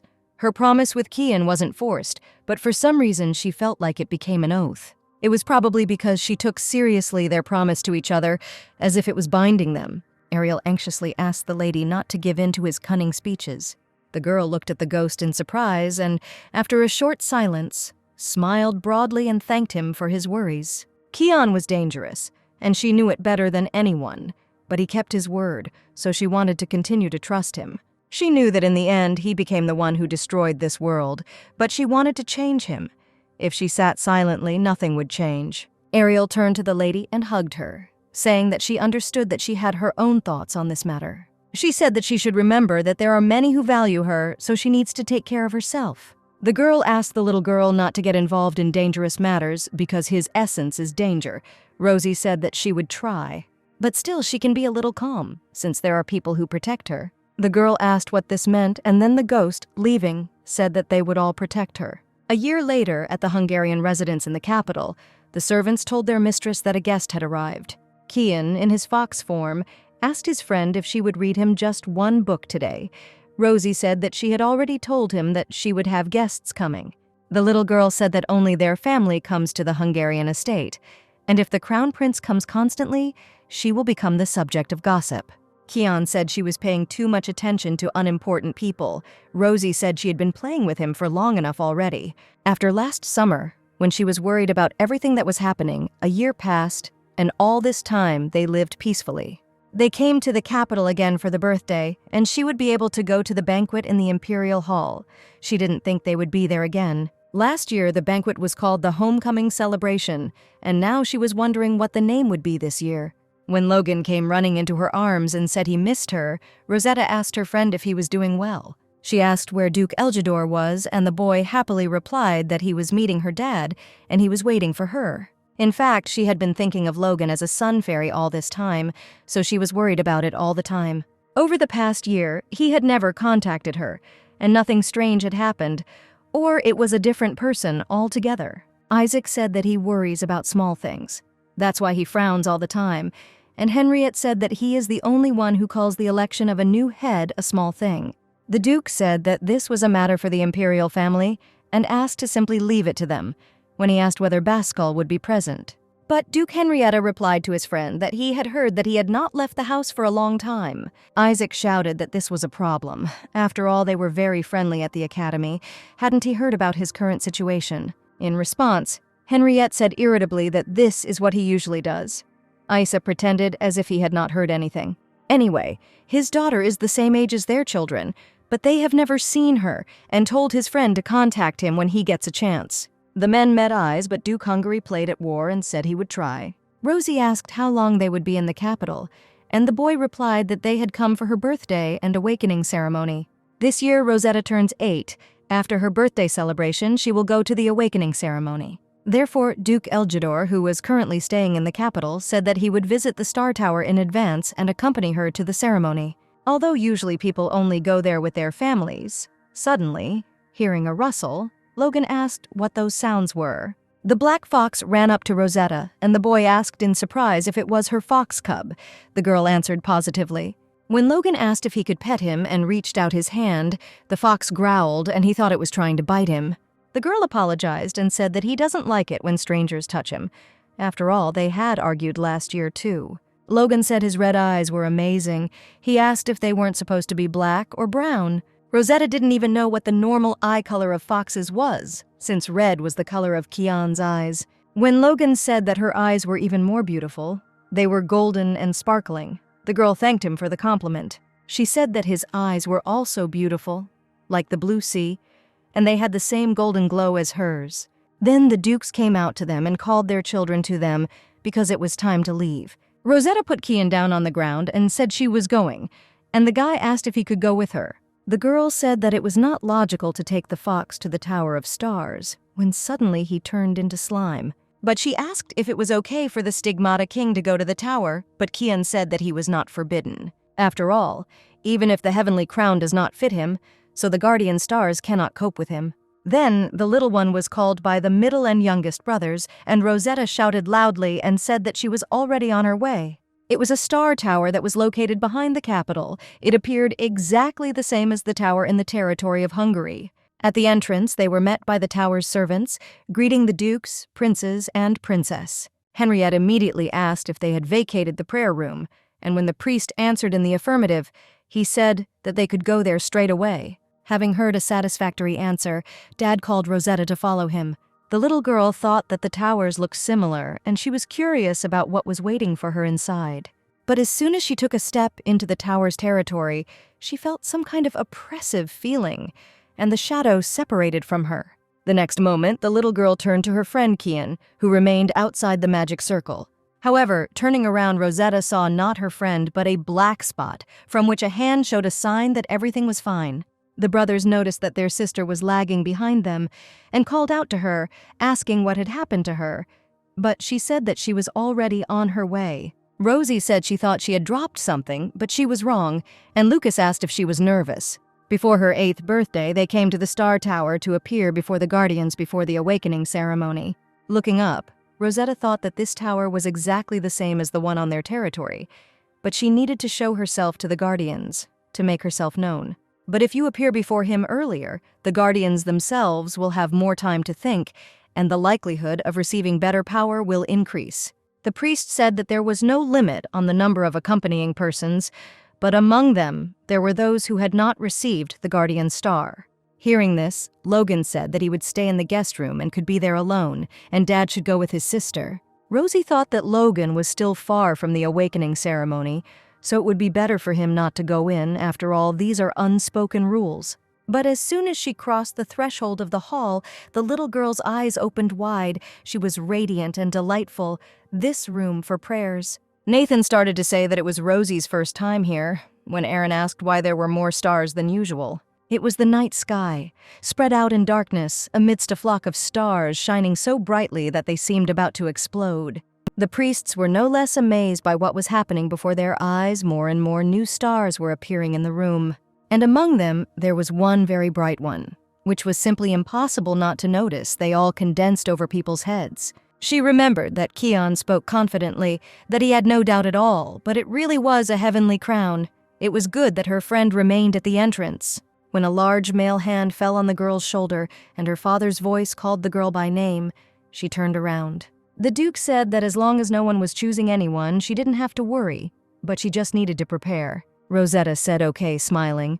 She didn't know if it was because of her dad's hand or not, but she wasn't worried anymore. The next moment, all the brothers happily offered their hand to their little sister, only if it would help her calm down.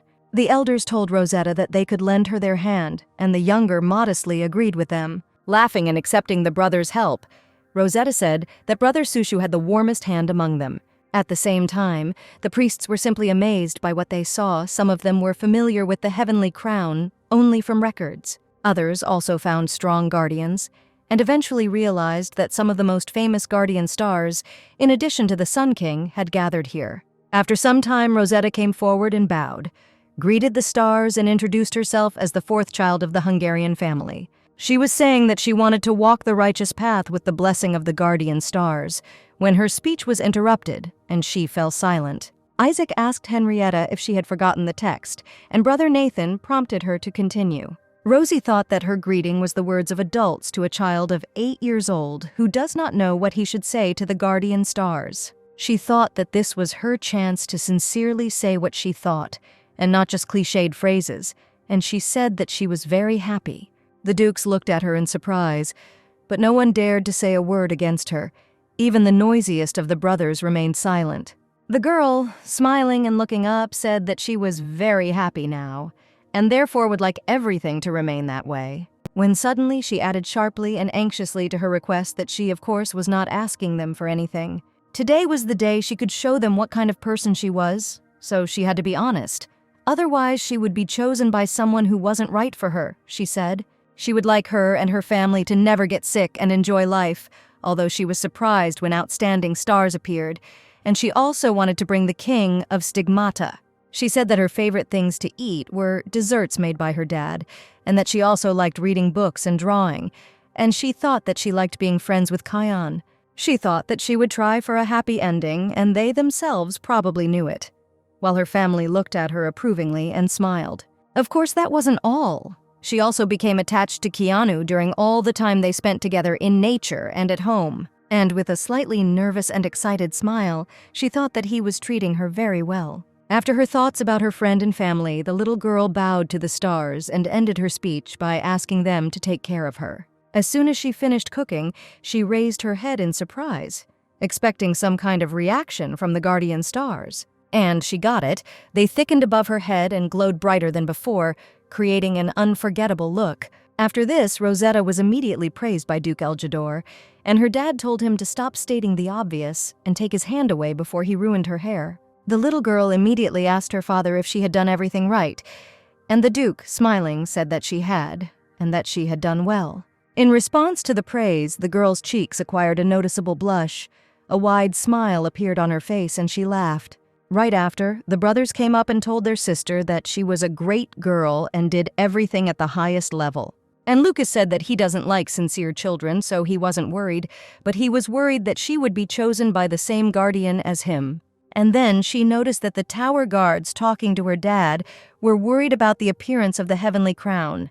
She mentally apologized because she didn't want to cause any trouble, but she was sure that everything would go smoothly on the day of the ceremony. It didn't take long before Logan suddenly appeared on the horizon, calling out to his father in concern. The Duke reminded him that he had said he would be in the guest room, but the boy said that a message had come from home. Before he could finish speaking, a man running into the hall looking for the Duke ran and loudly declared that they had an emergency. He announced with all his might that stigmata in the form of a man had been spotted in the south of Eljador. At that moment, everyone turned to look at the door. Duke Eljador himself, in horror, looked at the envoy and asked what all this meant. And so they arrived in the capital of the Duchy of Hungary, and Rosie asked Logan if he was okay, if he was comfortable, and if he could sleep alone. The boy happily replied that everything was fine. He was the only one sleeping, and his dad was strong, so he would cope with all the stigmata and return. At the tower, Isaac said that he would have to go south so that he could immediately catch the stigmata, and asked his friend to look after Logan. And he told his son that he would return soon, and said that he would wait for him a little at the Duke's estate.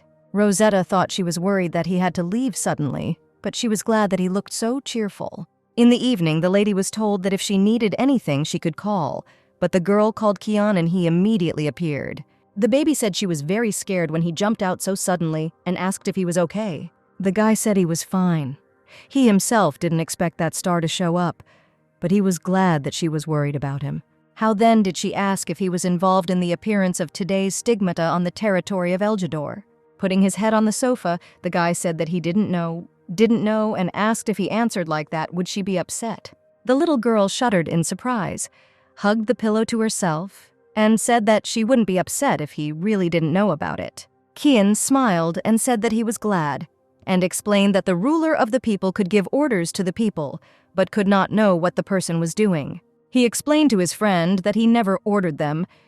Because they lived instinctively, Rosetta was glad about this. She wished the stigmata wouldn't harm anyone, but while she could ask Kian to do so, it was actually hard for him too. She heard Kian's answer, but what she wanted to hear in response to her question was the truth about what happened to her mother that day. Then the guy noticed how his girlfriend's expression changed and called out to her. The girl apologized for being a little distracted, and for calling him so suddenly it was already time for her to go to bed. The guy took the little girl by the hand and, smiling, said that he was always happy when she called him and wished her good night. And so, a couple of days later, Rosetta's birthday arrived, and the servants began congratulating her with firecrackers from the very morning. The girl happily thanked her maids for their congratulations, when suddenly a servant turned to the lady to read out a list of gifts. Here Molly interrupted him and said that the lady had to prepare for the banquet, and Selena said that she would conduct it. The maid said they brought the jewelry she had chosen and brought some extra ones in case she changed her mind overnight. But contrary to the girl's expectations, the little girl said with a smile that she would wear what she had chosen yesterday. Last year, she chose one of the ones the servants had chosen. This year, they had prepared a bunch of dresses and decorations to suit her taste. It was interesting to choose. When there were suitable options, she thought that all the silver in the world was collected in accessories. Because silver hardened in the sun became an effective weapon against the stigmata, they were used for self-defense throughout the world. Of course, in reality, not all jewelry is hardened by sunlight, and last year she didn't understand why she only wore silver. When Molly announced to the lady that they had finished preparing her image, the girl and the ladies were delighted. They called her a fairy, when suddenly the Duke came up and said that his daughter was much more beautiful than any fairy. Soon the rest of the brothers came up to them. They said that she was very, very beautiful, that she suited her very well. And while the girl was thanking her brothers, her friend also joined them and in surprise asked his sister if she was ready yet. The little girl happily turned to the entrance when she heard Logan's familiar voice. Coming closer, he said admiringly that she was very beautiful.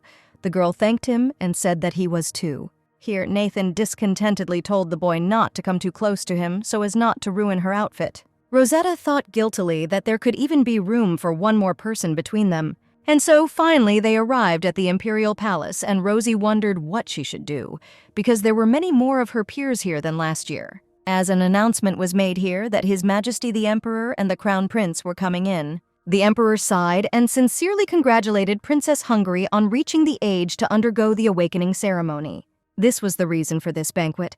In the Imperial Palace there is also a tower similar to their Star Tower. And while Rosetta was thinking, a boy ran up to her, who called her little sister and, holding out a rose, congratulated her on her birthday. She thought it was true that there was a tradition of giving flowers before the ceremony, but she didn't think Logan would bother. Before the girl had time to properly thank one, other children began handing her bouquets. Then a familiar voice was heard, saying that if they were to forcefully give her flowers, they would no longer be a gift. The Crown Prince spoke in this familiar voice, and as soon as the youth crowded around the birthday girl saw him, they parted.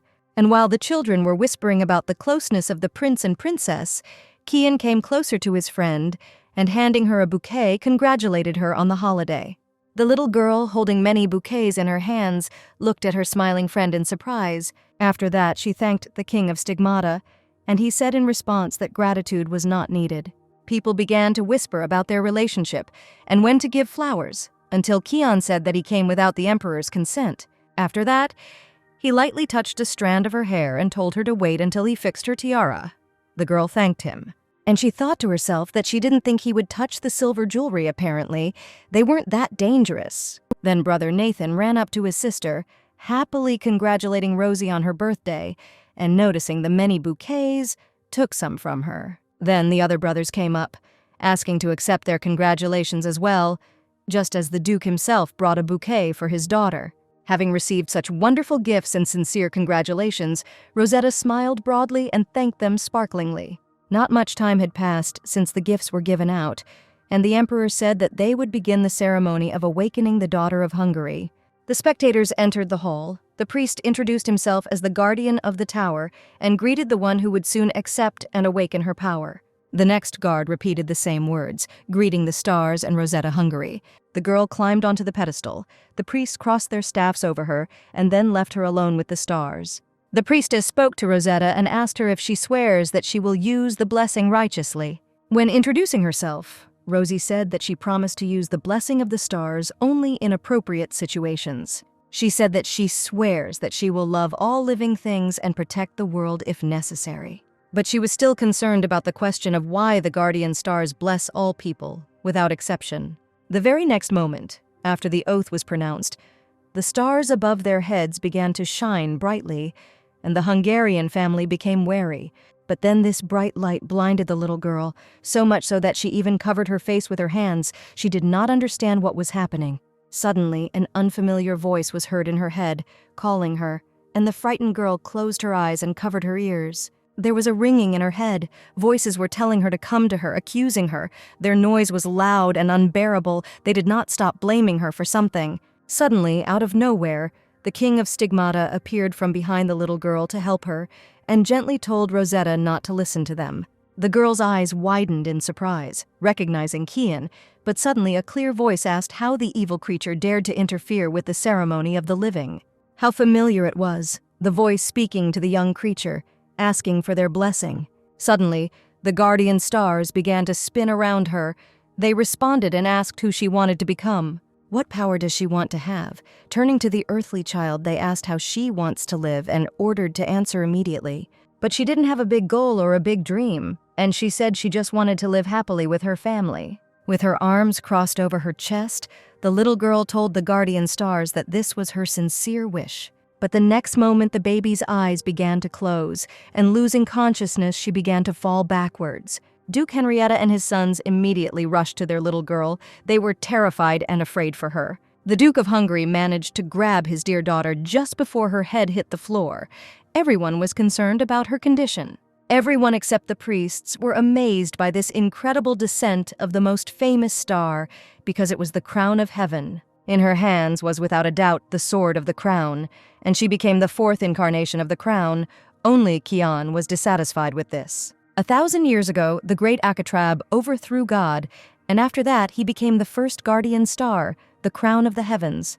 The brothers kept calling Rosie, wanting her to come to her senses, and finally the little girl's eyes opened. The middle and younger brothers said worriedly, "Thank God she woke up," and asked if she was okay. Then the father entered the room. The little girl stood up worriedly and asked what happened and where they were now. Lucas said that it was a special room in the imperial palace. The boy couldn't believe that she didn't remember anything about what happened during the awakening ceremony. The Duke asked if it hurt anywhere, but she was fine. Then she saw a bright star and realized that the guardian star of the crown of heaven had become her patron. So she asked her family if she was really chosen by the heavenly crown and what she should do in that case. The Duke said that she didn't have to do anything. She was free to do whatever she wanted. She was only 8. So he, as her father, would do whatever was necessary. With these words, he tenderly stroked his daughter's head, and the girl said that she understood him. Nathan said he couldn't believe that Star had gotten Rosie into trouble. Lucas said she could use her gift however she wanted. Her father and brothers reacted this way because the crown of heaven is a special guardian star that very rarely chooses an incarnation for itself. In the 1,000 years of the heavenly crown's existence, the guardian star chose only 3 when earthly beings thirsted for each other's blood. Then the Sun King put an end to the all-consuming war. The plague spread in the world of the living. But a man in white appeared who saved everyone from the disease. After the destruction of animals and plants, the earth was unable to support life. Everyone was saved by a woman with silver eyes who saved people from hunger. Thus, the wards of the crown of heaven always saved humanity when it was on the verge of destruction. Therefore, when the star chose someone, it was considered a prophecy of catastrophe on earth. But the destruction of the world that she knew about, even though she tried to prevent it, was connected to her family and Kian. Suddenly she heard a noise outside the room door, and Aaron's voice saying that his sister was not feeling well. Rosetta was surprised at whose voice she heard and thought that it meant that he had been guarding her at the door all this time. The Duke, telling the children that he would soon return up the door to help Aaron, asked His Majesty what the matter was. The Emperor laughed and said that the palace was his home and asked if he needed an invitation to enter. Henriette looked at the Emperor with a murderous, dark, and menacing gaze, showing with his whole appearance his hostility towards him. The man asked not to look at him with such a withering gaze, because when his daughter fell, they locked themselves in here as a family and there was a noise at the banquet. And he also never could have imagined that he would witness the incarnation of the crown during his lifetime, and that as an emperor he would have to give a speech on this matter. The Duke said that he could betray his words and that his daughter was extremely shocked, so she would need rest. He asked if this child was destined for a great destiny. Shouldn't he be concerned first and foremost about her health? The man shuddered. The Emperor immediately smiled and told Henrietta that there was sense in his words, but they needed to return to the banquet hall and settle everything. He told the Duke to be prepared because those who brought their sons with them had sparkling eyes. After remaining silent for a while, Henriette turned to Aaron and said that Isaac was not there, so he, as vice captain, should lead the order. He told his son to go and tell them to relocate according to the situation, and they would sort everything out and return home. Turning to Nathan outside the door, he said that they needed to deal with the situation in the banquet hall and told him to follow him. And he told his youngest children that they should rest and wait here until he sent servants. When everyone except Susu left, she said in disappointment that her dress was wrinkled, and her brothers said that nothing could be done about it. But in return, he offered to buy her a new dress, shyly suggesting that they go shopping together afterwards. Just then, Logan entered the room and turned to his sister and asked if she was okay and if she was awake. Coming closer, he admitted that he was very scared because of her fall. The girl thanked her friend for his concern, and the boy said that he could handle everything, even though he got a little lost. But he met her dad, who showed him the way. Rosetta said he did a good job and told him not to go unaccompanied next time. Listening to all these dialogues, Lucas made a dissatisfied face because the boy was chattering incessantly. How then he told the boy that the P had just woken up and told him to let her rest. After that, he took him by the hand and told his sister that he would hand him over to the servants nearby, and she would finally be able to rest. Left alone, the little girl noticed something shiny on the bed and, picking it up, discovered that it was a ring. As she wondered why the ring was there, she suddenly realized that it belonged to Logan. Without thinking twice, Rosetta looked out the door and called her brother and Logan, but realized that they had already managed to leave so quickly. She thought about what to do. The Meadows and Knights had not yet arrived, and if she went after them alone, it would not be good, because she was told to stay in the room. It seemed like they were already far away, and she didn't think that anyone would come to her, and she would like to ask about the awakening ceremony. So, without thinking twice about it, Rosetta closed the door to the room and whispered to Kian. Immediately appearing in front of his friend among the accompanying shadows, the guy asked Rosetta if she had called him. The little girl nodded in response and said that she wanted to ask him something and ask him for a favor. Smiling back at his girlfriend, the guy said that he would do anything for her. Just let her say the word. The girl said that she had some questions and she didn't know when her brother would return and asked if she could ask him for a favor. As you wish, Kian said, and the little girl handed the silver ring to her friend before she could say anything. The guy's eyes widened. Rosetta did not stay aside because a terrible picture appeared before the two of them. Half of Kian's hand melted and turned into a shadow. The little girl looked in horror at her friend who was losing control of himself. His eyes were glowing red, and he looked at his hands in horror and asked what was happening.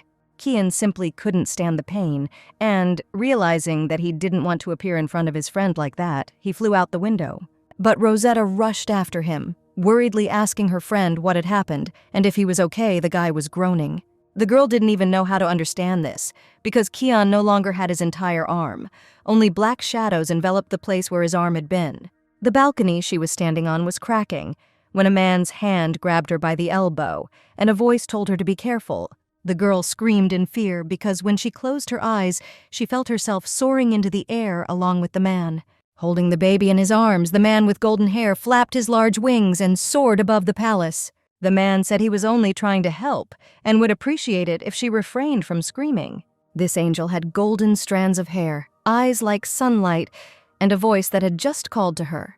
Rosetta looked at him in shock and asked with disbelief, "That can't be, he's Logan." Angel just grinned. The next moment, the shadow hands of the stigmata reached out to them, but he destroyed them with the help of light. Rosie didn't care about the state of herself and the creature that held her. She was very worried about Kian. How the man then arrogantly called him a disaster and told Rosetta that this was his true nature. Rosetta looked at the ground in horror as one large shadow entity, the other side of Kian, spread across it. One day Kian told her that he was the one she knew. He wasn't the only one. Was that really what he was talking about? It is a formless and overwhelming vague, possessing all those qualities, an infinite darkness that goes beyond space. Then she asked why everything turned out this way, and the angel said that the ring that he had prepared in advance worked. This happened when she gave Logan's ring to Keanu, and this man intended to do so. But why would he do it? Enraged by the creature's behavior, she turned to him and, clutching the fabric of his clothes, asked why he had given her this ring. Why did he use her for such a purpose? Simply why? But the creature asked if she didn't want to see his true face. The next moment the shadows attacked again, loud blows were heard, but the angel defended himself with a shield. Then she raised her head and said that he was not Logan, and asked what this true face was that he was talking about. This was definitely not the story she knew, but what did it all mean? When did it all change? And what happened to the original? At this moment, the entire palace was in complete turmoil. It was an emergency situation. The Duke's shouts and orders were heard. He sighed heavily and sweated as he thought that suddenly the imperial palace was in complete chaos. He saw only minor destruction, and for the moment the emperor was safe. He was sure that Aaron would be fine. Nathan was in the hall right now, and Rosetta was with Lucas. Then Lucas came running, breathing heavily, and told his father that they were in big trouble, but the Duke didn't let him finish. All his thoughts were occupied with Rosetta. At the same time, the battle outside the palace did not stop. Without giving any answers, the angel was focused on the fight. Realizing that the ballast in the form of a girl was bothering her, he used magic to direct her to the ground, carefully lowering her, telling her to wait there. Taking out his sword, which he had been unable to use until now, he cut through the attacking shadow, and grinning and frowning at the same time, he said that it seemed to him that she had tamed it. Keon's voice changed with pain. His face expressed horror and irritation. He said that he could not understand. Hadn't an agreement been reached that they would stop interfering in the affairs of the land? The men locked eyes with menacing glances. And the angel asked how he dared to ignore their warnings and pretend to be human, hoping that they would simply watch. The girl, whose heart was beating wildly, watched all this, when Kian, holding out his hand to his friend, told Rosetta to come to her. But when Rosetta took a step, her path was immediately blocked by Logan's hand, who told her not to be deceived. He cautiously asked if she had seen everything. The creature said that he was a monster that kills people, and then Kian came into play. He asked arrogantly, "Who is lying here? Wasn't it he who was now trying to force a child who knows nothing to act as he wants?" The man with the golden hair frowned and told the king of Stigmata to stop wagging his tongue. He said that there was no one in this world more dangerous than him. Rosetta was excitedly thinking about what was happening now. Even though she was scared by Kian's appearance, she already knew about him, and she was much more worried about Logan. She couldn't believe that it was just a shell, like Kian's, but then where was the real Logan? The king of Stigmata tried to reason with the star, asking if he was accusing him without any evidence. Rosetta's eyes widened when she saw her friend's bloody hand and realized that he had not fully recovered. Kian himself said that there was no guarantee that he would not harm his girlfriend, especially since weak people perceive such things as a spectacle. And even then it was perceived this way out of a sense of duty. But he is different because Rosetta is more valuable to him than anyone else. And he will never harm her. Such words of a friend really touched the girl's heart, and it began to beat faster. After his speech, Kian extended his hand again and asked Rosetta if she would come to him, since it was not safe with the keeper. The girl took another step towards him, but Logan stopped her again, reminding her of his true nature and telling her not to listen to his words. They both tried to convince her that perhaps neither of them were a threat to her. Then she had a good idea. The next moment, the girl moved away from the two guys and stood between them. Kian worriedly told Rosetta that it was dangerous there. But Rosetta, confident in her actions, told both of them not to come closer, pursing her lips as she looked at her sworn enemies. At the same time, the knights were already finishing with small stigmata, and one was frightened by Lucas's form, mistaking it for a stigmata. After this, the Duke approached the middle children and asked Lucas if he had found Rosetta. Nathan said that she was nowhere to be found. The younger one also did not feel her scent. Having heard this depressing news, the Duke thoughtfully fell silent, lowering his sad eyes to the floor. After that, he said that since all the stigmata were destroyed, he would try to search for her with his magic and entrusted temporary command to Nathan. He asked his son to pass everything on to the deputy commander when he arrived, and he thought how strange it was. Was it related to Rosetta's awakening ceremony? But it's dangerous if she's still on the palace grounds. The Duke began to use his magic, but something was blocking it and dissipating it. He thought what kind of nonsense this was. His guardian star has the most powerful magic and has knowledge of all magic. But if he cannot pass, then there is someone whose abilities are stronger. At the same time, Rosie said that she understood the reason for Logan's actions, but was it really necessary to go to such lengths? She asked. The guy still looked at the girl with distrust and even some irritation. not understanding what was wrong with his actions. The little girl hung her head and said there was definitely another way, asking how he could put other people in danger. Kian supported his friend and excitedly told the keeper that he hadn't done anything he didn't like. And the fact that the stigmata jumped out was not his fault, and there were almost none left around, he returned everyone back. Logan thought about it and softened. And again, noticing her friend's hand covered in dried blood, Rosetta worriedly asked Kian if he was okay. The King of Stigmata smiled broadly and was touched by his friend's concern and, saying that he was fine, asked if she was worried about him. But then Logan turned to Rosetta. He said warily that she, having seen his essence, was not surprised and asked if she really knew about it. Frowning, Rosetta said that he himself told her that he was the King of Stigmata and asked Logan who he was. Looking at the girl with irritation, the angel finally gave in and sighed heavily, admitting defeat and guilt. He admitted that he thought she would figure it out right away and decided to first explain the situation to her. Stretching his hand forward, he changed his voice and glowed golden, asking the children of the earth not to be afraid, saying that the darkness had receded and they could be calm. After this, the noble ladies and gentlemen who remained in the hall loudly exclaimed that the Sun King had saved them. They could not believe it. Rosetta turned sharply towards the voices coming from the palace, her eyes widening when she heard them call him. Smiling at his friend, Logan, who was the Sun King, asked if she had now received an answer to her question. Then it was his turn. Squinting his eyes, which changed color from sky blue to gold, he asked how much she knew, addressing her as if she were a child from another world. The girl froze in horror. Goosebumps ran across her skin and she broke out in a cold sweat. The guardian star knew that she came from another world. Her body was shaking in fear, her head was not working, and seeing this state of his friend, Kian gently touched her elbow, calming her down. The next moment, his expression changed dramatically, and, frowning, he asked what the point of this was and what this nonsense was. Logan looked at Kian with disdain and asked how he dared to compare him to a creature like him, how they stood together. Smirking, Kian told him he was wrong and asked how he thought he had become someone else once he was free. After a long silence, Logan extended his hand and asked Rosetta to come to him. He just wanted to talk to her. What did he want to talk about, she thought, pursing her lips. As she understood, his goal was to show her the essence of Kian. But why didn't the heavenly crown show itself at the same time?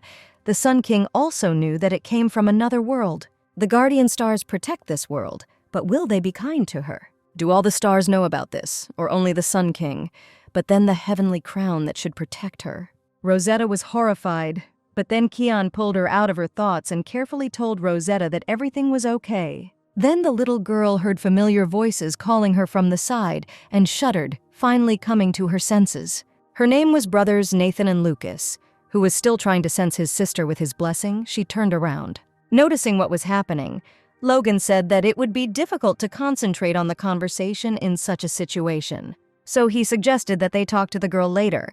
She tensed when he came closer and squeezed his elbow. She wondered if it would all end that easily, and then what his opinion of her was. Here, distracting his friend from her unfavorable thoughts, Kian extended his hand to her and, smiling, offered to take her to her family. He advised her to close her eyes if she was afraid. And lo and behold, the next moment they were transported. After making sure his friend was okay, he lowered his head and asked for praise. Rosetta stroked his head. Today she felt both guilty and grateful, and all this was being watched by Logan, who had already taken the form of a 7-year-old boy. And while Rosie was still confused about who was in front of her, he asked his sister if she would take him back home with her. She had completely forgotten about it, but now she understood what he meant when he said that they would talk later. But before she could recover from her thoughts, Nathan flew into her arms, almost knocking his sister off her feet. Having assumed his normal form, Lucas pulled her cheeks and asked if the pee was okay. Nathan the executioner asked what happened and where she was. While the girl was trying to say that everything was fine, she saw Aaron and Dad running towards them worriedly. Now all the emotions she had experienced during this time came flooding back to her, and tears formed in her eyes. This situation was similar to the one when she was kidnapped, and when she saw her family, her soul felt lighter and tears flowed by themselves. The Duke took his daughter in his arms. She cried and hugged his neck tightly.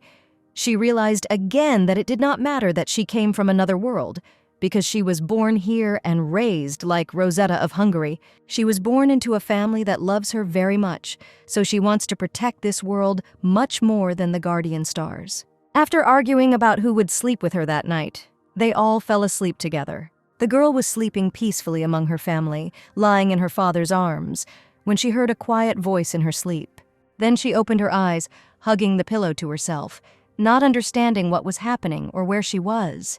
She clearly remembered that they were sleeping together on the same bed, and then Logan appeared from behind and said, smiling, that he was here. In her mind, she asked what had happened, and the angel said that he had called her into his own space through her dream.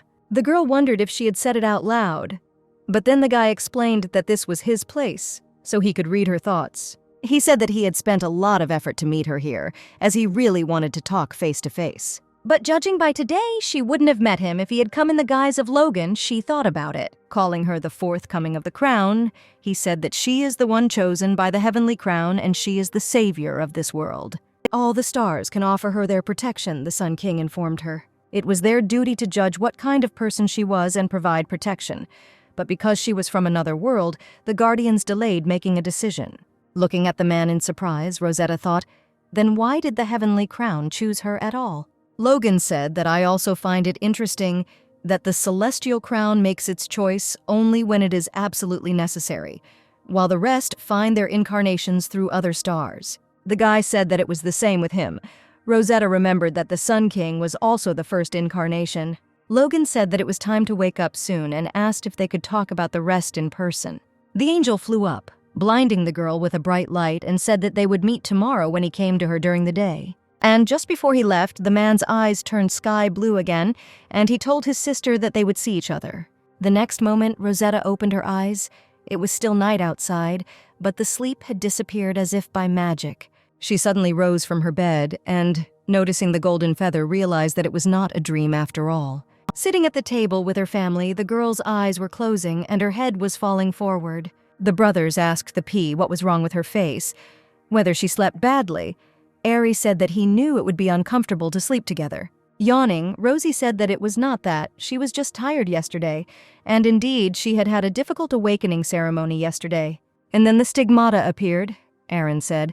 Lucas suggested that she sleep some more, but she said that she was fine. This feeling of tiredness was different from usual. Perhaps it was because she met him in a dream. The Duke told his daughter not to think about anything and to rest, and when she felt better, they would return home. Despite talking to Logan, the Sun King, she was confused as she became the fourth incarnation of the crown. Covering her mouth with her fist, Rosetta asked her father if she could do nothing, even if the heavenly crown had chosen her. Henriette said that if there were people who wanted to put the saving of the world on a child like her, shame on them. Rosetta was very touched by her father's words and his concern for her, and a blush appeared on her cheeks. Turning to his sons afterwards, the Duke also said that this concerned them too. They should rely on him and he would do everything. They all had to remain children. Everyone was in shock, but Rosetta liked what was happening. The atmosphere was even too good. Noticing his sister's smile, Nathan asked why she was smiling, and the girl happily said that she just liked it. After dinner, the girl returned to her room and tiredly plopped down on the sofa, wondering how this had even happened. The celestial crown was always mentioned when talking about the guardian stars of Henrietta and Lucas. But why did it become involved? Besides, Kian said that he lives in place of the deceased crown prince. But then what about Logan?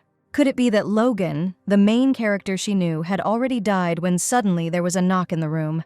Molly, the maid, entered the room and worriedly apologized to the lady, informing her that Mr. Logan had arrived to see her. Afterwards, the children moved to the table, where the maid placed sweets. The children thanked her, and then Molly left. After a short silence, the boy smiled and thanked her for agreeing to meet with him, and asked how they should start the conversation. The girl looked at her friend, who was the King of Heaven, with distrust, still tossing and turning in her thoughts. After that, she asked him to tell her about what happened. Laughing, the boy asked her not to be nervous and to speak informally. He agreed and suggested that we relax first. But in reality, yesterday he was just feeling out information about another world. He thought about it during the ceremony and asked if other worlds existed, and at that moment she realized that he had been fooled. Then what was that, she thought? He was just checking her out. which meant he didn't know anything specific about her. The novel she read and everything she knew about this world, there is a high probability that he knows none of this. She thought she just needed to be more careful with her words. But Logan said with admiration that her face instantly changed. And smiling sweetly and propping his cheek with his hand, the guy with golden hair said that he came here because of her. The girl looked at the guy in shock, and he squinted and said that given her age, it all started 8 years ago. He knew that something had appeared in their world, but he couldn't find out exactly what it was. Given the long history of this world, there were many contradictions. Something appeared and something disappeared. Their task is to lead this world maintaining stability, but the guardian stars have long since become free beings. And the ways to influence this world were limited, so they had to intervene personally. But this was a matter that they could not foresee, and he borrowed a human body and descended to Earth.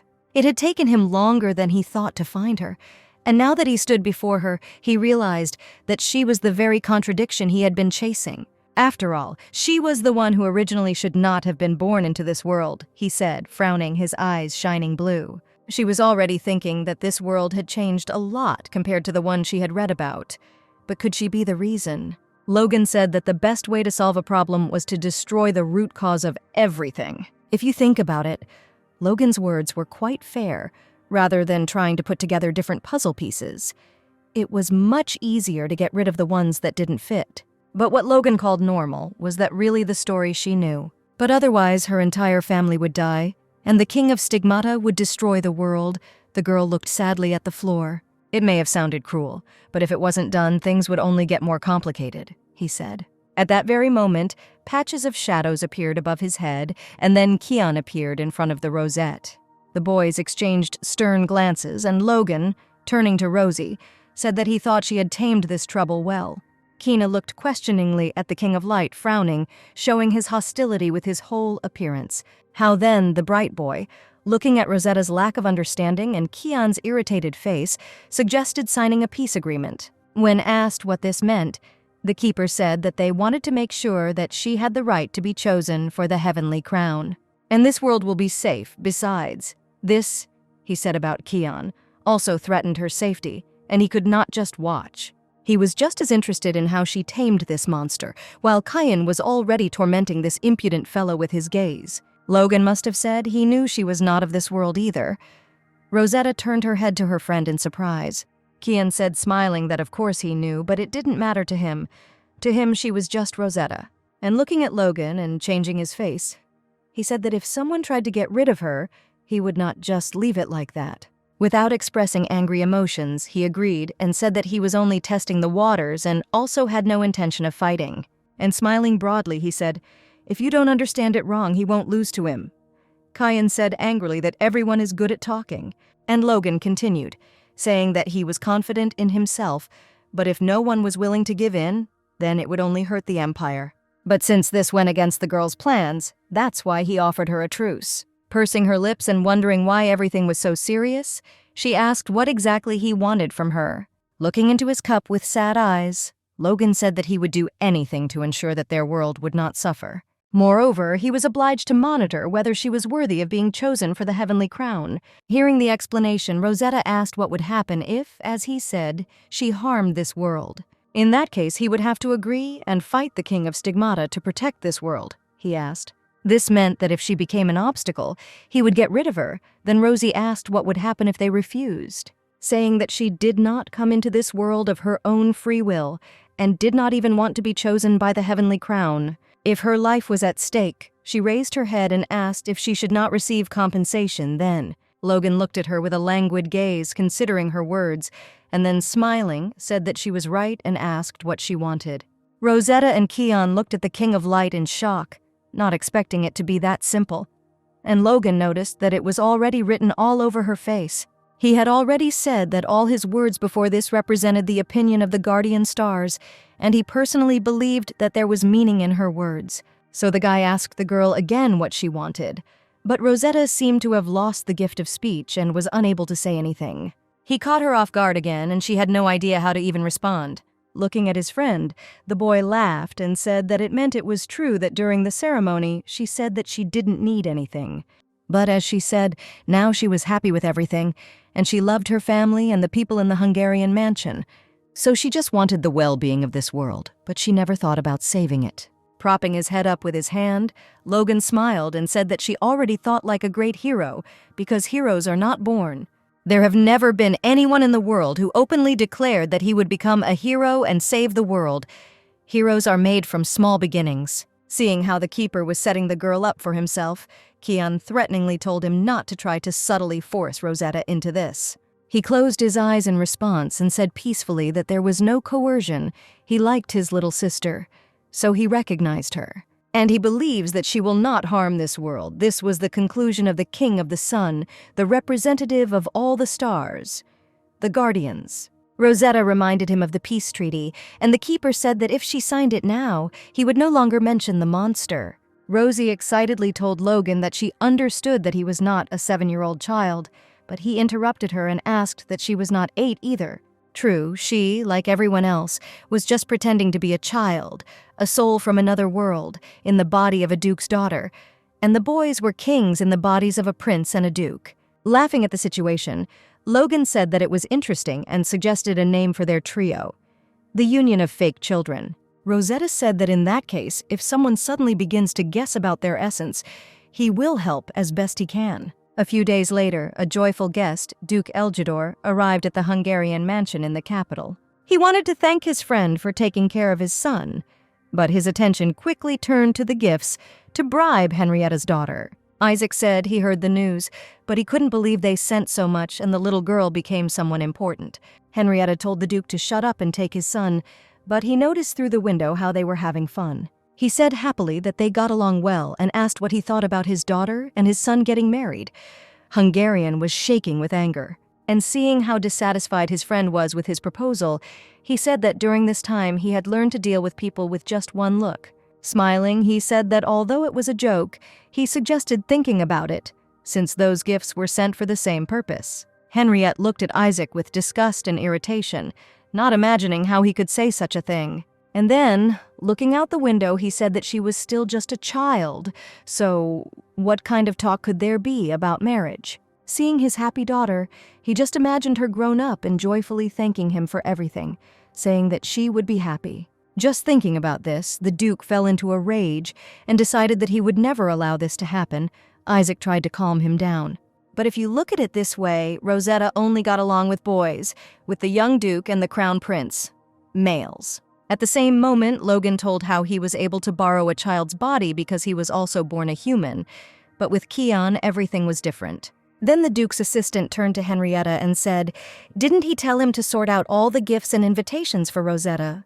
That was true, but it seemed like he needed to read the letter in person, since it was an invitation from the Duchy of Boskol. Isaac asked what was written there, and Henry, who had unpacked the letter, said that it was an invitation to a banquet on the occasion of his daughter's birthday. By the way, he suddenly thought, isn't her daughter 1 or 2 years older than Rosetta? That's right, the Duke had a great idea. It would be better if she also got a girlfriend. At an organized meeting, the Duke told his subordinates to focus on the harvest first and foremost, and said that that was all he had to do. The marquises and counts were leaving the office one by one when his lordship, just before leaving, called out to Marquis Astelon. The man said that he was unable to attend the princess's birthday banquet, so he wanted to convey his congratulations to her. Henriette looked at the man with irritation and said with disgust that it had been said from the very beginning that everyone should only speak on business. The smile fell from the Marquis's face, and he said that he simply wanted to sincerely congratulate her, but the Duke noticed that he had no business at all. He assumed that he was a member of the Great Parliament, but Astelon vehemently denied it. Then the Duke told him to act properly. He narrowed his eyes and said that if people saw him here at such a time, they might think that he had come to ask him something. The Marquis thought he had heard that the Duke was softening when it came to his daughter, but apparently it was all a lie and he remained the same. As he noticed the plaster on the Duke's hand, he wondered how this monster had gotten hurt. How could such a wound have been received at a banquet?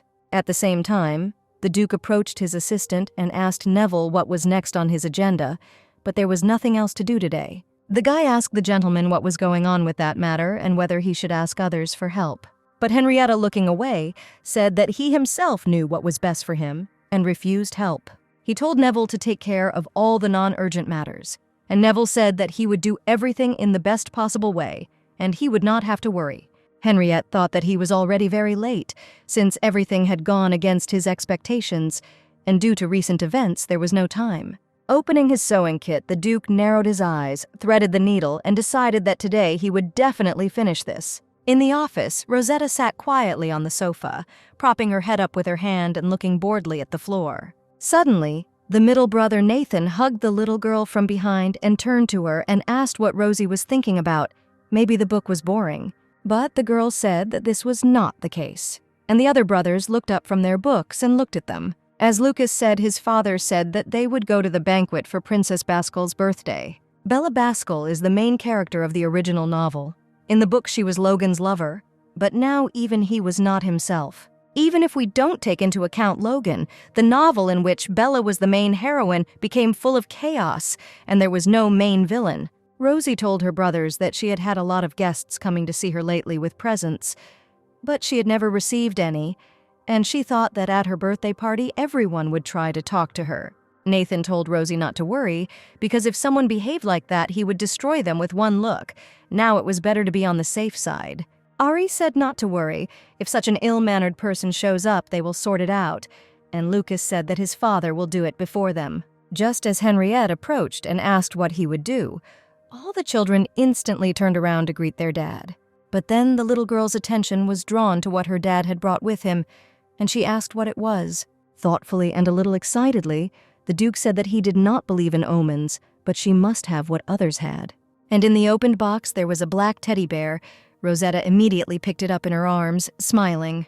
But then Rosie noticed that this toy was similar to the one Bella had in the original story of the novel. It was a fateful toy that parents personally made for their children who had gone through the ceremony to wish them well. All the children couldn't believe that their dad had sewn it himself. All attention was riveted on his hands when Rosie asked what was in the other boxes. And after that, Henrietta gave the homemade stuffed toys to his other children, Lucas and Nathan. He said guiltily that he had failed to take care of this during their awakening ceremony. That's how it was, the girl thought, during their ceremony. Dad was in seclusion for a long time because of his injury. But now there was an awkward atmosphere between them because they didn't know how to react and just froze. Looking at the toy again, the little girl approached her dad and, as if setting an example, she took his hand and thanked him. Hugging the teddy bear, she said that she really liked it and that it was the best gift she had ever received. It was not an exaggeration, but her sincere words made her happier every time she thought that her dad made it for her personally. How did the rest of the brothers, starting with Lucas, who sheepishly covered his face with a bear, and ending with Nathan, thanked Dad? Henriette smiled happily, his soul warmed by the praise and joy of his children, and his labors were not in vain. As Neville left to work, he told the Duke that his master had to sort out some pending matters, but he diligently ignored him. And Rosetta drew the brothers' attention to the fact that if you look at them that way, the bear cubs were very similar. Then she noticed that Nathan's teddy bear had one heart-shaped button and a different fabric. But as soon as the older brother Aaron heard what his younger brothers and sister were discussing, his eyes opened wide. She asked Nathan to wait and picked up his green teddy bear, and then he definitely understood something. Mom asked Aaron which one was prettier, and the boy, hugging the teddy bear, asked if he should choose, since it was for Nathan. The girl replied that Mom and Dad chose for him, and he would choose for Nathan, and asked him how he liked the idea. Then Aaron would excitedly ask what Nathan would choose for Lucas, and his mother would tell him he was right. But then the boy became interested in who Lucas would choose buttons for, and the girl, smiling sweetly at her son, stroked her belly and said that Lucas would choose for her, and that was where the memories ended. Nathan, looking at his surprised older brother, asked him what was there and what the problem was. After that, the guys came to Aaron's room, and he took his beige teddy bear out of the white box. Rosetta noticed and enthusiastically said out loud that this teddy bear was exactly the same as Noddy's. After comparing the two bears, whose buttons were even the same, Nathan asked his brother what it was. But interrupting the younger one, he answered with sadness in his voice that it was his mother who did it. Rosetta thought clearly. It was when her brother was 8. Aaron said that when he was little, he helped with the selection, and his mother asked him to choose the fabric for Nathan's toy.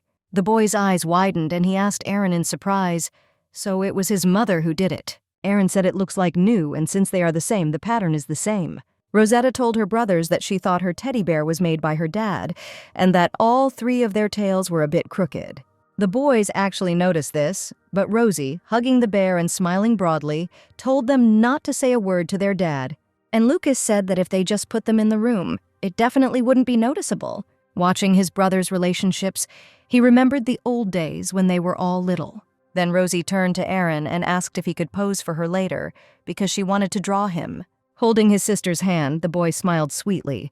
A blush appeared on his cheeks, and he said that it was a good idea. The next moment, the other brothers told their sister that they too wanted to pose if she needed it. But then Nathan suggested that they all get together and ask the artist to paint a picture of them all. And everyone agreed. Sitting opposite her father, Rosetta told him that she was trying to make friends with Lady Bascole and asked what to do if she was courted. Then she suggested that maybe she should take a partner with her so that they wouldn't pester her.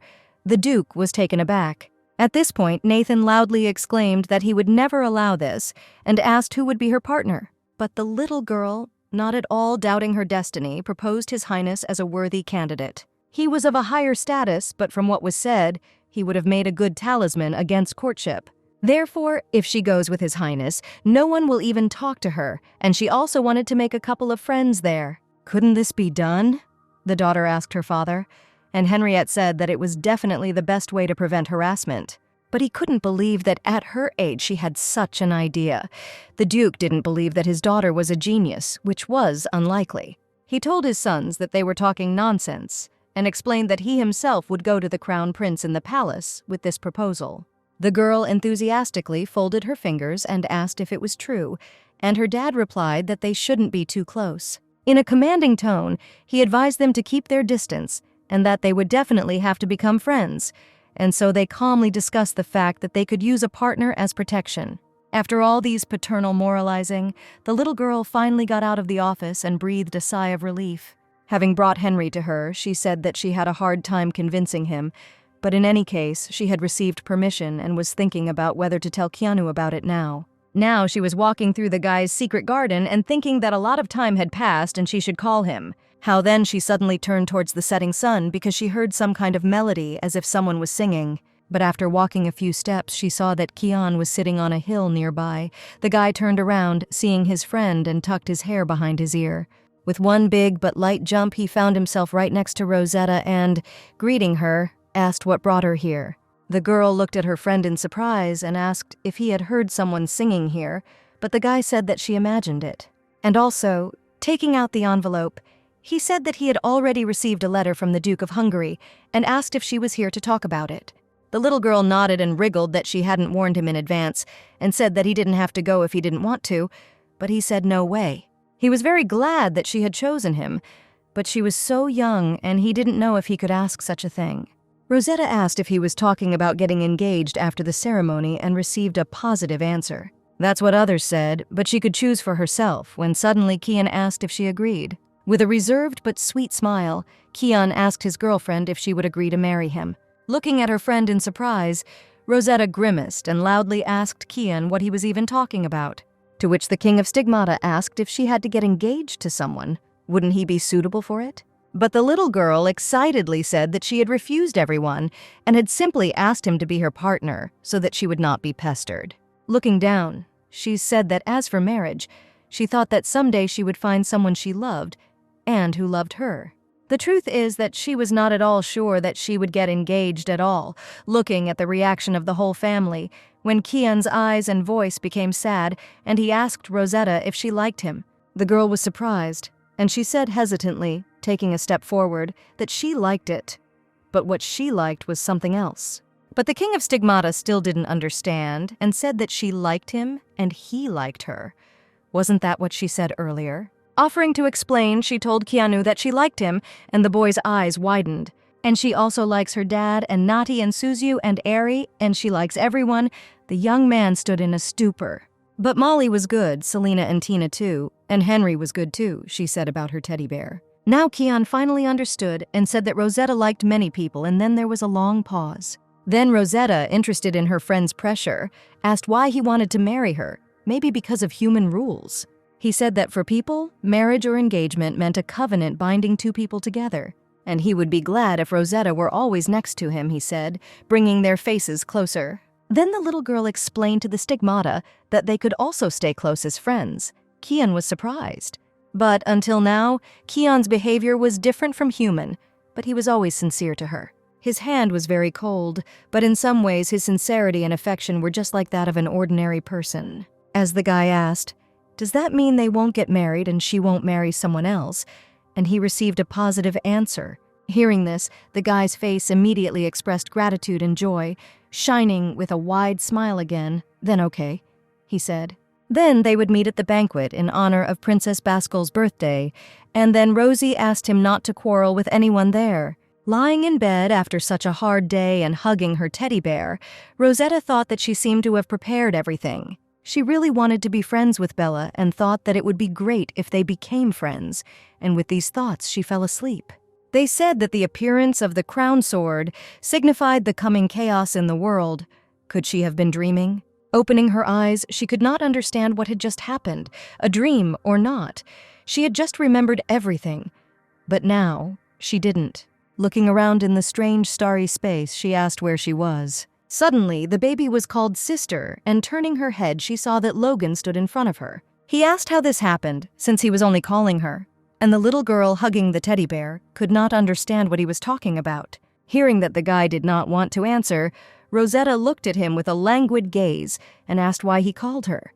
The angel smiled nervously and said that she shouldn't look at him like that. Her words hurt him. He said he wanted to give her his blessing, but Rosie said she thought he was just hiding from her. But Logan laughed and said he needed time to think and hoped she would understand. Here, taking his friend by the hand, he said that the Sun King gives her his blessing, and now she is under his protection. She is noble, wise, and brave. After this, the little girl looked in surprise at her hand, which was shining brightly with rainbow colors. After that, she stretched out her hand in surprise and asked Logan what kind of blessing it was because she didn't feel anything.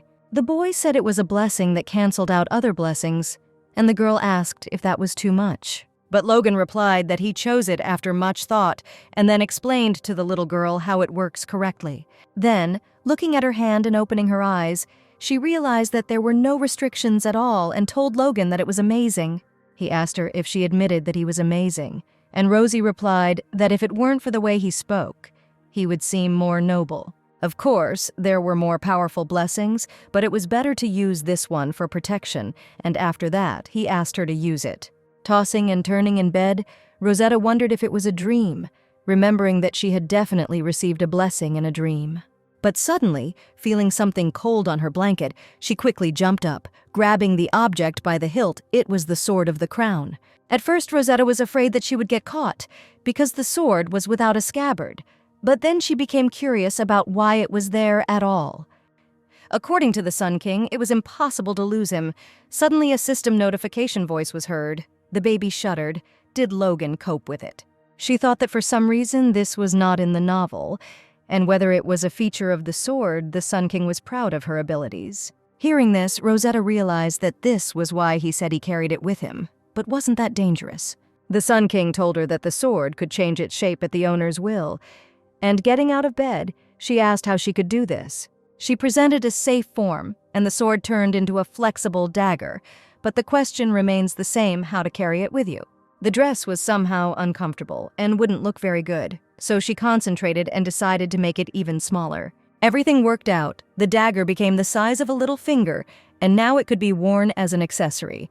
The Sun King applauded her standing. At the same time, the Marquis talked to his son and told him to be careful and not to catch the Duke's eye. He asked his father to give him a little more time.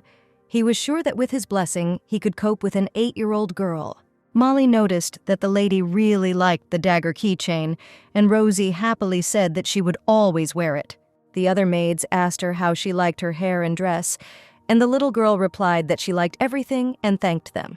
Finally, Duchess Bascul's birthday arrived, and since the place of celebration was far away, they decided to use the magic circle. The brothers called their sister to them, and running into this tense atmosphere, she asked His Highness to take care of her. Kian was as friendly as usual, unlike her family, and Rosie thought that if only nothing happened between them. In the Duchy of Bascul, the butler met them and thanked them for the journey they had made, and asked them to make themselves at home. He said that His Highness the Crown Prince and even Duke Eljador were also staying here when asked if they were alone here. Seeing the beautiful garden, the little girl asked her dad to go and look at it, because only they and Logan's family were staying there. Smiling, the Crown Prince told the Duke that everything would be fine, and, pointing to himself, said that he would accompany her. Hugging his sister from behind, Nathan asked His Highness if he should rest, hinting that he should leave, and Rosie said that they could take a walk together. Exhaling heavily, the Duke said that the servants would take their things and said, when they had played enough, they would return to the house. He needed to meet with Duke Baskal. Having run away with Kian to the beautiful flowers, she called her brothers and pointed out to them what beautiful roses were here. Older brother Aaron asked Rosie not to run so that she wouldn't fall, and Nathan admiringly pointed out other beautiful flowers to his little sister. At this time, Lucas looked away indifferently, and then told his brother that he would go look around. Ari asked if he should go with him, but he replied that he was no longer small enough to be protected and went in the direction he was looking, and it seemed to him that something had happened here. A red-haired girl sitting in the bushes talked about her birthday, burying her head in her knees, pressed to her chest. The people at the estate talked about the upcoming banquet of their duchy, but what interested them most was the Duke of Hungary and his daughter. They believed that they could get to him through his daughter, and talked about how the Duke rarely came from the south and only recently began to appear. At this time, Bella was coming down the stairs and heard all their conversations, but it was her birthday, and not even a word about her was heard. Of course, she was glad that her mother decided to throw a banquet in honor of her day, but she had to refuse and tell them to just celebrate with the family as usual. As she heard footsteps approaching her, and the next moment a boy with pink hair asked who she was, Bella raised her head sharply. Looking at the boy in surprise, she thought that no one was allowed here, but if he was a guest, then he couldn't see her like this. She thought about what to do. Looking at the girl with confusion, Lucas wondered if it shouldn't have been just them and Duke Eljador here. How then he decided to ask the little girl if she was lost. Rarely raising her head, Bella said that she was lost, but sharply said no. Hearing the answer, Lucas asked why she was crying here then, but the next moment he noticed a red bruise on her leg. The next moment the guy took something out of his chest pocket, and the girl's cheeks flushed and she shuddered and looked down. Lucas tied a white scarf on her leg and asked if she felt better now.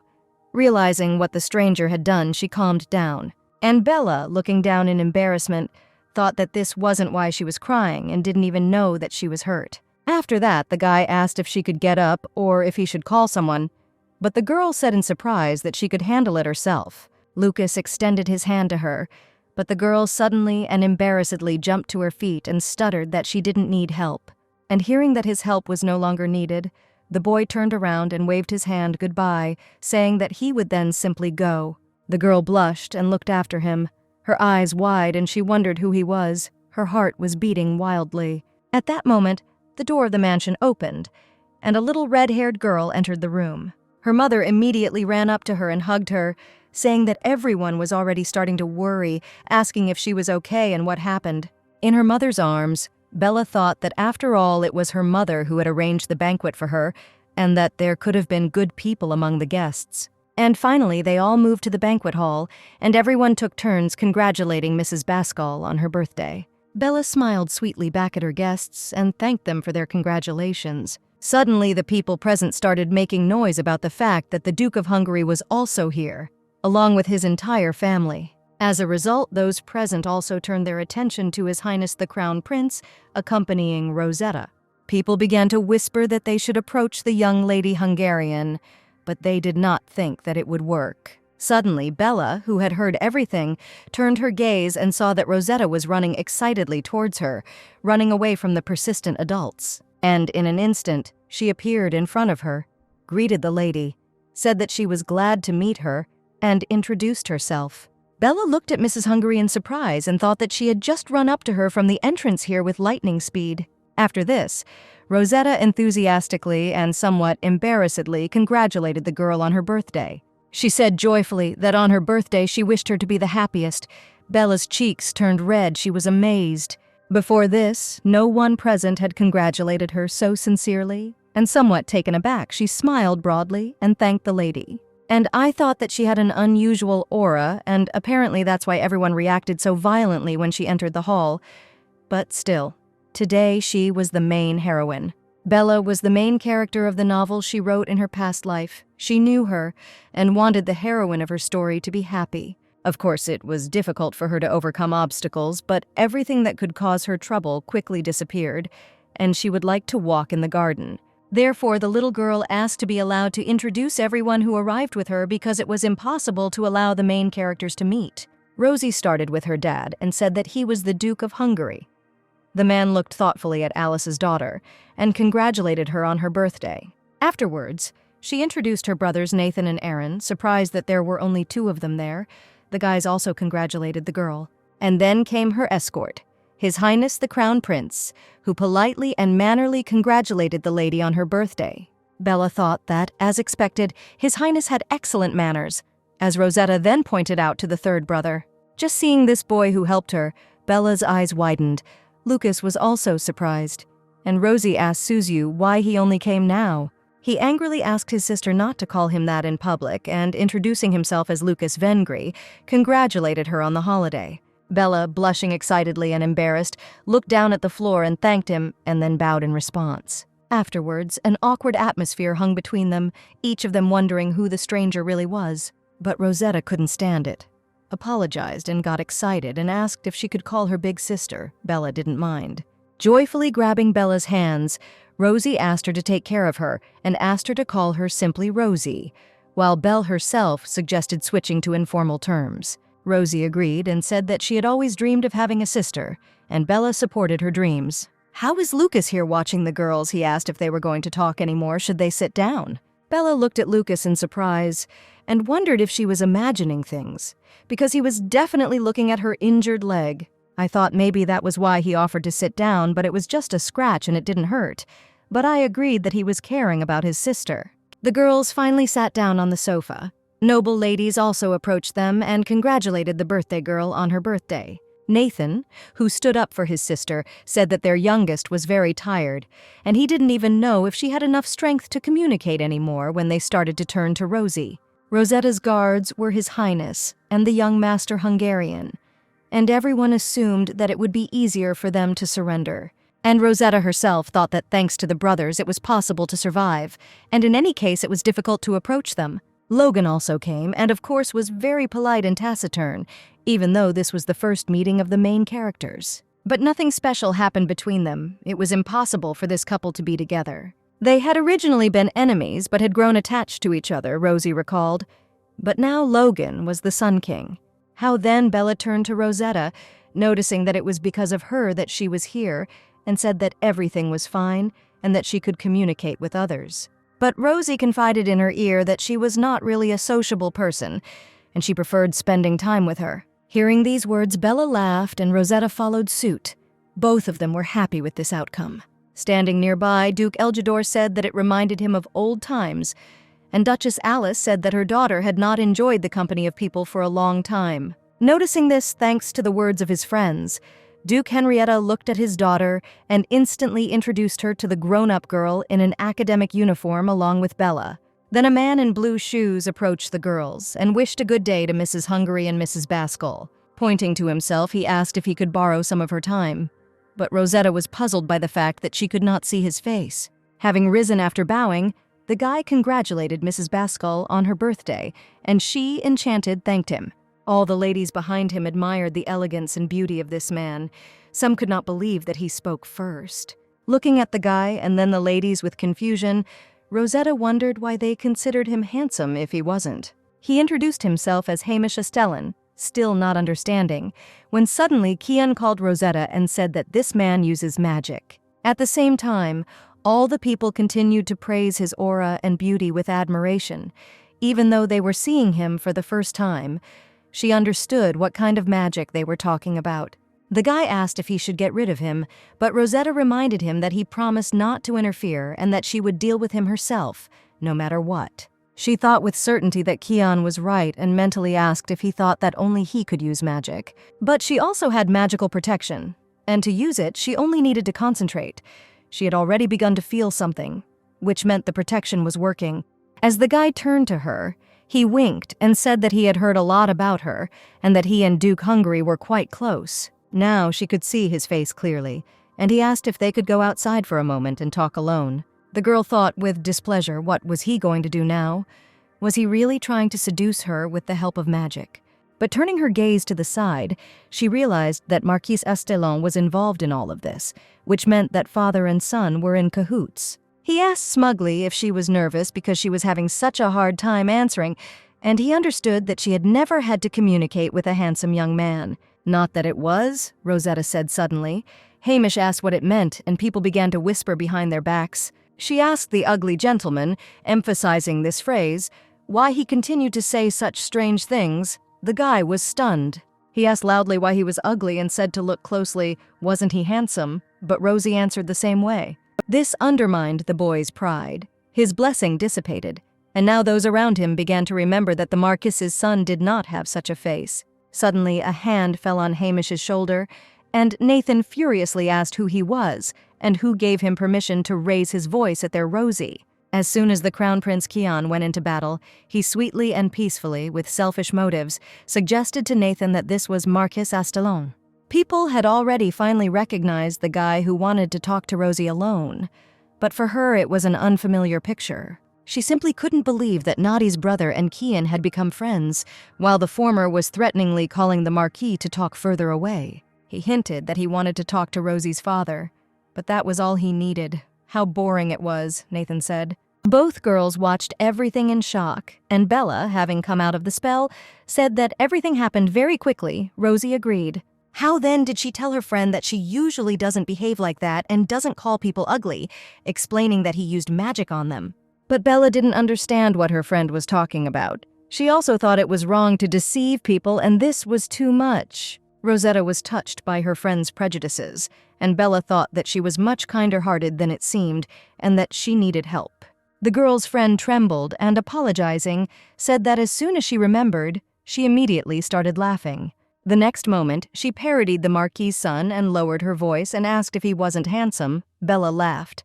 Adjusting her hair, Rosie repeated the phrase he had said, that she had never had to communicate with handsome people.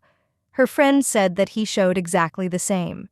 Bella's mother observed this and said about Rosetta that she really did look like her mother. And looking at her friend who was dealing with the Marquis' son, she said that Henriette had also changed a little. Isaac asked if she thought so too. He himself was also surprised by his changes, when suddenly he decided to offer her an adventure. And so, 2 weeks later in the Duchy of Hungary, Henrietta, cursing and discontentedly asking everyone who decided to organize a hunt on foreign territory. All the dukes gathered in the forest with their children. At this time, Rosetta praised Bella's outfit, and she praised her costume.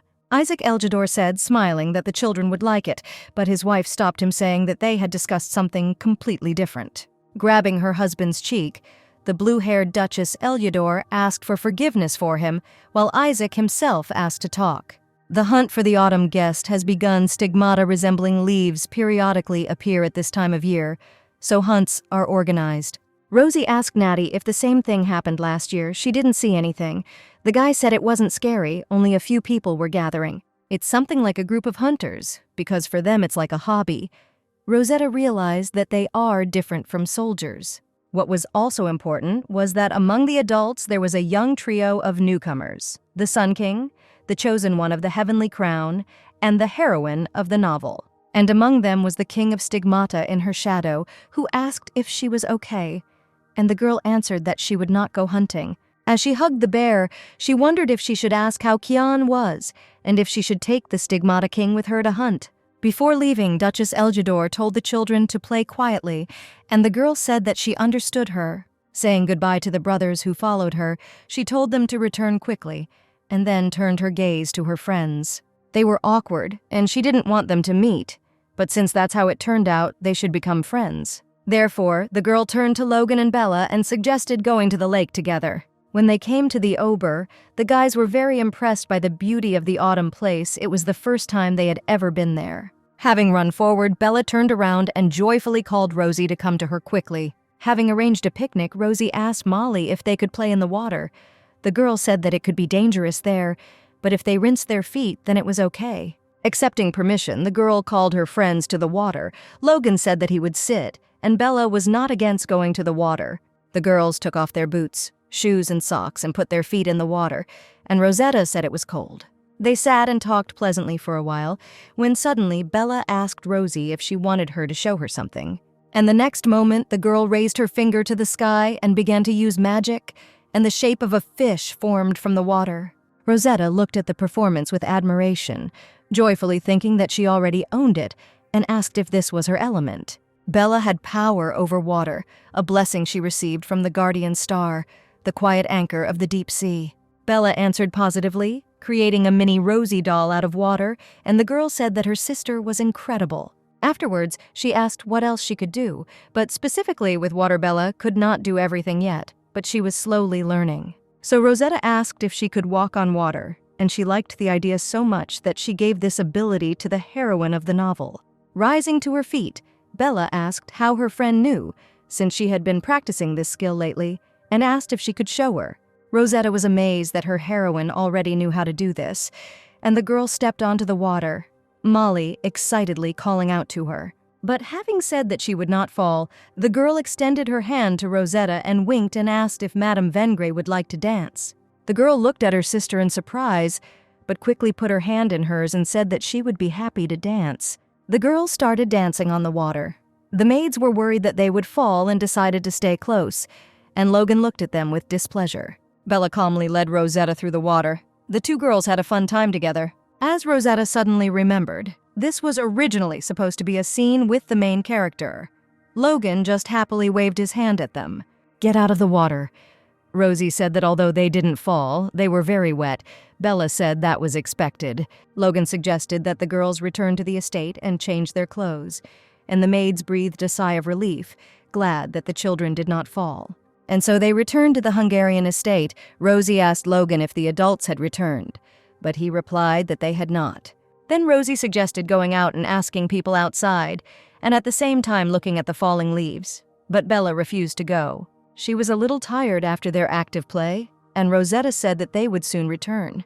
The girl happily saw them off. Walking through the forest, Rosetta said that here the trees are already turning different colors, since Hungary is a cold place, and winter comes here earlier.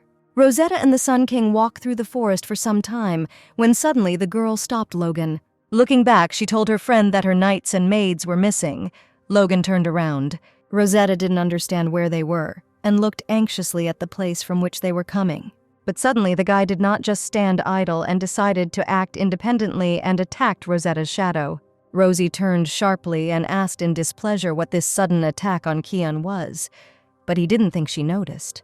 The King of Stigmata appeared behind his friend and asked if he hadn't said that he would never do anything that could harm Rosie. Burning the stigmata with his gaze, the keeper asked what he was talking about, and he frowned and replied that he wanted to return everything to its place. Suddenly the girl, seeing how the situation between her friends was heating up, grabbed both of them by the hand and squeezed them hard. She said that they had already discussed their quarrels and that they should have become friends, and in general did they know what was happening now.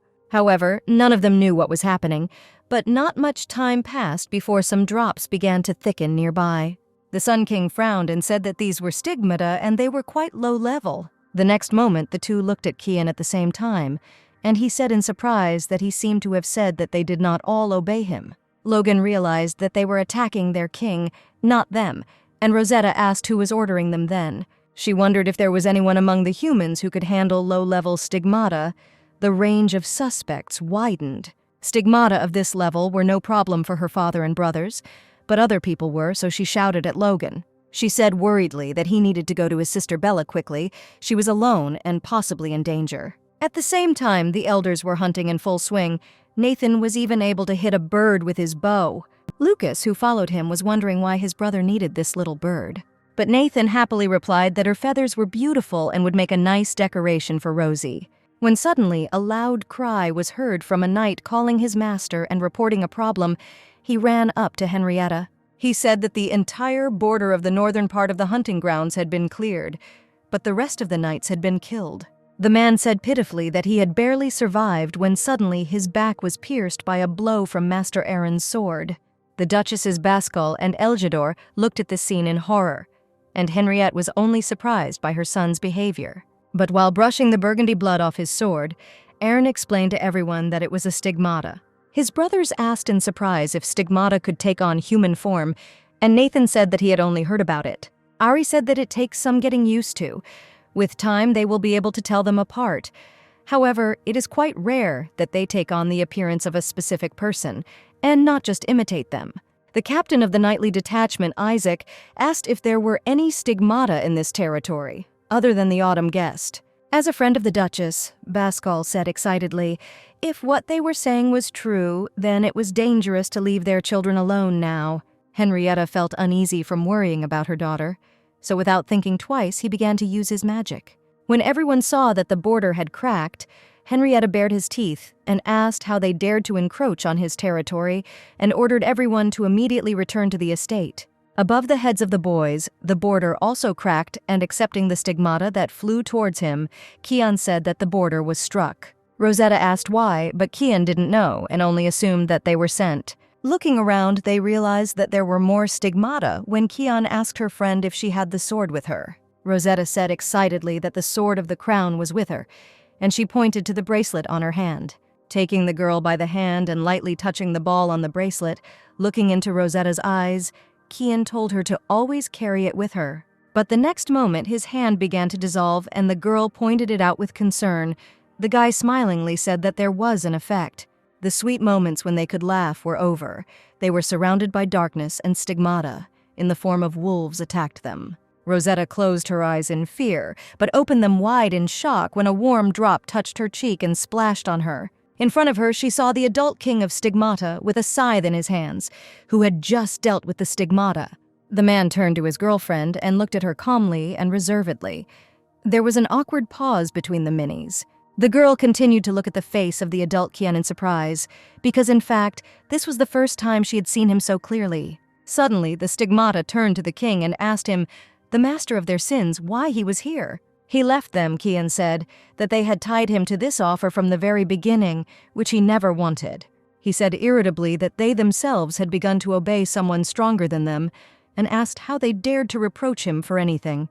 Rosetta was stunned. She did not understand what Kian was talking about, while the stigmata continued to form a new shape. Dark, shadowy hands reached out to the girl and, turning to His Majesty, they asked him to give her to them. They said that they needed her. If he abandoned them, they would also renounce him and tear her flesh. Kian again cut the monsters with his scythe. He was very angry, and with a furious look burning into everyone, he said irritably, "Just try to do it." Then, at the side of them, the silhouette of a werewolf began to form, indicating that the king who had left them had returned. Seeing this creature, Rosetta thought with concern that this stigmata looked different, like an animal, but its appearance was close to human. A battle ensued between the man and the stigmata. The entire space was enveloped in darkness, and Rosie was blown away by gusts of wind. She thought that before, the stigmata could be struck with just one blow, and she didn't think that it was really that strong. Suddenly, she looked around and realized that new low-level stigmata were forming near her. Looking at the clumps of shadows now, they seemed definitely calmer to her when suddenly Kian called out to her. He said loudly that he would be away for a short while and asked his friend not to go anywhere. She said that she would do everything possible. Rosetta looked at the bracelet and thought that she couldn't rely on Kian all the time, and realized what his touch to the sword had done. Since there was no need for any special skills or abilities, she could generally handle weak slimes on her own. As the Sun King said through the system window that the guardian stars would help her, Rosie was glad that Logan had appeared. She asked him what was going on with her sister Bella, and the Sun King said that everything was fine. The girl was happy. Suddenly, several more voices were heard. A woman with silver hair was worried about her. A hunter in the deep forest supported her. A knight in shining armor was about to help her. She heard all these names for the first time when the knight asked her to raise her sword. Apparently, these guardian stars were now watching her, and, following the star's request, she raised her sword. The next moment, the girl was attacked by a slime, and she fought it off by swinging her sword. It worked. However, a hunter in the deep forest advised her to be careful, and looking around, Rosetta saw how many of them there were. Then the knight in shining armor decided to give her advice, and strange arrows appeared above the girl's head. At first, she didn't understand what it all meant, But then the stigmata began to approach her again. And then the girl, listening to the voices, realized that she needed to repeat these movements with the sword and how to move. Having exactly repeated all the movements given by the keeper, and having cut the stigmata, she looked at the sword and wondered if she really had talent. But then a hunter in the deep forest asked the girl to be careful, and Rosetta turned sharply, but now she knew how to move. The knight in shining armor rejoiced at her success, and the girl successfully cut the slimes, destroying the stigmata. Breathing heavily, she realized that that was all and there was no one else when she turned her head. Kian appeared not far from her. He also finished dealing with the stigmata that had attacked them. However, his face was different. It was not ordinary and emotionless. Now there was sadness on it. It seemed like he was even saying something, but she didn't hear what exactly when she heard the singing that she had heard before. Kian said that those he saw today showed signs of having acted on the orders of the man who created them, but he was different. Stigmata said that he made a deal with the sorcerer, and all he had to do was bring this girl, and she knew that he would be here. But he became weaker, since he was still talking to someone like him and then asked His Majesty what he wanted. Even now, he couldn't erase any specific memory, and Rosetta, watching from the side, couldn't understand what they were talking about. Finally, the king exchanged a few more phrases with his subordinate, and after that, the stigmata's head flew off his shoulders. Kian's face had been filled with sadness the entire time, and even when he killed the stigmata, he couldn't even look at it, looking away. Rosetta was a little scared when Kian turned around and approached her, asking if she was okay and if she was hurt. Still stuttering, the little girl, not accustomed to such an image of a friend, said that she was not hurt at all. Realizing what was wrong with his friend's suspiciousness, he apologized and asked if his actions had frightened her. He said that he would immediately return to his smaller form, but Rosetta interrupted him and said that everything was fine, and with a trembling hand, she took hold of his cloak. In fact, she was very scared, but Kian did it to protect her. So she admitted that it was hard for her to constantly look up because of his height, and asked her friend to kneel down. The king of stigmata immediately obediently fulfilled his friend's request and asked shyly if it was okay. Finally, seeing the face of his friend, Rosetta took a handkerchief out of his pocket and said that his face was dirty and wiped with blood. Having finished the business, the little girl put both hands on the guy's cheeks and looked into his face, and then said that he was handsome, even as an adult. She thought that last time she hadn't had time to take a good look at him, and now she hadn't had a chance to look at him because of the battle. But he was handsome, albeit cold, and Kian was surprised and asked if she really liked him. And Rosetta, smiling, answered that even very much. Blushing a little, and putting his hand on Rosie's hand, he said that it was good. Suddenly, a worried Duke appeared from behind a tree, breathing heavily and leaning against the tree, calling for his daughter. Kian, who was now in his true form, looked around in surprise, and Rosetta stuttered and asked Dad, not believing that he had come. Frowning and seeing the ambiguous scene, the frightened Duke asked Rosetta who it was. Kian had already risen from his knees and covered his friend with his body, but the girl stopped him. However, the Duke, not hearing the answer, decided to act and instantly created many magic circles, shouting at the guy to move away from his daughter. Kian looked down on the enraged Henrietta, while Rosetta begged Dad and Kian to stop and not fight. As Kian stopped all this with one swing, he again used the technique to stop time, making the world around him gray. Rosetta looked at her dad in surprise, who instantly froze, shouting something and frowning, worried about his daughter. At that moment, the king of stigmata, smiling slightly, told his friend not to worry. He remembered the promise he had given her. He said that it would be better to erase his memory of meeting him, and having done the job, said that she could handle the rest herself. The girl did not understand what Kian meant about the rest, but he, without giving an answer, returned again to Rosetta's shadow. The next moment, the world regained its color, and the Duke called Rosetta and shouted that he was telling her not to walk alone. The little girl shuddered.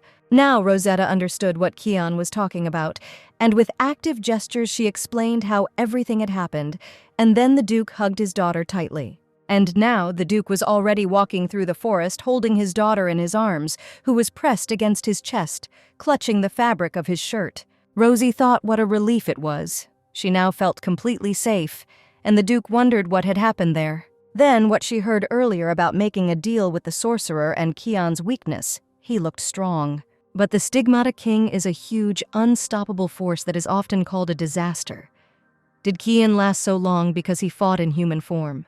But finally, they arrived at the Duchy of Hungary, and Rosetta finally breathed a sigh of relief for the past day. The adults talked for a while and then left, saying that they needed to clean up the aftermath of the incident and conduct an investigation. After them, the older brothers also left, and they were left alone again. Then Rosie asked if this wasn't a kindergarten. Hearing the unusual phrase, Bella asked her friend what it meant. And the girl, forgetting that there was no such word here, said that this was a place where children should be watched. Here, Lucas, who remained with them, turned to the P and asked discontentedly to be able to distinguish, since he was not responsible for it. Rosetta said sarcastically and guiltily that it was so, and she herself thought that adults would not agree with this, but Lucas was proud of himself. Here the girls began to play with their toys, introducing Henry to Sasha and Bella the bunny to Rosie the bear. Watching his sister and her friend, Lucas thought they were playing well, and it was much better than playing with these guys all the time, by which he meant Logan and Kian. The girl with red hair and sea-green eyes kept glancing at Lucas during breaks in the game. When Rosetta asked Sasha on behalf of Henry what they would do and suggested eating, Bella on behalf of Sasha agreed. After placing the toys together, the girls noticed that they were holding hands, and then Rosetta suggested marrying them. But then Bella, as if these words had become a trigger for her, said that she didn't want to. Rosetta was surprised.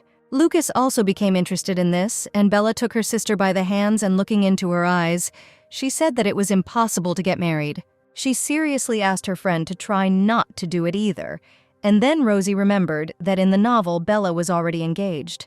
So she asked her friend if she didn't want to get married at all, and thought that when it came to that, questions were natural.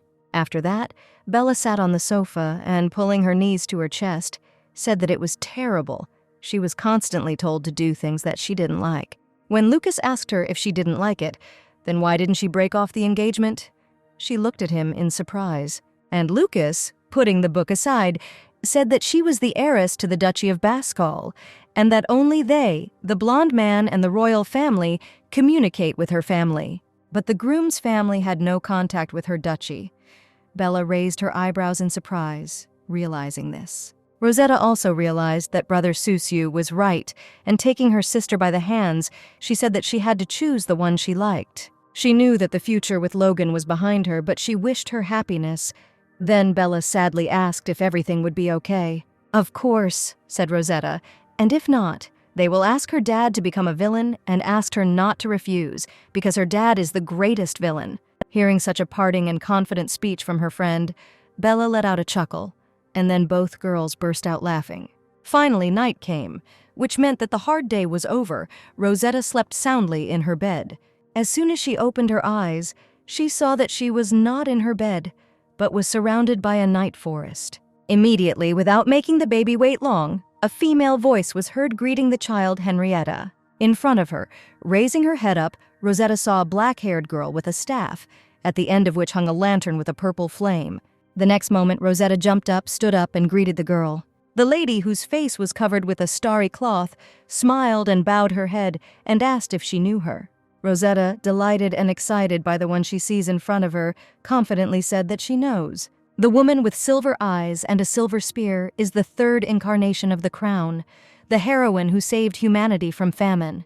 And she was also Daddy's guardian star. Their meeting was clearly different from the one with the Sun King. She was wondering what it would be like to meet her dad's friend when the girl let out a laugh and said that she had interesting thoughts. At first, Rosetta was surprised by what the keeper was talking about, but quickly closed her mouth, remembering that they could read minds. Then the girl with silver eyes asked Rosetta if she knew why she was looking for her. The girl with pink hair looked at the keeper in surprise and asked, maybe in order to protect. Smiling, she replied that it was so. She kept thinking about what kind of blessing to give her so that it would be useful, because that time it was dangerous. That's right, Rosetta thought. When the stigmata attacked her, there was also a woman with silver eyes and a spear among the guardians. She said gently that she would probably face even greater difficulties in the future. She asked her to be strong and waved her staff with a lantern. The girl was surrounded by a warm flame, and she rose above the ground. So Rosetta was given a new blessing, the keeper smiled sweetly, and the girl was delighted. The woman said she hoped this blessing would help her in her mission. Rosetta looked at the shining hand. Over the next few days, the adults gathered together to investigate what had happened in the forest. But since it became impossible to continue the hunt, everyone dispersed, and the children said a sweet goodbye to each other. Rosetta thought she felt empty because they were having so much fun, and then everything changed in an instant. But if it weren't for the attack of the stigmata, her mood would not have been spoiled. She irritably asked who did this and why they did it. When Kian, who appeared from the shadows in the form of a slime, said that it was Marquis Astellon, the girl could not believe that it was true. How then, she asked Kian why he came, because she didn't call him today. He needed to warn her. The guy said he knew what she asked and asked if he should leave, but the girl happily said she was bored and suggested they play. She asked if what he had said earlier about the Marquise was true, and upon hearing a positive answer, she asked how he knew about it.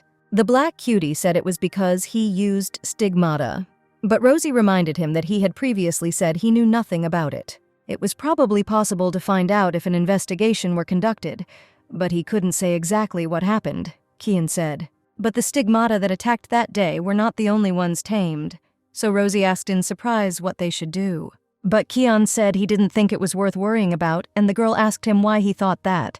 And the guy said that they started to dispose of the generated stigmata and thought that they were digging their own grave. At the same time, the Duke received the documents. Neville said that for the rest, he would need a little more time. There was no hard evidence yet, and he was nervous if they had a little more physical evidence. When a knight entered the office and told the gentleman that they had found the Marquis of Astellon, the Duke grimaced. Kneeling before the Duke, the Marquis told his master that he had managed his subordinates poorly and asked him to forgive him. Neville, who was standing behind the Duke, was wondering why he should admit this now, Henriette asked. So according to him, they knew nothing about the sorcerer doing whatever he wanted behind his back. The Marquis was ashamed to admit it, but it was true, and he could not imagine that something like this could happen. Seeing this miserable liar, Duke Hungry asked how he knew it was him. The Marquis said that he had been acting very suspiciously for the last few days, and he became curious and had his subordinate follow him. He thought that he needed to remain calm when the Duke asked irritably, so he killed him on a whim, and then came to ask him for forgiveness. But the Marquis said that he had no choice. Unlike the Duke, he was an ordinary man, and he could not deal with him in any other way. He didn't know what would have happened if he had let things slide. Neville thought he had timed his excuse well. He personally came and knelt down with apologies. If they accused him without solid evidence, all those close to him would be agitated. He probably already destroyed all the evidence they could find before coming here, and the scapegoat was the sorcerer who was simply carrying out orders. The Duke asked how a common sorcerer dared to attempt on the lives of 3 dukes, and the Marquis said that he held a grudge against the princess. He said that she had cruelly refused his son's proposal. But the Duke knew that this was the Marquis's purpose and looked at him with disgust.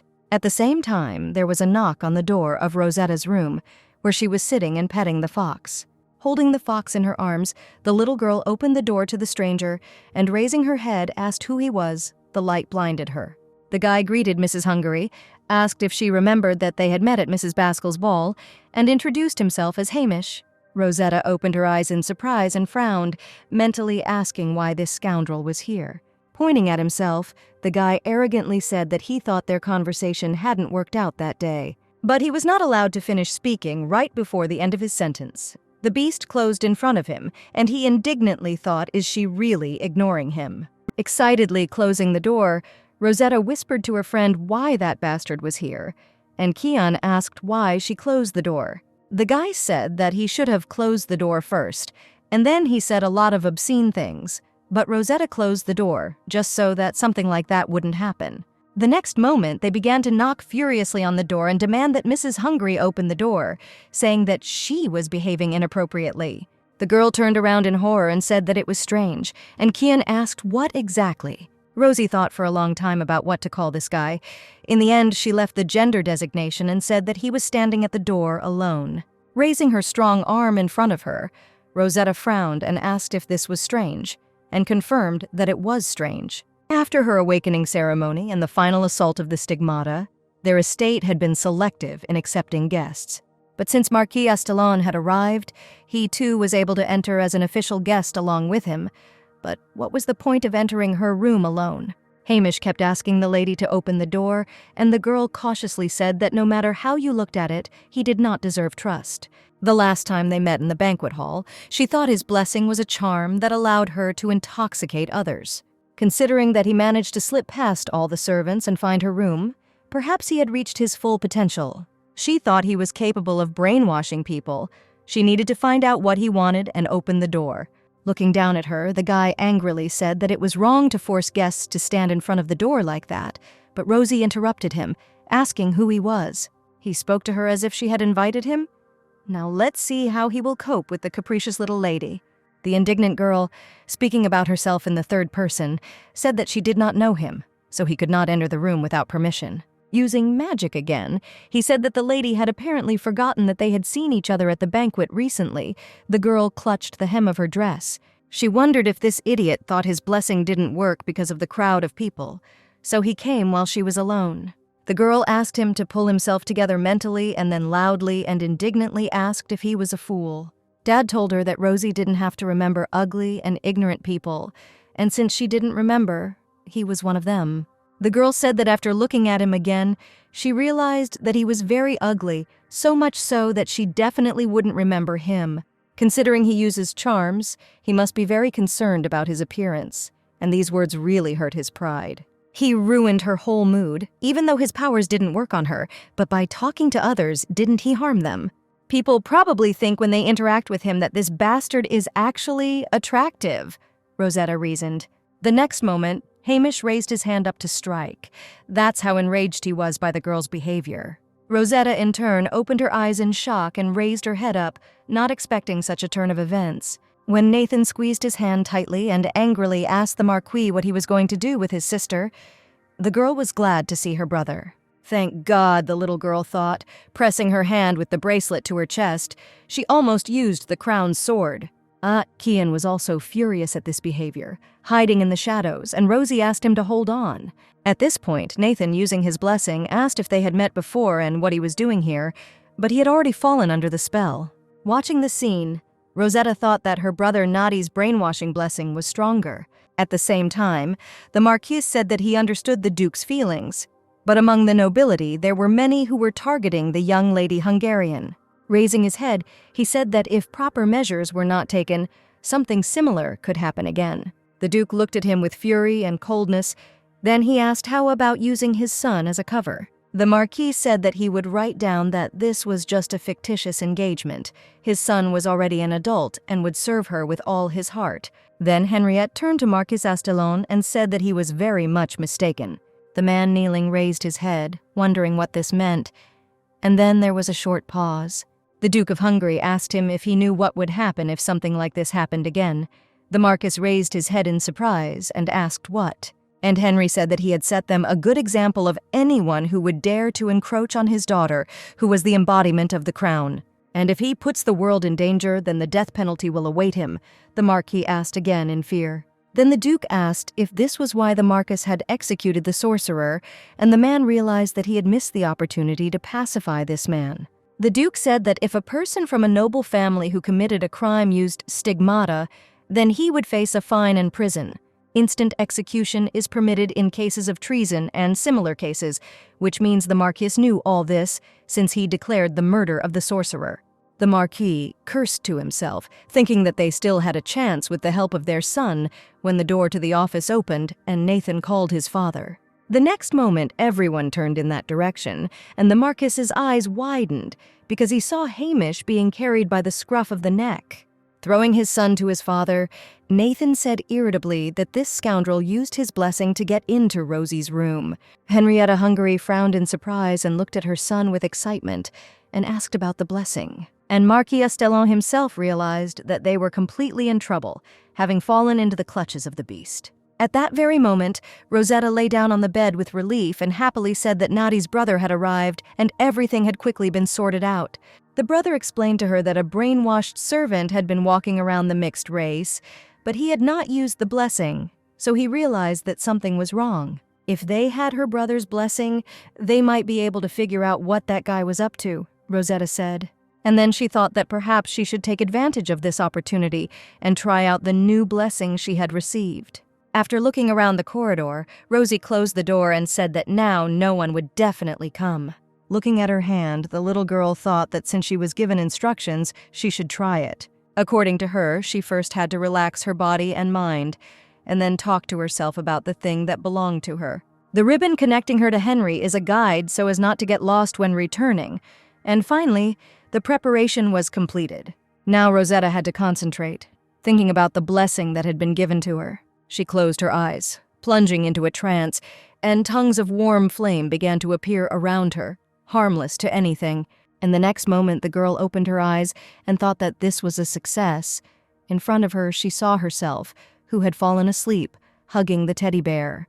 The blessing was that her soul had the ability to enter beyond the body, which serves as a limiter. It was possible, but one had to be careful when using it and return to the body no more than 24 hours.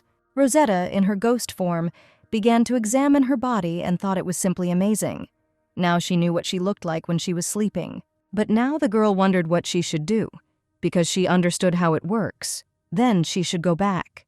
But suddenly, she remembered the situation that had happened and realized that her father and brother would try to hide everything from her. However, Rosetta was curious about how this whole situation ended and decided to find out a little about it, flying out of the room. Flying past the servants, the little girl became more and more surprised each time and became convinced that no one really saw her. While flying, she still could not find the Marquis and wondered if the sentence had already been passed and he was now in prison. But then she heard someone's voice and flew in that direction.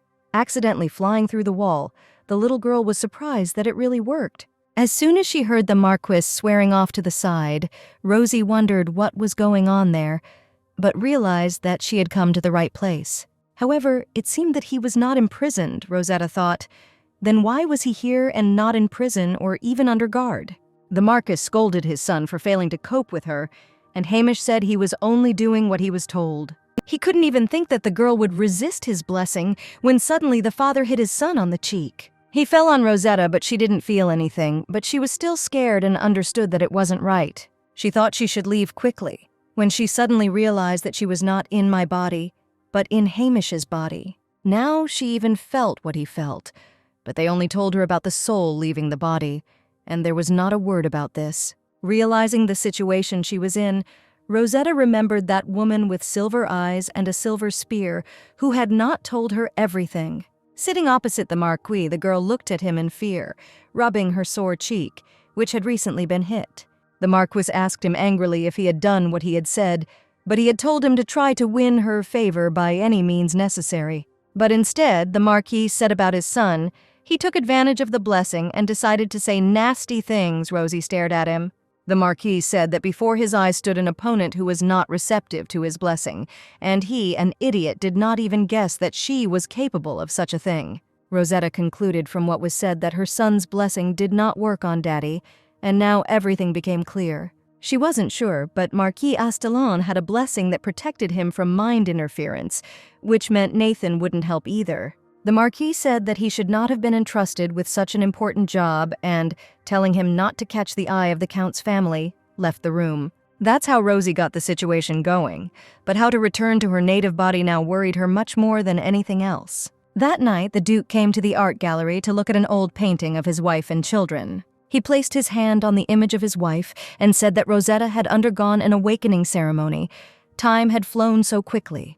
Looking at his wife, he said that he wished she were there, because every day he looked at the dictionaries on her copy and was very sad. Clenching his hand into a fist and putting his head to the portrait, the lonely Henriette quietly said that he missed her very much and said the end of her name. Having put aside his sorrows and finished his meeting with his late wife, the Duke carefully left the picture gallery. But before he could come to his senses, he saw the silhouette of a guy nearby, so he loudly asked who was there. The young man sweated profusely and shuddered nervously. The young Marquis, whom he had scolded along with his father a couple of hours ago, turned around at his question, moonlight shining from both of them. How the little girl, excited and scared, loudly called out for her dad, but did not take into account the fact that she was in Hamish's body. The Duke, who had just been called Pope by a stranger, was shocked and offended, not understanding what was happening. Rosie had completely forgotten that their estate was under a spell that would lead you astray unless you were a person of the Duchy of Hungary. She had been wandering endlessly for a long time now, and was wondering how the hell she was going to get out of this body. Suddenly, a painfully familiar voice came from behind her, asking who was there, and Rosie turned around, seeing her dad. Unable to restrain herself and completely forgetting whose body she was in, the little girl screamed, putting the Duke in a difficult position. She realized that she needed to quickly explain why she called him Dad, but suddenly she realized that she could not speak. Waving her arms, the girl moaned anxiously and wondered why she couldn't speak. Could it really have been her father's blessing? The Duke asked irritably how he dared to call him that, whether he had still not come to his senses and wanted to attack his daughter again. But Rosie, who was trying to convey something to her father with gestures, thought that everything was completely wrong, but did not even understand what to do when suddenly she was pulled by the collar. Marquis Astellon asked the Duke if his pathetic son had done something disrespectful again. Henriette said he didn't know, but it was clear he wasn't happy about being caught and asked if this was another one of his plans.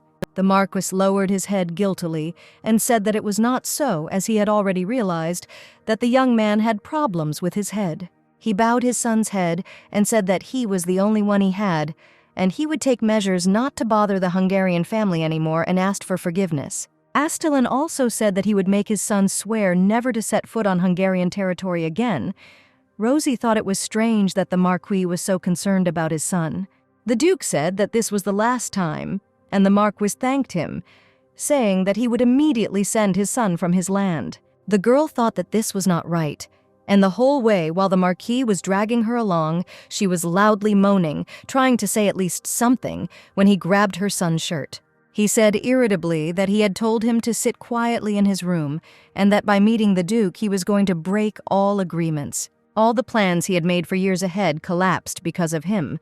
The Duke limited his blessing, and also forbade him to set foot on their territory, and he had to accept it. The feeling of discomfort she felt was because the Marquis pretended to be a loving father, and even now his son would be punished for him. His son, even with the blessing of his brother Nathan, did not confess to anything, which means that it was he who single-handedly planned the attack of the stigmata. But at the same time, he, the Marquis, so brazenly asks her father for forgiveness when she wrote the real novel, she imagined him as an ordinary villain.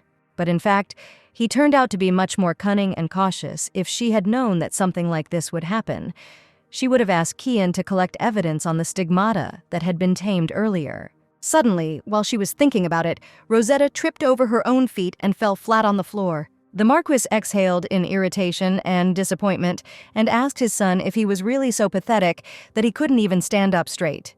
The next moment, the girl in her own indignant voice said that this was not at all true. She was simply not used to the length of his legs. Suddenly, Rosetta, hearing herself, realized that she had risen from Hamish's body and looked in surprise at her familiar little hands. Moving away from the body so as not to enter it again, the girl happily thought that she had finally returned. But now she was worried about how this happened. She entered his body when she touched him in a state of mind, and she left it when she fell, which means that the entrance and exit were connected with physical interaction, as Hamish had already managed to wake up. Rosie thought that this blessing of not allowing speech would pass by the end of the day, and there should be no problems, which was good. Here, the Marquis told his son that he had prepared an estate for him outside the territory in which he would live, and ordered him to go there. Frowning, he said irritably that it was only natural that a man who had been disowned by his family could not return to the main estate. At this time, Hamish, who still did not understand anything and was unable to speak, continued to mumble. The girl watched. And then I thought that the man whose blessing was limited and who was disowned by his family no longer posed a serious threat. But on the other hand, the Marquis had lost nothing at all, hiding behind his son, and Rosie didn't even know what else to do. I thought that I needed to be more careful in the future, and remembering the time I realized that it was time to go back, since I had already found out everything. One day, Rosetta ran out of the room when Molly called out to her mistress and gave her the forgotten notebook. Having given it to the lady, Molly said that she could carry them. But Rosetta said that since they were hers, she would carry them herself and go to the second floor. On the day she entered someone else's body, A woman with silver eyes appeared to her in a dream and apologized with a silver spear. She decided to try again, following all the instructions, but before trying the blessing again, she decided to first conduct an investigation. She needed to prepare for the lesson Milady Alice had said last year that her comfort should be the top priority. And so she followed her advice and rested, but now she decided to start attending at least light classes. After classes, the lady came to the Duke, and he asked what she wanted to tell him, whether his daughter really had problems with her studies. Lady Linda told Henrietta that, of course, the lady was doing a great job with everything, and her attitude towards her studies was only pleasing. She lowered her head and explained that some of the results from the strength tests had worried her, and she thought he should know about them. The Duke of Hungary looked at the governess with questioning and interest, and asked what kind of tests they were. At that time, Lady Lynn told her master that the lady could not use her blessing. In this world, to use magic, you need to have several abilities: sensitivity, circulation, and manifestation. So, although the person has excellent innate sensitivity, its strength and circulation are much weaker, and manifestation is almost absent. For example, when you have a large balance on your account, but there is no card, no transfer, and no other way to withdraw money. So, Lucas told the P, she won't be able to use magic at all. Rosie asked if Brother Sushu could. Then the third brother said that no, but he had basic knowledge, but at home he had nothing to exchange it for. The little girl asked about her brother Nati, and he said that he attended several magic classes at the academy. Rosetta was surprised. Then Aaron said that there was no other choice to fight the stigmata. At first, Rosetta thought that she was not the only one, but now she could not believe that she was the only one who could not use her. The Duke helped to rescue the little girl from her troubled thoughts by placing his hand on his daughter's head. The little girl turned to her dad, and he looked at her tenderly and smiling, saying that all her characteristics were just like her mother's. Hearing these words, Rosetta became inspired, and smiling broadly, asked her father if she really looked like her mother. And the Duke, closing his eyes, replied that her mother also had sensitivity to magic. The writer raised her head and, putting her finger to her cheek, wondered what this meant. After this, Henriette darted his eyes around the room and said that she could see guardian stars, as well as other unusual phenomena. The little girl thought about it, because if you think about it, the maids said something like that to her when she saw the ghosts of the estate. Wait a second. She suddenly stopped herself. Was seeing unusual phenomena really a feature of sensitivity? How is this possible, she thought, covering her face with her hands and lowering her head, and the brothers immediately pounced on her with questions. Nathan said it was okay that she couldn't use magic. Dad said it was a small thing. Lucas agreed with them. Rosetta thought that she wasn't sad about that at all, but then Lucas said that she was also the embodiment of the crown, which meant she was already excellent. The Duke said that using magic on her own would be difficult, but she could always ask someone else for help. Henriette offered himself as a candidate, and the rest of the brothers followed suit. Rosetta thanked them all shyly, because that was what a family was for. But thanks to this, she doesn't need to undergo practical training in magic, but nevertheless, it was necessary to know the theory. She thought over the books. But then I realized that since nothing was working, I needed to have a little snack of strawberry cake. Walking along with Molly, she kept singing about him. When she asked if the lady loved him so much, and Rosetta happily confirmed it. Then the little girl and her maid saw the hated Marquis of Astellon, who bowed and greeted his mistress. Before she had time to think about why he was there, Molly covered the girl with herself and said sullenly that guests who had received permission could come to her. Then the Marquis said that he was well aware of the Duke's words and asked whether it would not be rude to accidentally meet the lady and not greet her. Rosetta tensed up and, hiding even more behind the hem of the maid's skirt, she looked at him sullenly, not believing in coincidence. The Marquis said that, to be honest, he was here to apologize for his son's mistake and also sent a gift for her. And if she suddenly gets bored, he can send his new son to her as a playmate. The girl indignantly asked which new son he was talking about, and the Marquis said that Hamish's actions could not be justified even by 1,000 words. He said he should have taken better care of his upbringing, and it was his fault as the head of the family. The Marquis sighed heavily and said that it was necessary to teach the child more strictly from a young age, who would eventually become the head of the family. Rosetta thought that seeing that she was communicating with children her own age, he decided to wedge a child of the same age in as a dirty trick. But she wasn't interested at all. Unlike his son, He's the type of person you don't want to mess with." Then Duke Henrietta appeared on the horizon and irritably asked the Marquis what he was doing there, since he had told him to go back. The next moment, the Marquis turned and smilingly told the Duke that he had simply met the lady on the way, so he greeted her. Rosetta saw how the man was trying to get out of it. She thought that she really didn't want to do this, but she had to, and she could afford it. The next moment, the little girl came out from behind the maid and headed towards her dad and hid behind him. And then she quietly said that he wanted to introduce her to his new son and would probably start talking about an engagement again. Having heard the explanation of the situation from his daughter, the Duke furiously glanced towards the Marquis, who looked at him in shock. As Rosie said, there was no point in telling him anything because she would grow up and marry her dad herself. At that moment, the girl squeezed her father's fingers tightly, and the Duke looked at his daughter with surprise and warmth. Rosetta looked at her dad with a smile and inspiration and thought how ashamed she was, but fortunately she was only 8. After this, Henriette picked up the baby in his arms and asked the Marquis if he heard her and said that he would let him go because he was in a good mood. Hearing this, the man sighed with relief and nodded his head and said in a trembling voice that then he would go. Rosie thought that was great.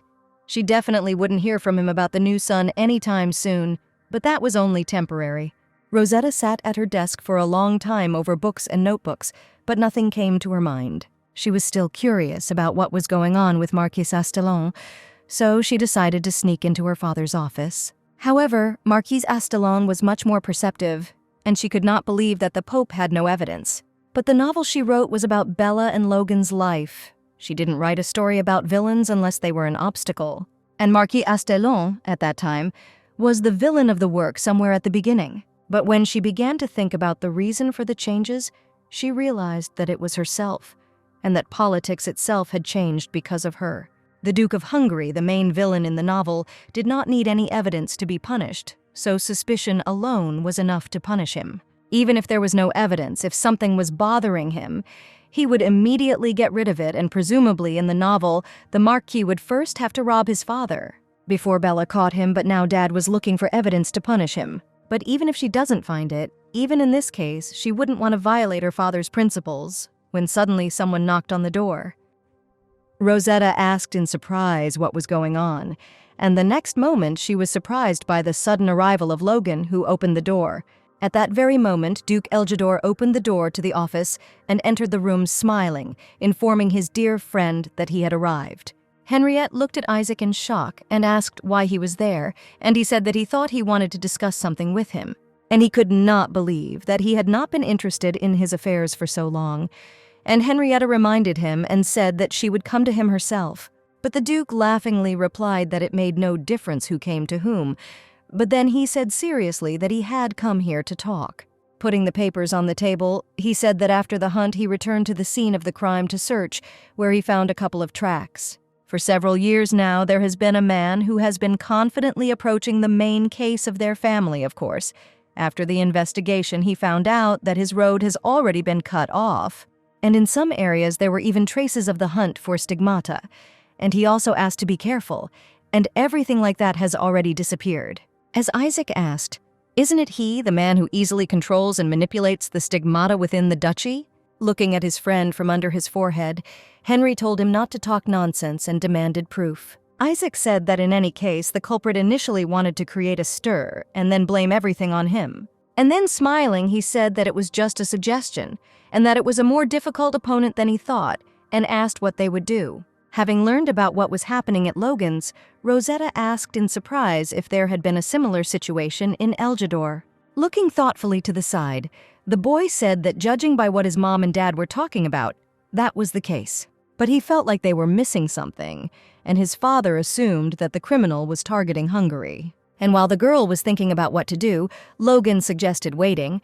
Rosie looked at him in surprise. Then the Sun King said that perhaps the biggest step was to prepare a conspiracy using stigmata. But it seemed to him that they had changed their direction because of her, and now that she had become the embodiment of the crown, it was more difficult to establish a connection between Hungary and the stigmata. And perhaps the little sister didn't realize it, but this was the embodiment of the crown, saving humanity in ways that ordinary people could not even imagine. Rosetta covered her mouth with her hand in embarrassment and said that she felt like she was being praised too much, the guy asked, telling the truth. Logan said that sooner or later she would understand why she became the embodiment of the crown and what she should do about it. Moreover, each of the incarnations was different from each other, but even so, they all had their place. He also added that she could definitely tell him if she could help with anything, and the girl thanked him. And then, smiling, she added that he, Logan, should also definitely say if he needed help. The boy looked at his friend in silence for a long time without answering, so much so that even Rosie asked if everything was okay with him. Here the guy apologized, scratching the back of his head, and said that he always says this, but it was strange to hear it directed at him. Logan, the Sun Lord, and also the first incarnation of the crown, he previously said that others could not dare to do anything to her. After all, she is the embodiment of the crown, but in reality it was not because of her, but because the previous incarnations had already done everything before her. What she meant was that a hero from 1,000 years ago is still known as a hero, but what is it like? Always fight and help others, fight, sacrifice yourself, taking everything for granted, and when someone extends a helping hand to you, feel like a stranger. The Duke said that if anyone wanted to tell a child like her what to do with the world, he told her to just ignore them. She has a father and brothers, Kian, and many people tell her that it's okay to just be Rosetta and not the embodiment of the crown. And Logan says that as the embodiment of the crown, she lives in the mind of the Sun Lord, but no one knew about it, and that makes her lonely. Suddenly, the little girl turned to the boy and told him to listen carefully, because now the embodiment of the crown was not he, but she. So he can forget that he was the embodiment of the crown and should just be Logan and she will protect him. The young man was deeply touched and surprised by these words of the little girl, and looked at her in shock for a long time in silence. They looked at each other for a while, when suddenly the boy covered his mouth with his hand and laughed. The little girl's eyes widened, and she said excitedly and hesitantly that she was speaking in all seriousness. After that, the guy thanked Rosetta and, smiling broadly, said that he would believe in her. Rosie realized that he didn't take her seriously. She wondered if it was worth saying that. Even though she had become an embodiment, she hadn't really done anything. Now she immediately felt like a new employee of the company, who was filled with enthusiasm. However, if there was not a Sun King inside Logan, but just a little boy, then she would want to protect him. Because Logan is a precious main character to her, who gave her strength in difficult times, like when the boy fell on her shoulder. Rosetta asked, worried and embarrassed, what was wrong with him. And Loga, smiling, said that he had decided to rely on his little sister. She asked him not to mock her, but the Sun King said that after hearing her words, his soul became calmer, and he thanked her. Suddenly, a grim system notification came, saying that Disaster, the King of Stigmata, was watching them. Logan said irritably that while they were talking, he had put up a barrier so that no one would disturb them. Kian at this time completely ignored Logan's words, and at that moment a notification came that a disaster was coming to her. The King of Stigmata was already close to her, and then he destroyed the barrier.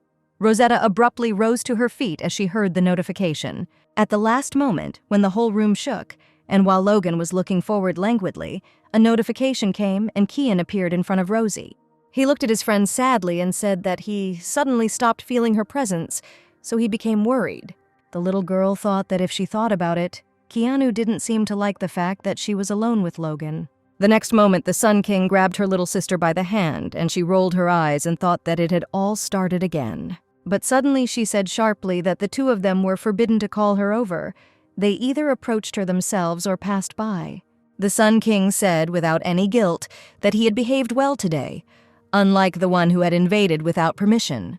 The King of Stigmata said, without being involved, that he always listens to her, unlike the one who puts his goals first. Rosetta thought that when she saw them separately, they both behaved maturely, but as soon as they were together, they became as upright as little children. Then the girl said that something was bothering her and asked if she could ask them for advice, and Kian said that he was always ready to listen to her.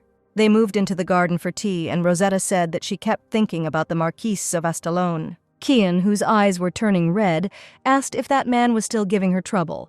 The guys instantly turned their heads in his direction, and the King of Stigmata asked them not to look at him like that, because he hadn't done anything to him yet. As the black-haired youth said, he would like to eliminate him without anyone noticing, but he didn't think that was the way Rosetta would want it. He said that the man often comes to the imperial palace for an audience with the king, and he can tell about it. Rosetta asked if her friend knew what they were talking about. The guy said that he didn't know, but offered to find out. However, Rosetta said that this should not be done, and saying that she had an idea, asked if they would listen to her. Kian looked at his friend in surprise when she began her story, and Logan, leaning his head on his hands, listened with interest. A few days later, Marquis Astellon, in his office, was irritably hitting the table and cursing, lamenting that everything was nearby. He said irritably that he had been gone for 7 years, and if he had been gone a little longer, the plan would have been perfect. The Emperor said that he understood him and ordered him to return to his place and wait while he thought over all the points. The Marquis himself was going to get as much as possible and get out of it dry. But because of that girl, everything has now gone down the drain. The next moment, the angry man hit the table with force. Everything in his gaze shook and became covered with sparks. At the same moment when the sparks stopped obscuring her vision, Rosetta, looking at her hands, realized that everything worked out. She moved into the body of the Marquis. Rosetta, humming under her breath, wanted to go right away and look for evidence when she suddenly slipped. She started to fall backwards, and it was dangerous. As soon as she entered, she almost flew out of her body due to the fall. Rosetta stood in the bridge, barely saving herself from the failure of the plan. Because she was not used to the body, this happened. You need to be more careful. Rosie told a lot of stories during her story, and Logan was surprised by the blessing she had received, and the girl asked if he knew about it. The boy confirmed, saying that the blessing was given according to the will of each guardian star, and if he had been watching, he would have known. At that moment, the king of the stigmata lowered his head and, smiling, said that these stars often conduct business in this manner. Logan asked if he, the king of the stigmata, wanted to talk about his merits, and Kian asked if he was wrong when Rosie shut them up. She asked if they hadn't come here to advise her. If not, she could leave, but the guys stopped her. At this point, Kian turned to Rosetta and asked if it wasn't too dangerous to use a blessing of this kind. After all, if she needed evidence, he could go and find it for her himself.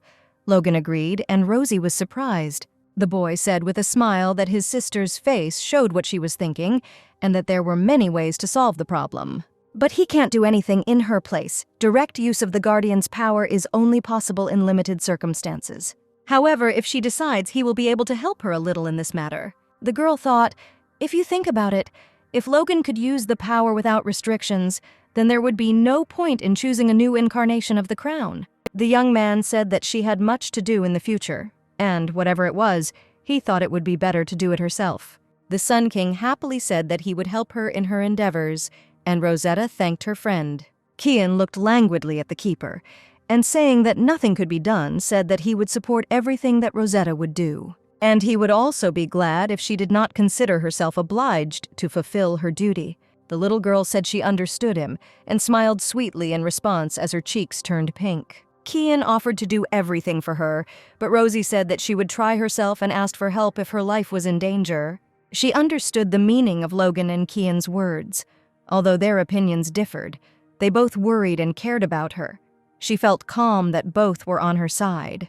After this, the girl suggested that her friends think together about what problems might arise if she went ahead with the plan. Kian said that they should pay attention to the time limit first. Logan reminded that the Marquis's residence was quite far away. Here, Rosie, in the body of the Marquis, thought that thanks to these two, she was able to fully provide all possible situations. But now she needed to find a place where some evidence might be hidden. The boys told the girl that they were hiding something in a secret place in the office, casting magic or hiding it in the bedroom. They were well informed, and the girl began to look for a hiding place in the wall when the servant called the master. The man shuddered and turned around. The guy said that he brought the report he asked for. The Marquis excitedly thanked him. Rosetta coughed into her hand, wondering if this was the tone the Marquis used when speaking to his subordinates. The servant bowed at that moment. The girl said goodbye to the guy and, left alone, thought that she should start with the letter she had brought. It opened thanks to the Marquise's magical power when she touched the seal with her finger, and it was probably the secret document that her friends were talking about. Continuing to read the letter, the girl realized that there was nothing special in the content. It was a report about an iron mine. The volume of production was too small compared to the costs, and this figure had been maintained for a very long time, which meant that he was stealing. If someone like the Marquis was stealing iron ore, Rosetta thought, then he was secretly making weapons as well. But in any case, considering that such a document was brought here, it means that there is a high probability that other things are hidden here. And while the girl decided to look around a little more, the maid in the mansion noticed that her mistress had suddenly fallen asleep during the day, hugging the teddy bear. Coming closer, Molly said caringly that if you sleep in this position, your arm might hurt. Suddenly, her eyes widened when she saw that the girl had tied a ribbon around her hand and the toy, and then untied it. Suddenly, a notification came from the Sun King, who informed her that 4 hours had already passed since the blessing was used. The girl thought that it took 2 hours to use the blessings and reach the gate, and continued to reason. She was also a little tired, so she decided to go to bed early in order to use the blessing closer to the evening, and thought that everything would be fine if they returned in the morning. By now, she should have finished. Rosetta looked for a hiding place inside the bookcase, under the table, but found nothing. Suddenly, the Marquise's maid called out to him and asked if something had happened to him since he had not yet had dinner. The girl crawled out from under the table and said, on behalf of the Marquis, that he was not hungry and she could go, but he had important business and asked not to let anyone in. At this time, the maids were discussing with each other that their master was acting a little strange today. At this time, Rosetta thought that thank God she had behaved unnoticed, although nothing of the sort had happened. She suddenly thought that she seemed to notice something in the table and reached under it. When she found something, with the help of magic, the shelf opened and documents fell out. There was a lot of stuff there when suddenly something caught her eye. Here she found something like a contract with the sorcerer, which was concluded even unilaterally, and this would be enough as evidence. Suddenly, continuing to read the documents, I saw something about an illegal slave auction and immediately remembered the past. Now it became clear that the Marquis was also involved in this, although it was not surprising that he was connected with this, she thought. She sighed heavily and thought that until last year it had been hard for her and she had been afraid of everything. But now she has grown up a lot, and now, no matter what happens to her, she will always have her family on her side, as well as the guardian stars who protect her, and the slightly scary Kian who puts her first. The little girl thought that this was great, and that she had to try for the general peace and tranquility of the family. Suddenly, the Sun King informed the girl that almost 8 hours had passed since she began to use the blessing. Rosetta shuddered and realized that she needed to finish quickly, and thought that if she just sent this to her father, then he would take care of everything himself. She put all the useful papers in an envelope. She handed the documents to the servant, ordering him to take them to the Duke of Hungary. Rosetta, having sorted out her affairs, thought that finally everything was over, and now she could return. But then she thought with disappointment that the most tense moment of the plan had arrived, and she suddenly hit her head against the wall. Hearing a loud bang, the maid called out to the master, saying that she had heard the sound, when suddenly her eyes opened wide, seeing him lying on the floor. At the same time, Rosetta, rubbing her bruised forehead and wailing, flew across the night sky. She thought that everything had gone according to plan, and that she could now return without hindrance, when suddenly she realized that she was gone. She turned to Logan and asked if he knew what had happened, but the Sun King only confirmed the loss, but was puzzled by it himself. Rosetta thought that first she needed to return home. It was impossible to be away from the body for a long time. Then she found the gate through which she came. The morning in the Duchy of Hungary was not calm from the moment he woke up. Nathan suddenly ran into the office and told Father that Rosie was not waking up. The Duke said that she must be tired from her lessons and told her to leave her to sleep some more. Aaron said it was surprising that Rosetta hadn't woken up by this hour. Lucas said she was an early riser. But Nathan vehemently denied it, saying that it wasn't that, she was in a strange state now. He explained that according to the maids, she had been sleeping since yesterday, but no matter how many times they woke her up, there was no reaction. The whole family jumped up from their seats and ran to Rosetta. The Duke asked his daughter to open her eyes, waking her up. But seeing that his baby did not open her eyes, the man fell into despair and looked down in horror. However, the girl slept soundly, as if from a fairy tale, and hugged her teddy bear. Henrietta asked, shouting, how it had happened, and Molly replied that the lady had gone to bed a little earlier and they thought she was very tired. The doctor, who also examined Rosetta, said that there were no deviations in her health and no signs of poisoning either, which meant that she was sleeping. Lucas, frowning in irritation, loudly asked the maids how this was possible.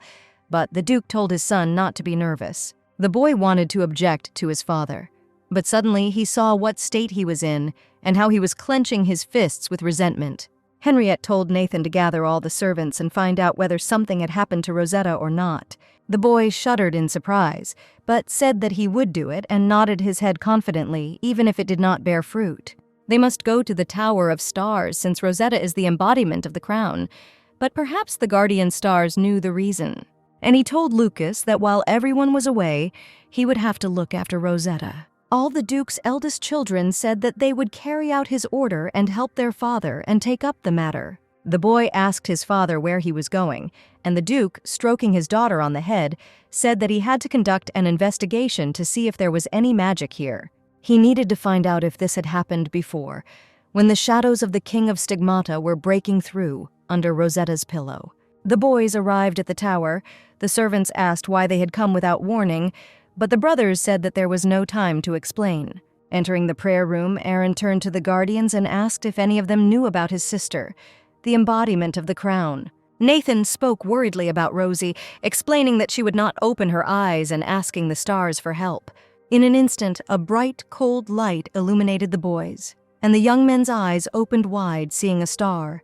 The guardian star asked the children of Henrietta to calm down, saying that everything was fine with the embodiment of the crown so far. The woman explained that the crown's incarnation was currently using a blessing, so her soul had left her body. She said that everything would be fine if she returned at the appointed time, but the connecting part was lost. At this time, the girl opened her eyes in surprise, looking around in outer space, not understanding what kind of place this was. It was strange. She checked that it was the gate to the Hungarian estate and did not understand why she ended up here, because before that, everything was normal. Looking around, Rosetta thought that this was a disaster. She would not have time to return before the morning.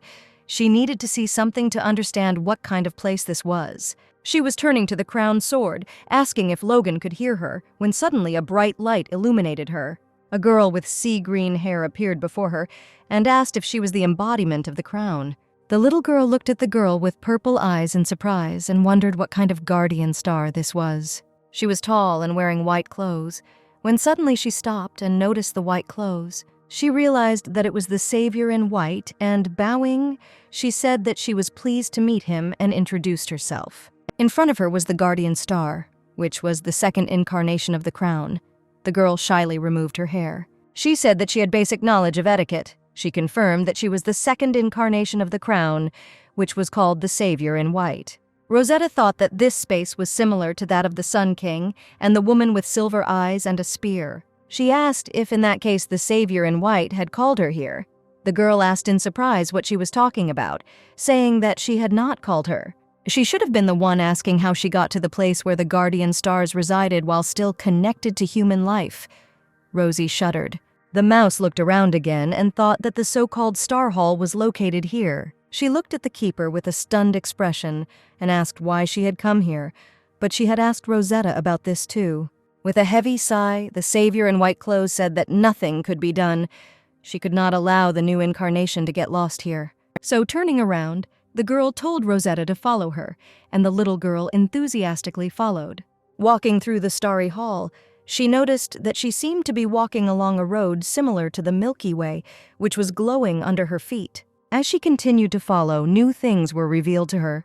Now she saw what the earth looked like and understood how the guardian stars looked after them. The keeper brought her out of her thoughts and told her not to get distracted and to follow her strictly, otherwise she might get lost. At the same time, in reality, the Duke learned from the eldest sons who arrived from the tower that Rosetta had used the blessing. Nathan explained to his father what the woman with silver eyes and a silver spear had told him and Aaron. There was a link between the soul and the body, and Rosie got lost because it disappeared, and the next moment the tray with the service fell out of Molly's hands. Everyone instantly turned towards the maid, who sat down on the floor and looked at them in horror, and said that the mistress could not wake up because of her. The Duke looked at the maid with irritation, fear, and concern, and suddenly approaching her, asked what she was talking about. Rosetta's maid, shaking guiltily and worriedly, said that her mistress had fallen asleep with some ribbon on her wrist and, thinking that it was uncomfortable, had untied it. At the same time, Rosetta's savior told her not to look around so much, as if everything was so amazing. She explained that the girl would still be here, and the time would come when she would get tired of this sight. The girl was surprised, and the keeper said that she is also the embodiment of the crown and will fulfill her mission as long as she lives, and when she gives up her human desires, she will belong to this world.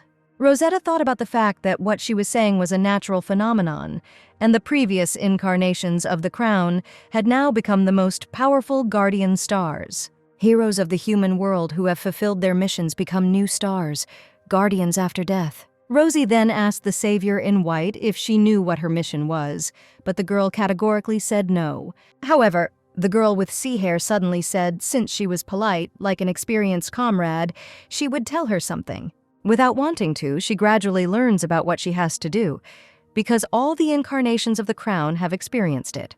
Rosetta thought that if she died later, she would be able to see Logan all the time after her death, which she was glad about. She felt a sense of relief when she realized that someone she knew would be there. But suddenly she shuddered, remembering Kion. After her death, he, like the king of Stigmata, will remain on Earth. But already completely alone, these thoughts made his heart ache painfully. As suddenly, not allowing the embodiment of the crown to be sad, the savior said that they had come and she would be able to return through this approach. Rosie looked up. The keeper said that she didn't know how she got here, but on her way back she had to choose the right door. And then, having passed through it, she would not get lost. Rosetta looked in surprise at the only door and asked what she was talking about. Suddenly, the little girl noticed her hand and realized that her ribbon had reappeared, which meant that someone had tied it again. The savior said that inside these gates the human soul would not be able to find the right path, so she should not let go of her hand until she said that they were in place. The little girl excitedly said that she understood her, and the next moment she put her hand on hers and the girls climbed the steps together. At the same time, in the Hungarian mansion, the Duke tied himself with his daughter with a ribbon and, folding his hands into a lock and leaning his head on them, asked Rosetta to wake up. Desperately, she spoke about how her dad and everyone else were waiting for her, asking her to return safe and sound. The elders were worried, and Lucas even shed a tear. Rosetta, meanwhile, entered the completely white space and thought that she would really get lost here if she entered alone. She was wondering if only the savior in white could see the way, when colors began to appear before her eyes, forming a building. Rosetta was delighted by this, and turning to the savior in white, asked if this was the way back. She could see something here. However, the girl said that she could not see anything since the new incarnation had stepped into the Star Hall. Probably the world wanted to show her something. Rosetta thought about the words spoken by the keeper. Looking around her, she saw something like a temple or a palace. Suddenly, in the midst of everything, she saw a familiar figure. It was Logan. No, the Sun King himself. He was guiding those who revered him. And the girl, watching with interest, wondered if this was the time when the Sun King was the embodiment of the crown. But in an instant the view changed. At first it was difficult to understand what kind of place it was. It seemed that this village was all on fire. There, passing among the citizens, she saw a modest savior with a white coat, who helped and treated local residents. Hearing their conversations and gratitude, the girl looked at her guide and thought that the savior in white used to be a princess. She thought that when she was chosen to incarnate the crown, she looked everywhere, but could not find anything about past incarnations. She wondered why there were no records left. Whether the country had really fallen apart, she was curious, but asking about it was a bit rude.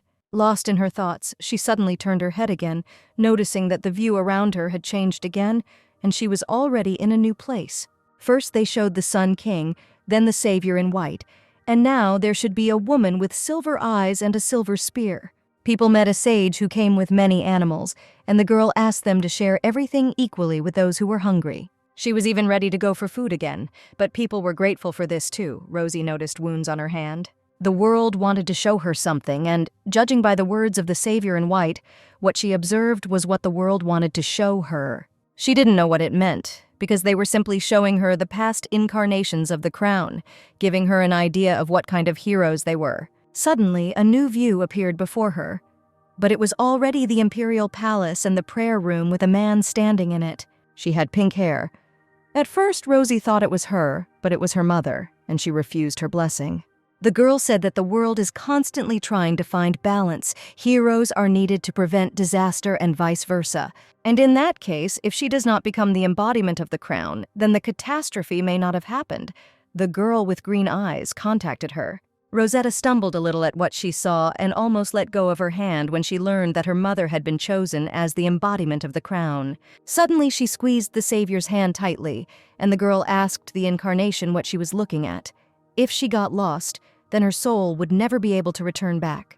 Rosie apologized and quickly turned to the savior in white, asking if she had said that the world wanted to show her something. At this time, Rosetta's mother told the stars that it would be better for her to spend her whole life without a blessing, and Rosie asked if what she saw was real. She, looking at the keeper, thought that if her mother was chosen to be the embodiment of the crown, then why did no one ever talk about it? But the keeper said that she did not know what she saw, but everything that was shown in these gates was part of the memories of the world. And perhaps this is what she should have seen. Having heard the answer, Rosetta turned again to her mother, who was already fading away as if in a fog. She thought that if this was what really happened, then her becoming the embodiment of the crown had something to do with her mother. But then the savior told the girl that they had come and she could leave here. She pointed to the huge gates. Rosetta bowed and thanked the girl, and the keeper smiled and said that they would see each other next time. Coming out of the hall onto the ground, Rosie breathed a sigh of relief, but immediately noticed that it was already very light, and she needed to return urgently. Then, from behind, she was called by the nickname Little Sister, and Logan, frowning, told her to hurry up, because there was almost no time left. Surprised, Rosetta asked what this meant, because even though she was late, there should have been time left. Logan said that he didn't know the details, but then he asked his sister if she had passed the Star Hall and explained that time passed differently there. Rosetta became worried and asked excitedly what time it was now, how much time she had left. The Sun King looked down and said that the last time he checked, she didn't even have an hour left. That's why he came for her, because if she had gone alone, he might have been late altogether and took her hand. The next moment, Rosetta saw that there was more than one ribbon on her hand, but she didn't have time to think too much because Logan picked her up in his arms. Placing a wide smile on his face and focusing his expression, Logan told his friend to hold on tight and flapped his wings. Rosetta, whose face was beaten by the wind, thought that it was as fast as lightning, when suddenly she turned into it. She asked if it was okay if he carried her like this, since he himself said that he couldn't use force. The young man was silent for a short time, and then closing his eyes, he said that there was nothing to worry about. He was just using movement. But Rosie was still worried about him. At the same time, in the mansion, the whole family tied themselves with a ribbon to Rosetta and prayed for her return. Logan's whole face was flushed, and his eyes were wet, and in a trembling voice he told the P that she continued to bother him. The middle brother cried and called the youngest a fool and asked why he was crying, saying that Rosie would come back. The elder placed his folded hands on his forehead and begged Rosetta to return, while the Duke himself was on the verge of despair and no longer said anything. After a while, Logan, holding his friend in his arms, told her that they had arrived and Rosie had seen her house. She asked if it was still late, when suddenly Kian appeared before them and said that she had returned just in time. The Stigmata King told his friend that he was worried because she was late, and saying that he could take care of her, told Logan to leave. Rosetta immediately reached out to her friend, agreeing with him, and Logan handed his little sister the Stigmata. He exhaled heavily and said that although he didn't like it, they couldn't just waste time now and told them to hurry. Rosetta thought that just now the interval of his answers and reaction was surprising, yet he was a little overworked. Instantly, Rosetta, holding Kian's hand, asked him how much time was left, and the guy answered that about 10 minutes. At the same time, there was a deathly silence in Rosetta's room, which was broken by the Duke, asking Nathan what time it was. The boy suddenly jumped up to check his sister's breathing, remembering the words of the keeper. But Lucas said that she was still breathing, and there was no need to react like that. But then Henriette reached out his hand to the baby and carefully lifted her body from her back. The youngest son called out to his father, but the Duke had already completely despaired and accepted that his Rosetta would not return. He looked at the peacefully sleeping baby, his face twisted in sadness. His nose was already starting to tingle and sting. Looking at his practically dead daughter, he saw in her his dead wife, whom he also held in his arms during her death. He pitifully, and for the last time, asked Rosetta to come to her senses and a cold drop fell on the little girl's cheek, and tears began to flow from Henrietta's eyes. The children looked at their desperate father in surprise, and their faith in good was fading. But suddenly Rosetta opened her eyes. The little girl looked at the crying man in surprise and called her dad. Seeing that her daughter had woken up, Henrietta's heart sank. In an instant, all her brothers and dad pounced on her, hugging her tightly. Smiles were already shining on their faces, and Rosie said that she was back. After she had just returned to her body, she was scolded severely, and it felt as if she had been scolded for life. Even her brothers, who were usually on her side, supported their father, their faces all looking tear-stained. Aaron, excited and somewhat angry, told his sister never to use such a dangerous blessing again without telling anyone. Tears formed in the little girl's eyes, and she looked pitifully at her older brother and said that she would be careful. Even she cried loudly, and after some time her father received evidence of the crime of the Marquis of Astelon. The Duke noticed the little girl watching him and said that he did not want to put her in a difficult situation. And so he will pretend that he knows nothing, but, as he said earlier, she is still too young, and the time to fulfill her mission will come. He stroked his daughter's head and told her to just live under the protection of her father until that moment. And the next moment, Rosetta hugged her dad tightly, who was holding the evidence she had sent, by the legs, and did not let go for a long time. And from that moment on, the older brother Nathan always protected his sister and even accompanied her on walks in the garden. And her brother Lucas began to attend etiquette lessons with her, saying that he would simply repeat everything, and her older brother constantly read books to her before bed. And all the overprotection of her brothers and father became even stronger. While Ari was reading the story to his sister, Kian, who had already been ignored during the day, was watching all of this. He tried to get attention, but he was asked to wait, so the King of Stigmata was very sad about this. Moreover, rumors about the recent incident spread throughout the city, and the ladies said that the Duke had shed tears, and the holy light surrounded the lady, and her stopped heart began to beat again. This delighted the ladies. But since she was only concerned about her family, she learned about the rumors much later and learned that she had become a superhuman, that she had descended to Earth by splitting the heavens. She didn't understand how this had happened because, in fact, she hadn't stopped breathing, even though she had barely returned. Kian, who is now in front of her in the form of a fox, said that people like to hear what they want rather than the truth. She stroked the fox, and Kian said that lately he had not been able to spend time with Rosetta at all and suggested playing. Rosetta wondered if Kian had just said that, or if it had something to do with Kian's own story. That same night, the little girl came into her father's room to sleep with him and asked him what blessing her mother had received. The Duke looked at his daughter in silence, and she thought that if what she saw then were events of the past, then the mother was chosen as the embodiment of the crown. But the Duke, stroking his daughter on the head, said that her mother did not receive the blessing. She refused because she could not cope with the blessing that was given to her, and therefore did not receive it at all. Rosetta wanted to get to the bottom of the truth and asked the Duke what blessing she had refused. But Henriette said he didn't ask about it, because their mother, even without a blessing, was more confident than those who had been given the blessing. He said it would be nice if she weren't so much like her, just as brave and courageous. In the morning, Lucas asked the Pea if she would stay with him during the lesson, but the little girl said that she would take a little rest. He asked if she would do strange things alone in the room, but Rosetta promised him so. Finally, she was able to be alone, and closing the door, said that they don't even give her time to be alone, although she's the one dealing with everything. The next moment, Rosetta was called out by Kian, who had been hiding in her shadow all this time and was convinced that she was now finally alone. The guys moved to the sofa.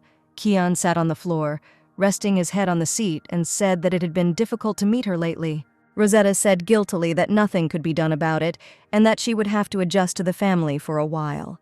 Kian took his friend's hand and said that he understood her family's feelings, so they had to be patient. He said that while he was protecting her body, he kept thinking about what he should do if she didn't come back. Maybe he should go and take her soul. The boy mentioned another outcome of events, but immediately smiled and said that he would keep it a secret. He told Rosetta that more reckless situations could happen, and if she learned his ways, she could use it as insurance. After this, the black-haired young man kissed the back of his girlfriend's hand and asked her to put herself in his place. Rosetta's cheeks flushed, and she said she would do it, but suddenly, out of embarrassment, she pressed her hand to her chest.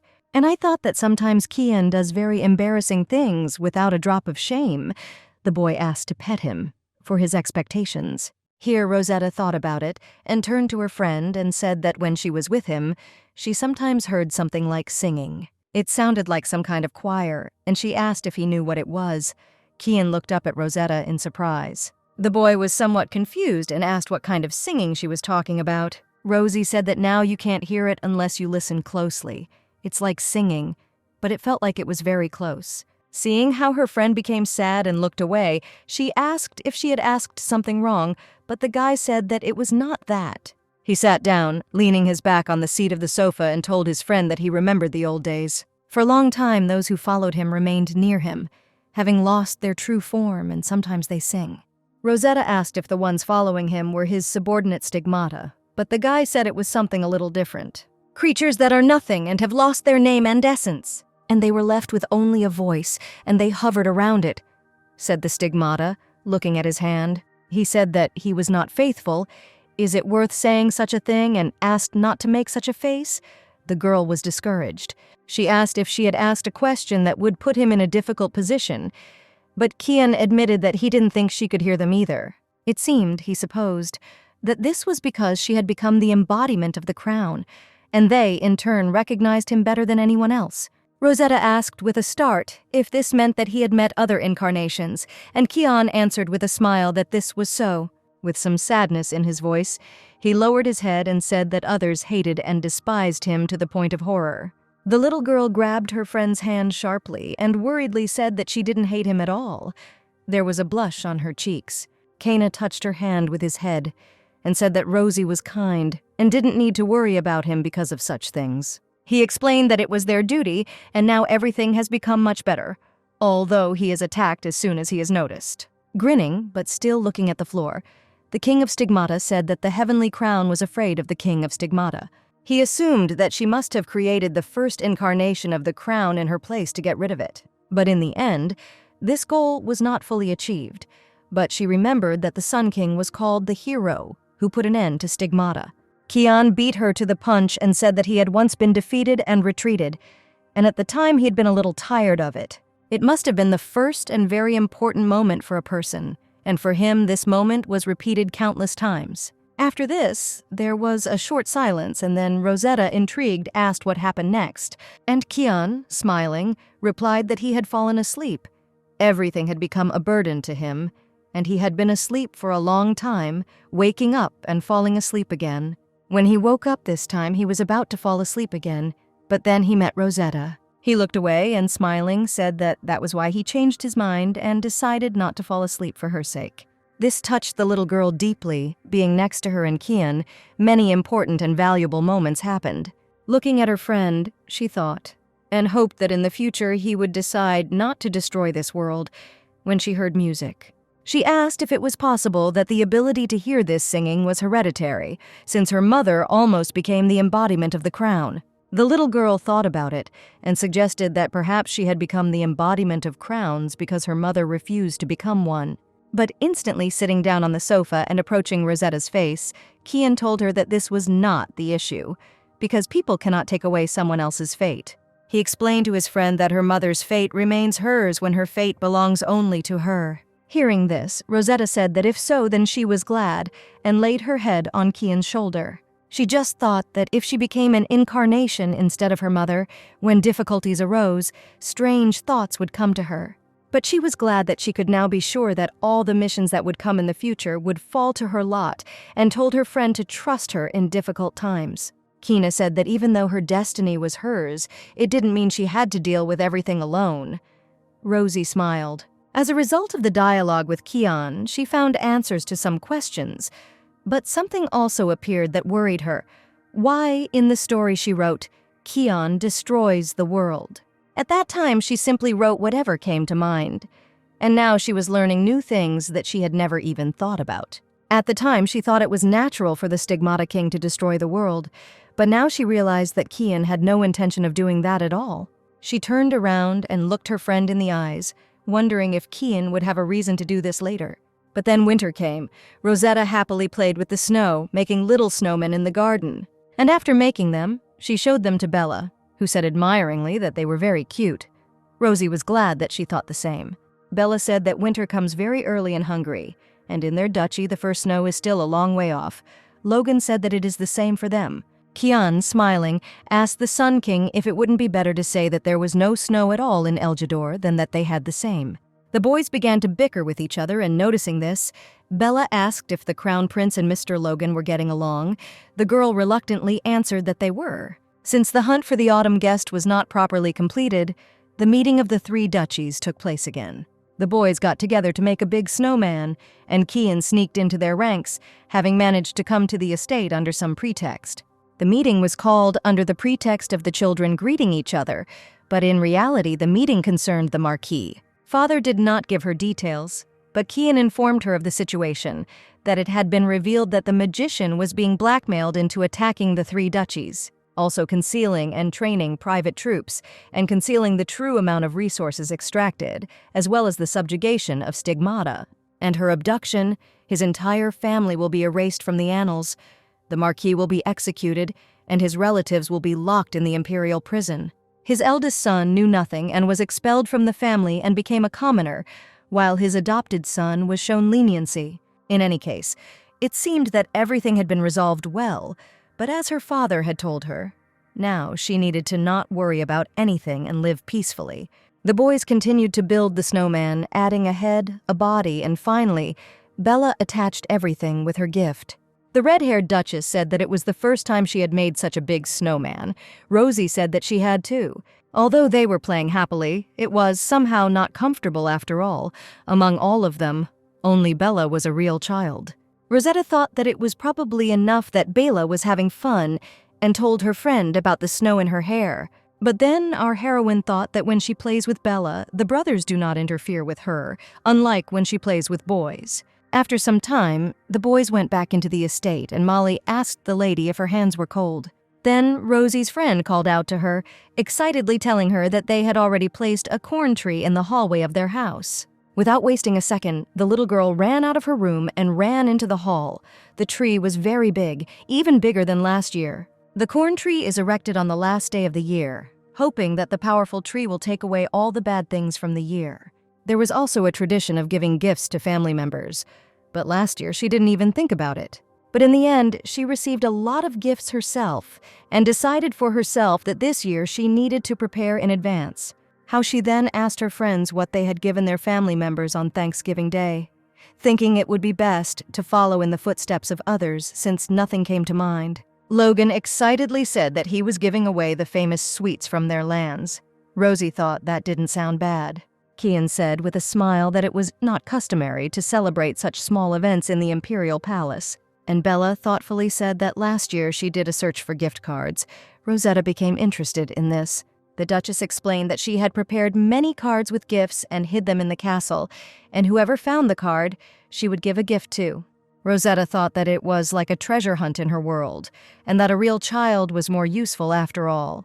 She asked if she could do the same, and Bella said that everyone did it, and asked if she could tell her which ones she used. Seeing how sincerely they were trying to help her, Rosetta threw herself into her friend's arms and thanked her, saying that she loved her very much. She would need to prepare more gifts because she had more family members, but Rosetta was prepared for such difficulties. At this time, the kings of two different castes stood behind the girls and glared at each other with murderous glances. But then they came closer, and Kian asked Rosetta to tell him if she needed to buy anything in the capital. Lucas said that there was a lot of stuff in their area as well. That same night, Rosetta, sorting through the postcards, thought about what she should choose, since if she was going to hide them, she needed smaller sizes. But if they are small and thin, then it won't be very good either, and I thought that I needed to ask Bella about this. But remembering that she had already gone to bed, she almost gave up altogether. But then, out of desperation, she called Kiana and asked him for help. The guy appeared behind her, asking what was going on. The girl said that she wanted to prepare the cards Bella was talking about in advance, but she couldn't decide what paper to use. Kian asked what criteria a card should have. Rosie talked about those that could be easily hidden, but at the same time not too small and dense enough, maybe even cute. Then Kian offered her his option. He said that the paper was the same color as her hair. He thought they would be happy to find it. Although the sheet was large, it could be divided into identical small cards. Rosetta gratefully said that this was a good idea. Then she raised her head up and smilingly asked her friend what he wanted to get. The guy looked at his girlfriend in surprise, and then smiling said that he would be happy with anything she gave him. He sincerely said that he would be glad even with simple words, and asked Rosetta if there was something that she wanted herself. Somewhat guiltily, the little girl said that since her family bought her everything she needed, she didn't need anything special. Then she suddenly remembered that Kian had said that his name was a bit long and difficult for her to pronounce. So she looked at her friend with hope and asked if she could then find out his real name. Kian, tense, surprised, and uncertain, asked Rosetta if she wanted to know her name. The girl confirmed this and said that he had previously told her to call him Kian because his real name was complicated. But the guy tried to dodge the topic, saying that he could give her many other things, like mountains of gold or treasures, a precious stone, the only one existing in this world, or knowledge containing everything from ancient times to the present day. But Rosetta said guiltily that she did not need anything so outstanding in things. Rosie knew, of course, that it was meant with the best of intentions, but it all smacked of old fairy tales. So she told her friend that she didn't need anything right now. They had known each other for over a year, but she still didn't know his real name. Modestly lowering her head, the little girl said that if his mention was forbidden, then he could say nothing. However, the young man said that this was not the case. He leaned towards his friend's ear and said something, but it was impossible to hear. Noticing the confusion on his friend's face, Kian smiled and asked if she hadn't heard after all. The little girl began to apologize, feeling guilty and agitated, saying that she hadn't really heard anything, asking him to repeat it.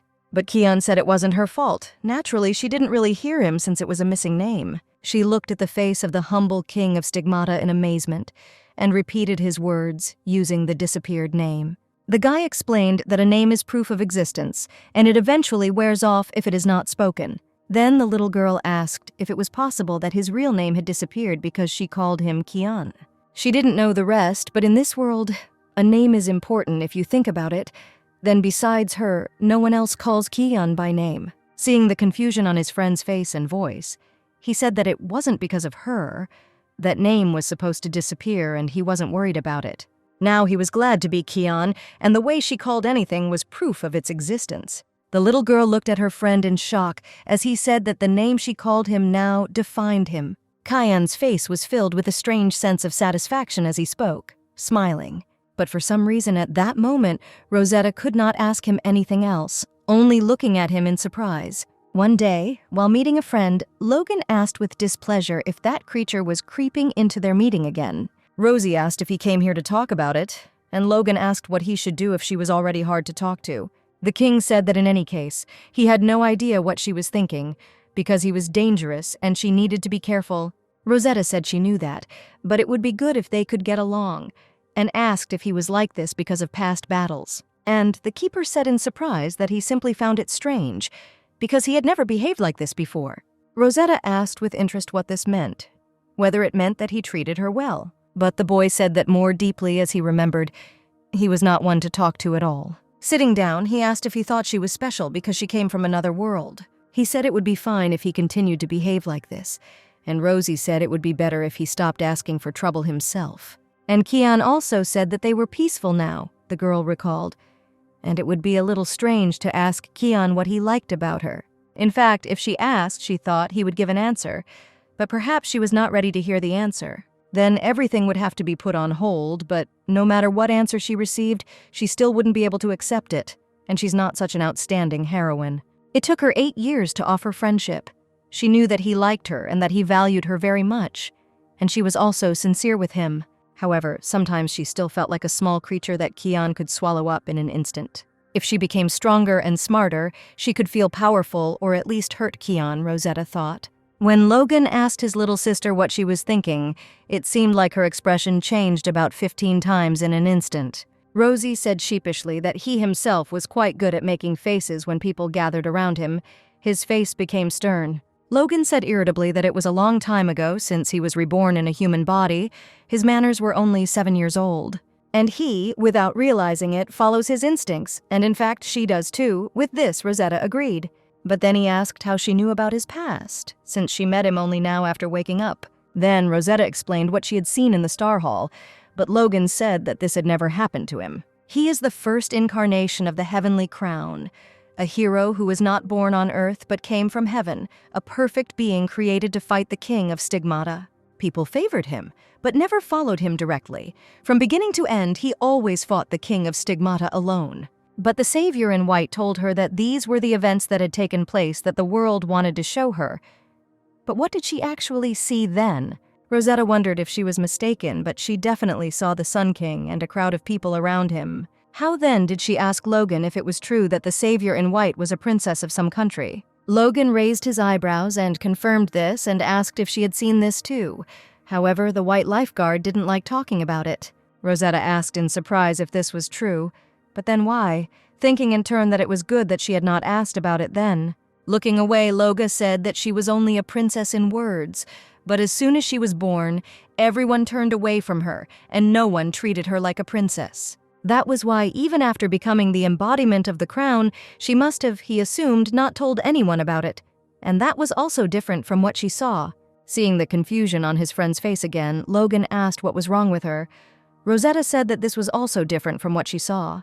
The boy was surprised, and Rosetta asked why a woman with silver eyes and a silver spear walked around the village bringing cattle with her. Logan replied that since she remained close to the capital, her followers themselves brought her food, and this did not coincide at all. But if you think about it, she was shown the other side because the fact that they were struggling with stigmata and so on remained unchanged. But what did they want to tell her by this? What should she understand, seeing this, when suddenly Logan called out to her? Pulling her by both cheeks, the guy said with a smile that her face was too serious. But she doesn't need to think so seriously. If it's shown by the gate, then it must have some meaning. Although this is surprising, perhaps the reason was not so important. Rosie wanted to say something, but Logan told her to listen, asking what if she was shown by mistake, and everything was wrong. He spread his hands and said that it was something like everyone makes mistakes, so she asked for a hug. Rosetta chuckled anyway. Even if it wasn't true at all, she understood what Logan wanted to say. The girl thanked him because it was not a problem that needed to be solved now, so there was no need to think about it so seriously. The boy, in turn, was glad that her mood had improved and said that a smile really suited her. Rosetta's face flushed, and she thought that he, too, was saying embarrassing things without thinking. And finally, Thanksgiving Day came, and despite the fact that they had prepared such a large tree, they were able to fill everything with gifts. Looking at the crone tree and the gifts underneath it, she found gifts for her brothers, addressed to them with cards. The little girl happily thought that most likely there were a lot of gifts because there were 4 children in their family. Last year, the gifts were only for her, so she suggested that her brothers take some of theirs. Nathan and Lucas were generally okay with it, and Aaron said he would accept it, as long as they exchanged gifts with family members on Thanksgiving. At this time, the Duke, realizing his mistake, coughed a little and turned his head away. Understanding what the Duke wanted to tell her, Rosetta said that there would be a gift for the Pope too, and he, although refusing, accepted the gift. Then she thought about who her brother Lucas looked like and realized that he took after his father, but that year she had prepared everything in advance. Aaron arrived first, wishing good morning to his sister and asking her if she had slept well. The little girl exchanged the appropriate pleasantries with her middle brother, who had arrived at their side. Lucas, coming down the stairs, asked if they had opened their presents yet. The brothers said that he was late. After looking at the mountain of gifts, he asked the P which of the gifts was hers. Nathan indignantly asked if it wasn't against the rules to ask such a thing. However, Rosetta enthusiastically, putting her palms together and smiling, said that in fact, there were no gifts from her. She explained that she wrote the gifts on cards and hid them in the mansion, and the owner would be the one who found them. There were rules for all of this, and whoever broke them would be left without a gift to begin with. It was forbidden to take away gifts. Using the blessing is as forbidden as magic. She hid 100 of them, and one is forbidden to find more than 20. Hearing about these conditions, Selena told the lady that then there would be postcards left, and Rosie asked if they weren't going to join in. The maids couldn't believe they were allowed to join in too. But Rosetta confirmed that they could, because together it is much more interesting. However, she asked not to count on any amazing gifts. And finally, having introduced everyone to the rules of the game, she said that from that moment on, their search for postcards was declared open. Everyone immediately ran away, and then the girl decided that in this case she would open all her gifts for now. Nathan was the first to find the postcard, and upon unpacking it, he read that he had received a gift in the form of 1 cup of cocoa made by Rosetta. Aaron had a handkerchief made by Rosetta's hands, and the brothers realized that there were a few more things to find. How the maid found a coupon for a dessert from a famous pastry shop in the capital, and Aaron said that it looked a lot like Rosetta. Then Lucas tugged at the fabric of his cloak and asked his older brother if he wanted to swap with him. Nathan was also interested in what gift their youngest had found, and then Lucas showed a coupon for a 10-minute massage from Rosetta. Aaron was surprised. Lucas said that it was not bad, but he would not use it. And Nathan laughed and offered to swap with him. Just then, a large hand reached out from behind Lucas and took the envelope from him, reading what was written. The Duke said that if he wanted to swap, he could swap with him, and Lucas unquestioningly swapped with his dad. Nathan whispered and asked what he had exchanged it for. The envelope had models of pirate ships on it, and Lucas said that was better. But the search did not stop. The servants and family continued to find new postcards, wondering how many they had found. Hearing these cheerful conversations, laughter, and hubbub, Rosetta began to open her gifts, seeing how well everyone was looking. But before she could take the gift out of the half-open box, Rosetta noticed Keon reaching into it and told him not to joke. After all, she had already prepared a gift for him and told him to come to her room in the evening. The guy was surprised. But Rosetta confirmed it once again and said that they would meet after searching for postcards and asked to wait a little. After some time, Rosetta announced the end of the search and said that now they needed to get a seal for everything they had found so far. She said that the ones with the seal she could use later, and the ones without the seal were invalid. After some time, she finished placing the seals and said that she would now announce their order. She said loudly, for the whole room to hear, that Dad took first place, that he found 20 pieces.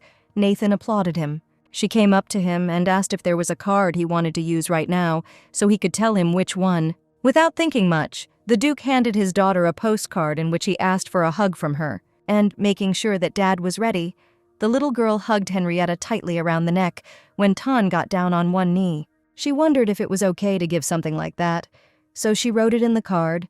The hugs were nice and it was very warm. And even though it felt like she had received a gift, she decided to announce second place as well. And so, in second place was Brother Nathan, who found 17 postcards, and the brothers applauded him. He immediately told his sister that he wanted to use this and handed over a postcard in which he wanted to exchange diaries for the week. She, giving him a high five, said that she had chosen a beautiful diary and would write something in it later and give it to him. In third place was the older brother, Aaron, who found 16 postcards. The young man smiled and said that in that case he would use this first and handed over the postcard. In it, he wanted Rosie to read him a book, but said that he asked her to do it tomorrow because she was busy today. Aaron didn't mind. Besides, he had had enough fun today thanks to her, and patted her on the head and thanked her. The little girl smiled and said that she would be very interested in reading to him, and said that first she needed to choose a book. And then Rosetta announced fourth place, which went to Brother Susu, who found 14 postcards. She approached him and asked what he wanted to use, and Lucas asked until what point he could use it. The little girl's eyes widened, and she admitted that she hadn't decided, so Lucas simply confronted his sister with the fact that he would use her later. Then his middle brother came up to him from behind and asked with interest when he would use it, but Lucas said that it was up to him to decide. The little girl thought that Brother Shiyushu was very strange, and she didn't understand when he was going to take advantage of it. She told the other servants that if they wanted to use any of the cards, they could say so. And then she turned to those who had not found the postcard at all and said that she had prepared a prize for them for participation. She wrote names on all the gifts, so she asked not to confuse them with others and to take her own. Last year and this year, not only her family but also her employees gave her many gifts. She wanted to answer somehow, and she managed to do it quite well, and now, finally, she locked herself in the room, having settled accounts with sending gifts. So she told Kian that he could come out, and in an instant, the young man appeared before her, greeting Rosetta. Smiling, he said that since she said that she had prepared a gift for him, he was very happy in anticipation. Somewhat confused, Rosie said that he couldn't expect much, but Kian said that he would be happy with anything. In that case, asked Rosetta, even if he doesn't like it, you have to pretend that you like it. And so the next moment she unpacked and a portrait of a black-haired youth appeared before the king of Stigmata. Rosetta said, embarrassed, that he looked different to others, and only she knew his appearance, so she prepared a portrait. Kian's mouth dropped open in shock, not responding, and Rosie looked up and asked him to pretend he liked it. But then the young man said that this was not the case at all. He was so happy about it that he didn't even know how to express it. Rosetta's cheeks flushed. She lowered her head in embarrassment and asked if it wasn't enough praise, saying that the main thing was that he was happy. Kian said in surprise that he should have studied people's expressions better, because then he could have conveyed his feelings better. The little girl, embarrassed, lowered her head and said that it was enough for her that he liked her, because that way she would be happy. And if she had known that he would like it so much, she would have drawn it a long time ago. As she said here, this is where the gift she had prepared for him ends. And she asked if he knew that postcards without a stamp are not valid. The guy guiltily took out a postcard. And Rosetta said that she had hidden the last one in a not-so-difficult place, and it was strange that no one had found it. And Kian said that he had given in to her family members 100 times, but there were many other participants. So he wanted to get at least one too, and Rosetta said she would give him a stamp for his participation since the day was not over yet. The boy didn't believe it, and the girl said that if he didn't make it in time, it would be invalid and started counting down, and he handed over the card. The girl stamped the card and asked if he was using it now, and Kian nodded his head in the affirmative. The card indicated a kiss from Rosetta, and then she asked him to bend down and kissed him on the forehead. Pulling away, she asked if that was enough, and Kian asked if he said no, she would kiss him again. Rosetta categorically refused, but then Kian was already extremely happy and said that he was just joking. When he then said that he had actually prepared a gift, Rosie asked if he hadn't received it when she asked for the name. He said that she couldn't hear it then, so it didn't count as a gift, and said that it would be better for her to accept the gift. Kian extended his hand to his friend, and she thought about how Kian always extended his hand to her first. On the one hand, it was simple, but if you look at it from the other side, it was very difficult, and she put her hand on his. She thought that even if she couldn't return everything in full with all her heart, she would at least accept it with joy. And then the next moment the boys moved. Looking back, Rosetta realized that he had created a lake in the secret garden. The boy confirmed her guess. The lake sparkled like a mirror, reflecting silhouettes like a mirror. The little girl thanked Kian and said that she didn't know if she was even allowed to receive such gifts. But then Kian, smiling, informed his friend that this was not at all the gift he had prepared for her. He said that he simply created the lake because she liked it when they went for a walk earlier. He was glad that she liked it, but then the little girl, not understanding, asked what he had prepared. The next moment, the king of Stigmata took a red box from his bosom and, opening it, said that it was a gift prepared by him. In turn, Rosetta looked at the box with the ring in Kian's hands in surprise and embarrassment. But then he explained that it was a ring that changed color when another Stigmata besides her approached her, something like an artifact. Although Kian was only somewhat familiar with human customs, she thought. Maybe he didn't even think about the meaning behind the ring, but he would be smug if he thought so. As soon as she decided to accept anything, a ghostly moment came. How then, she asked Kian if he knew in what cases people give rings. He just looked at her for a while and then smiled and said that he knew. And he also knows that the meaning is finally formed depending on which finger it is worn on. And he would be lying if he said he hadn't thought about what she meant, but he didn't want to burden her. He will be happy no matter what finger she puts it on. But it is also true for him that he wants Rosetta to be his only person. If she said she was disgusted, he would never mention it again, but Rosetta said she was not disgusted. Last time, when talking about the engagement, there were things that embarrassed her, and she avoided answering. She thought about the Stigmata's favor and love, its similarity to humans, but she was afraid to think about it, so she avoided it. Looking back at the Stigmata king, she told Kian that she had never thought that way, choosing to live as Rosetta Vengre in this world, not as in the novel. Blushing, she asked that it might take a little longer, but could she start thinking about it from now on? Much has changed. It is no longer clear what could happen in the future, so it is correct to treat Keanu as something other than the king of Stigmata. And as for the creature that shows its sincerity right in front of her, Kian agreed with a smile. Rosetta looked away sheepishly and said that she would put the ring on the second finger. Putting the ring on his friend's index finger, Kian said with a smile that it suited her very well. Rosie said that for now, it was just a practical thing, so she would check if the feature he mentioned worked. And after that, the pair of friends held hands, looking into each other's eyes with tenderness and gratitude. 5 years later, in the capital of the empire, at the Burt Academy, the lesson ended, and the teacher asked to repeat everything before the next lesson. The girl was about to collect her books when Lady Hungry was called out to her. She was already 13 years old. Looking at her classmates in surprise, she folded her textbooks more comfortably in her hand and asked what they wanted. The girls, holding an invitation in their hands, asked her if she had any plans for the weekend, since they were going to have tea. But Rosetta sighed in surprise and apologized, saying that she needed to go home this weekend. She goes home almost all the time on weekends and asked if they wouldn't mind inviting her next time. As they walked away, one told the other that she was very nervous, but the lady turned out to be kind, as rumors had said. With the start of the new semester, many new students arrived, and Rosetta would be busy for a while, said the girl who approached. The girl pointed out the invitations to her classmates, saying that they themselves had received a lot of things. The green-haired girl said that since they were going to the academy with the incarnation of the crown, there was nothing they could do. Rosetta asked if they would leave her alone when they would come to see her for another month. Her friends laughed. This year, she turned 13.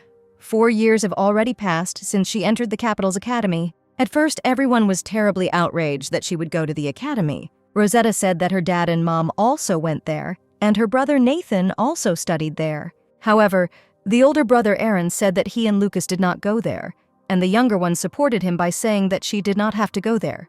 Nathan said that although he goes there, it happened because of the situation in his family before it was obligatory, but now it is not.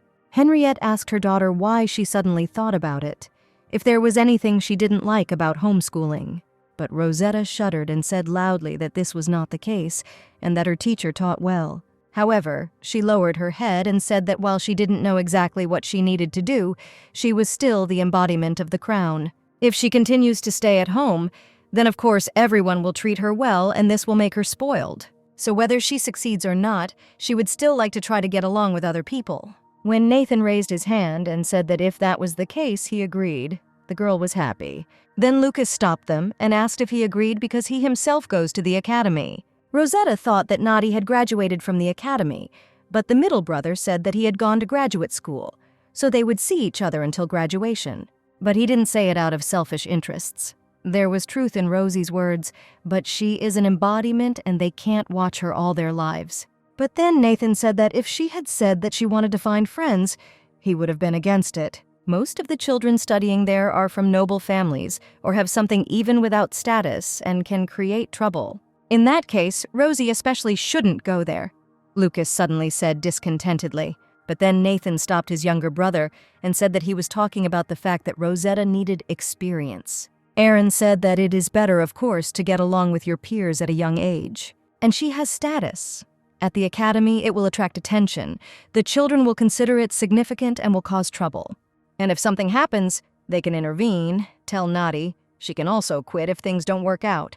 Other families will also be concerned about Rosie going to the academy, so I ask that you take that into account. All this time, the Duke listened attentively to his children's reasoning about entering the academy, but looked gloomy.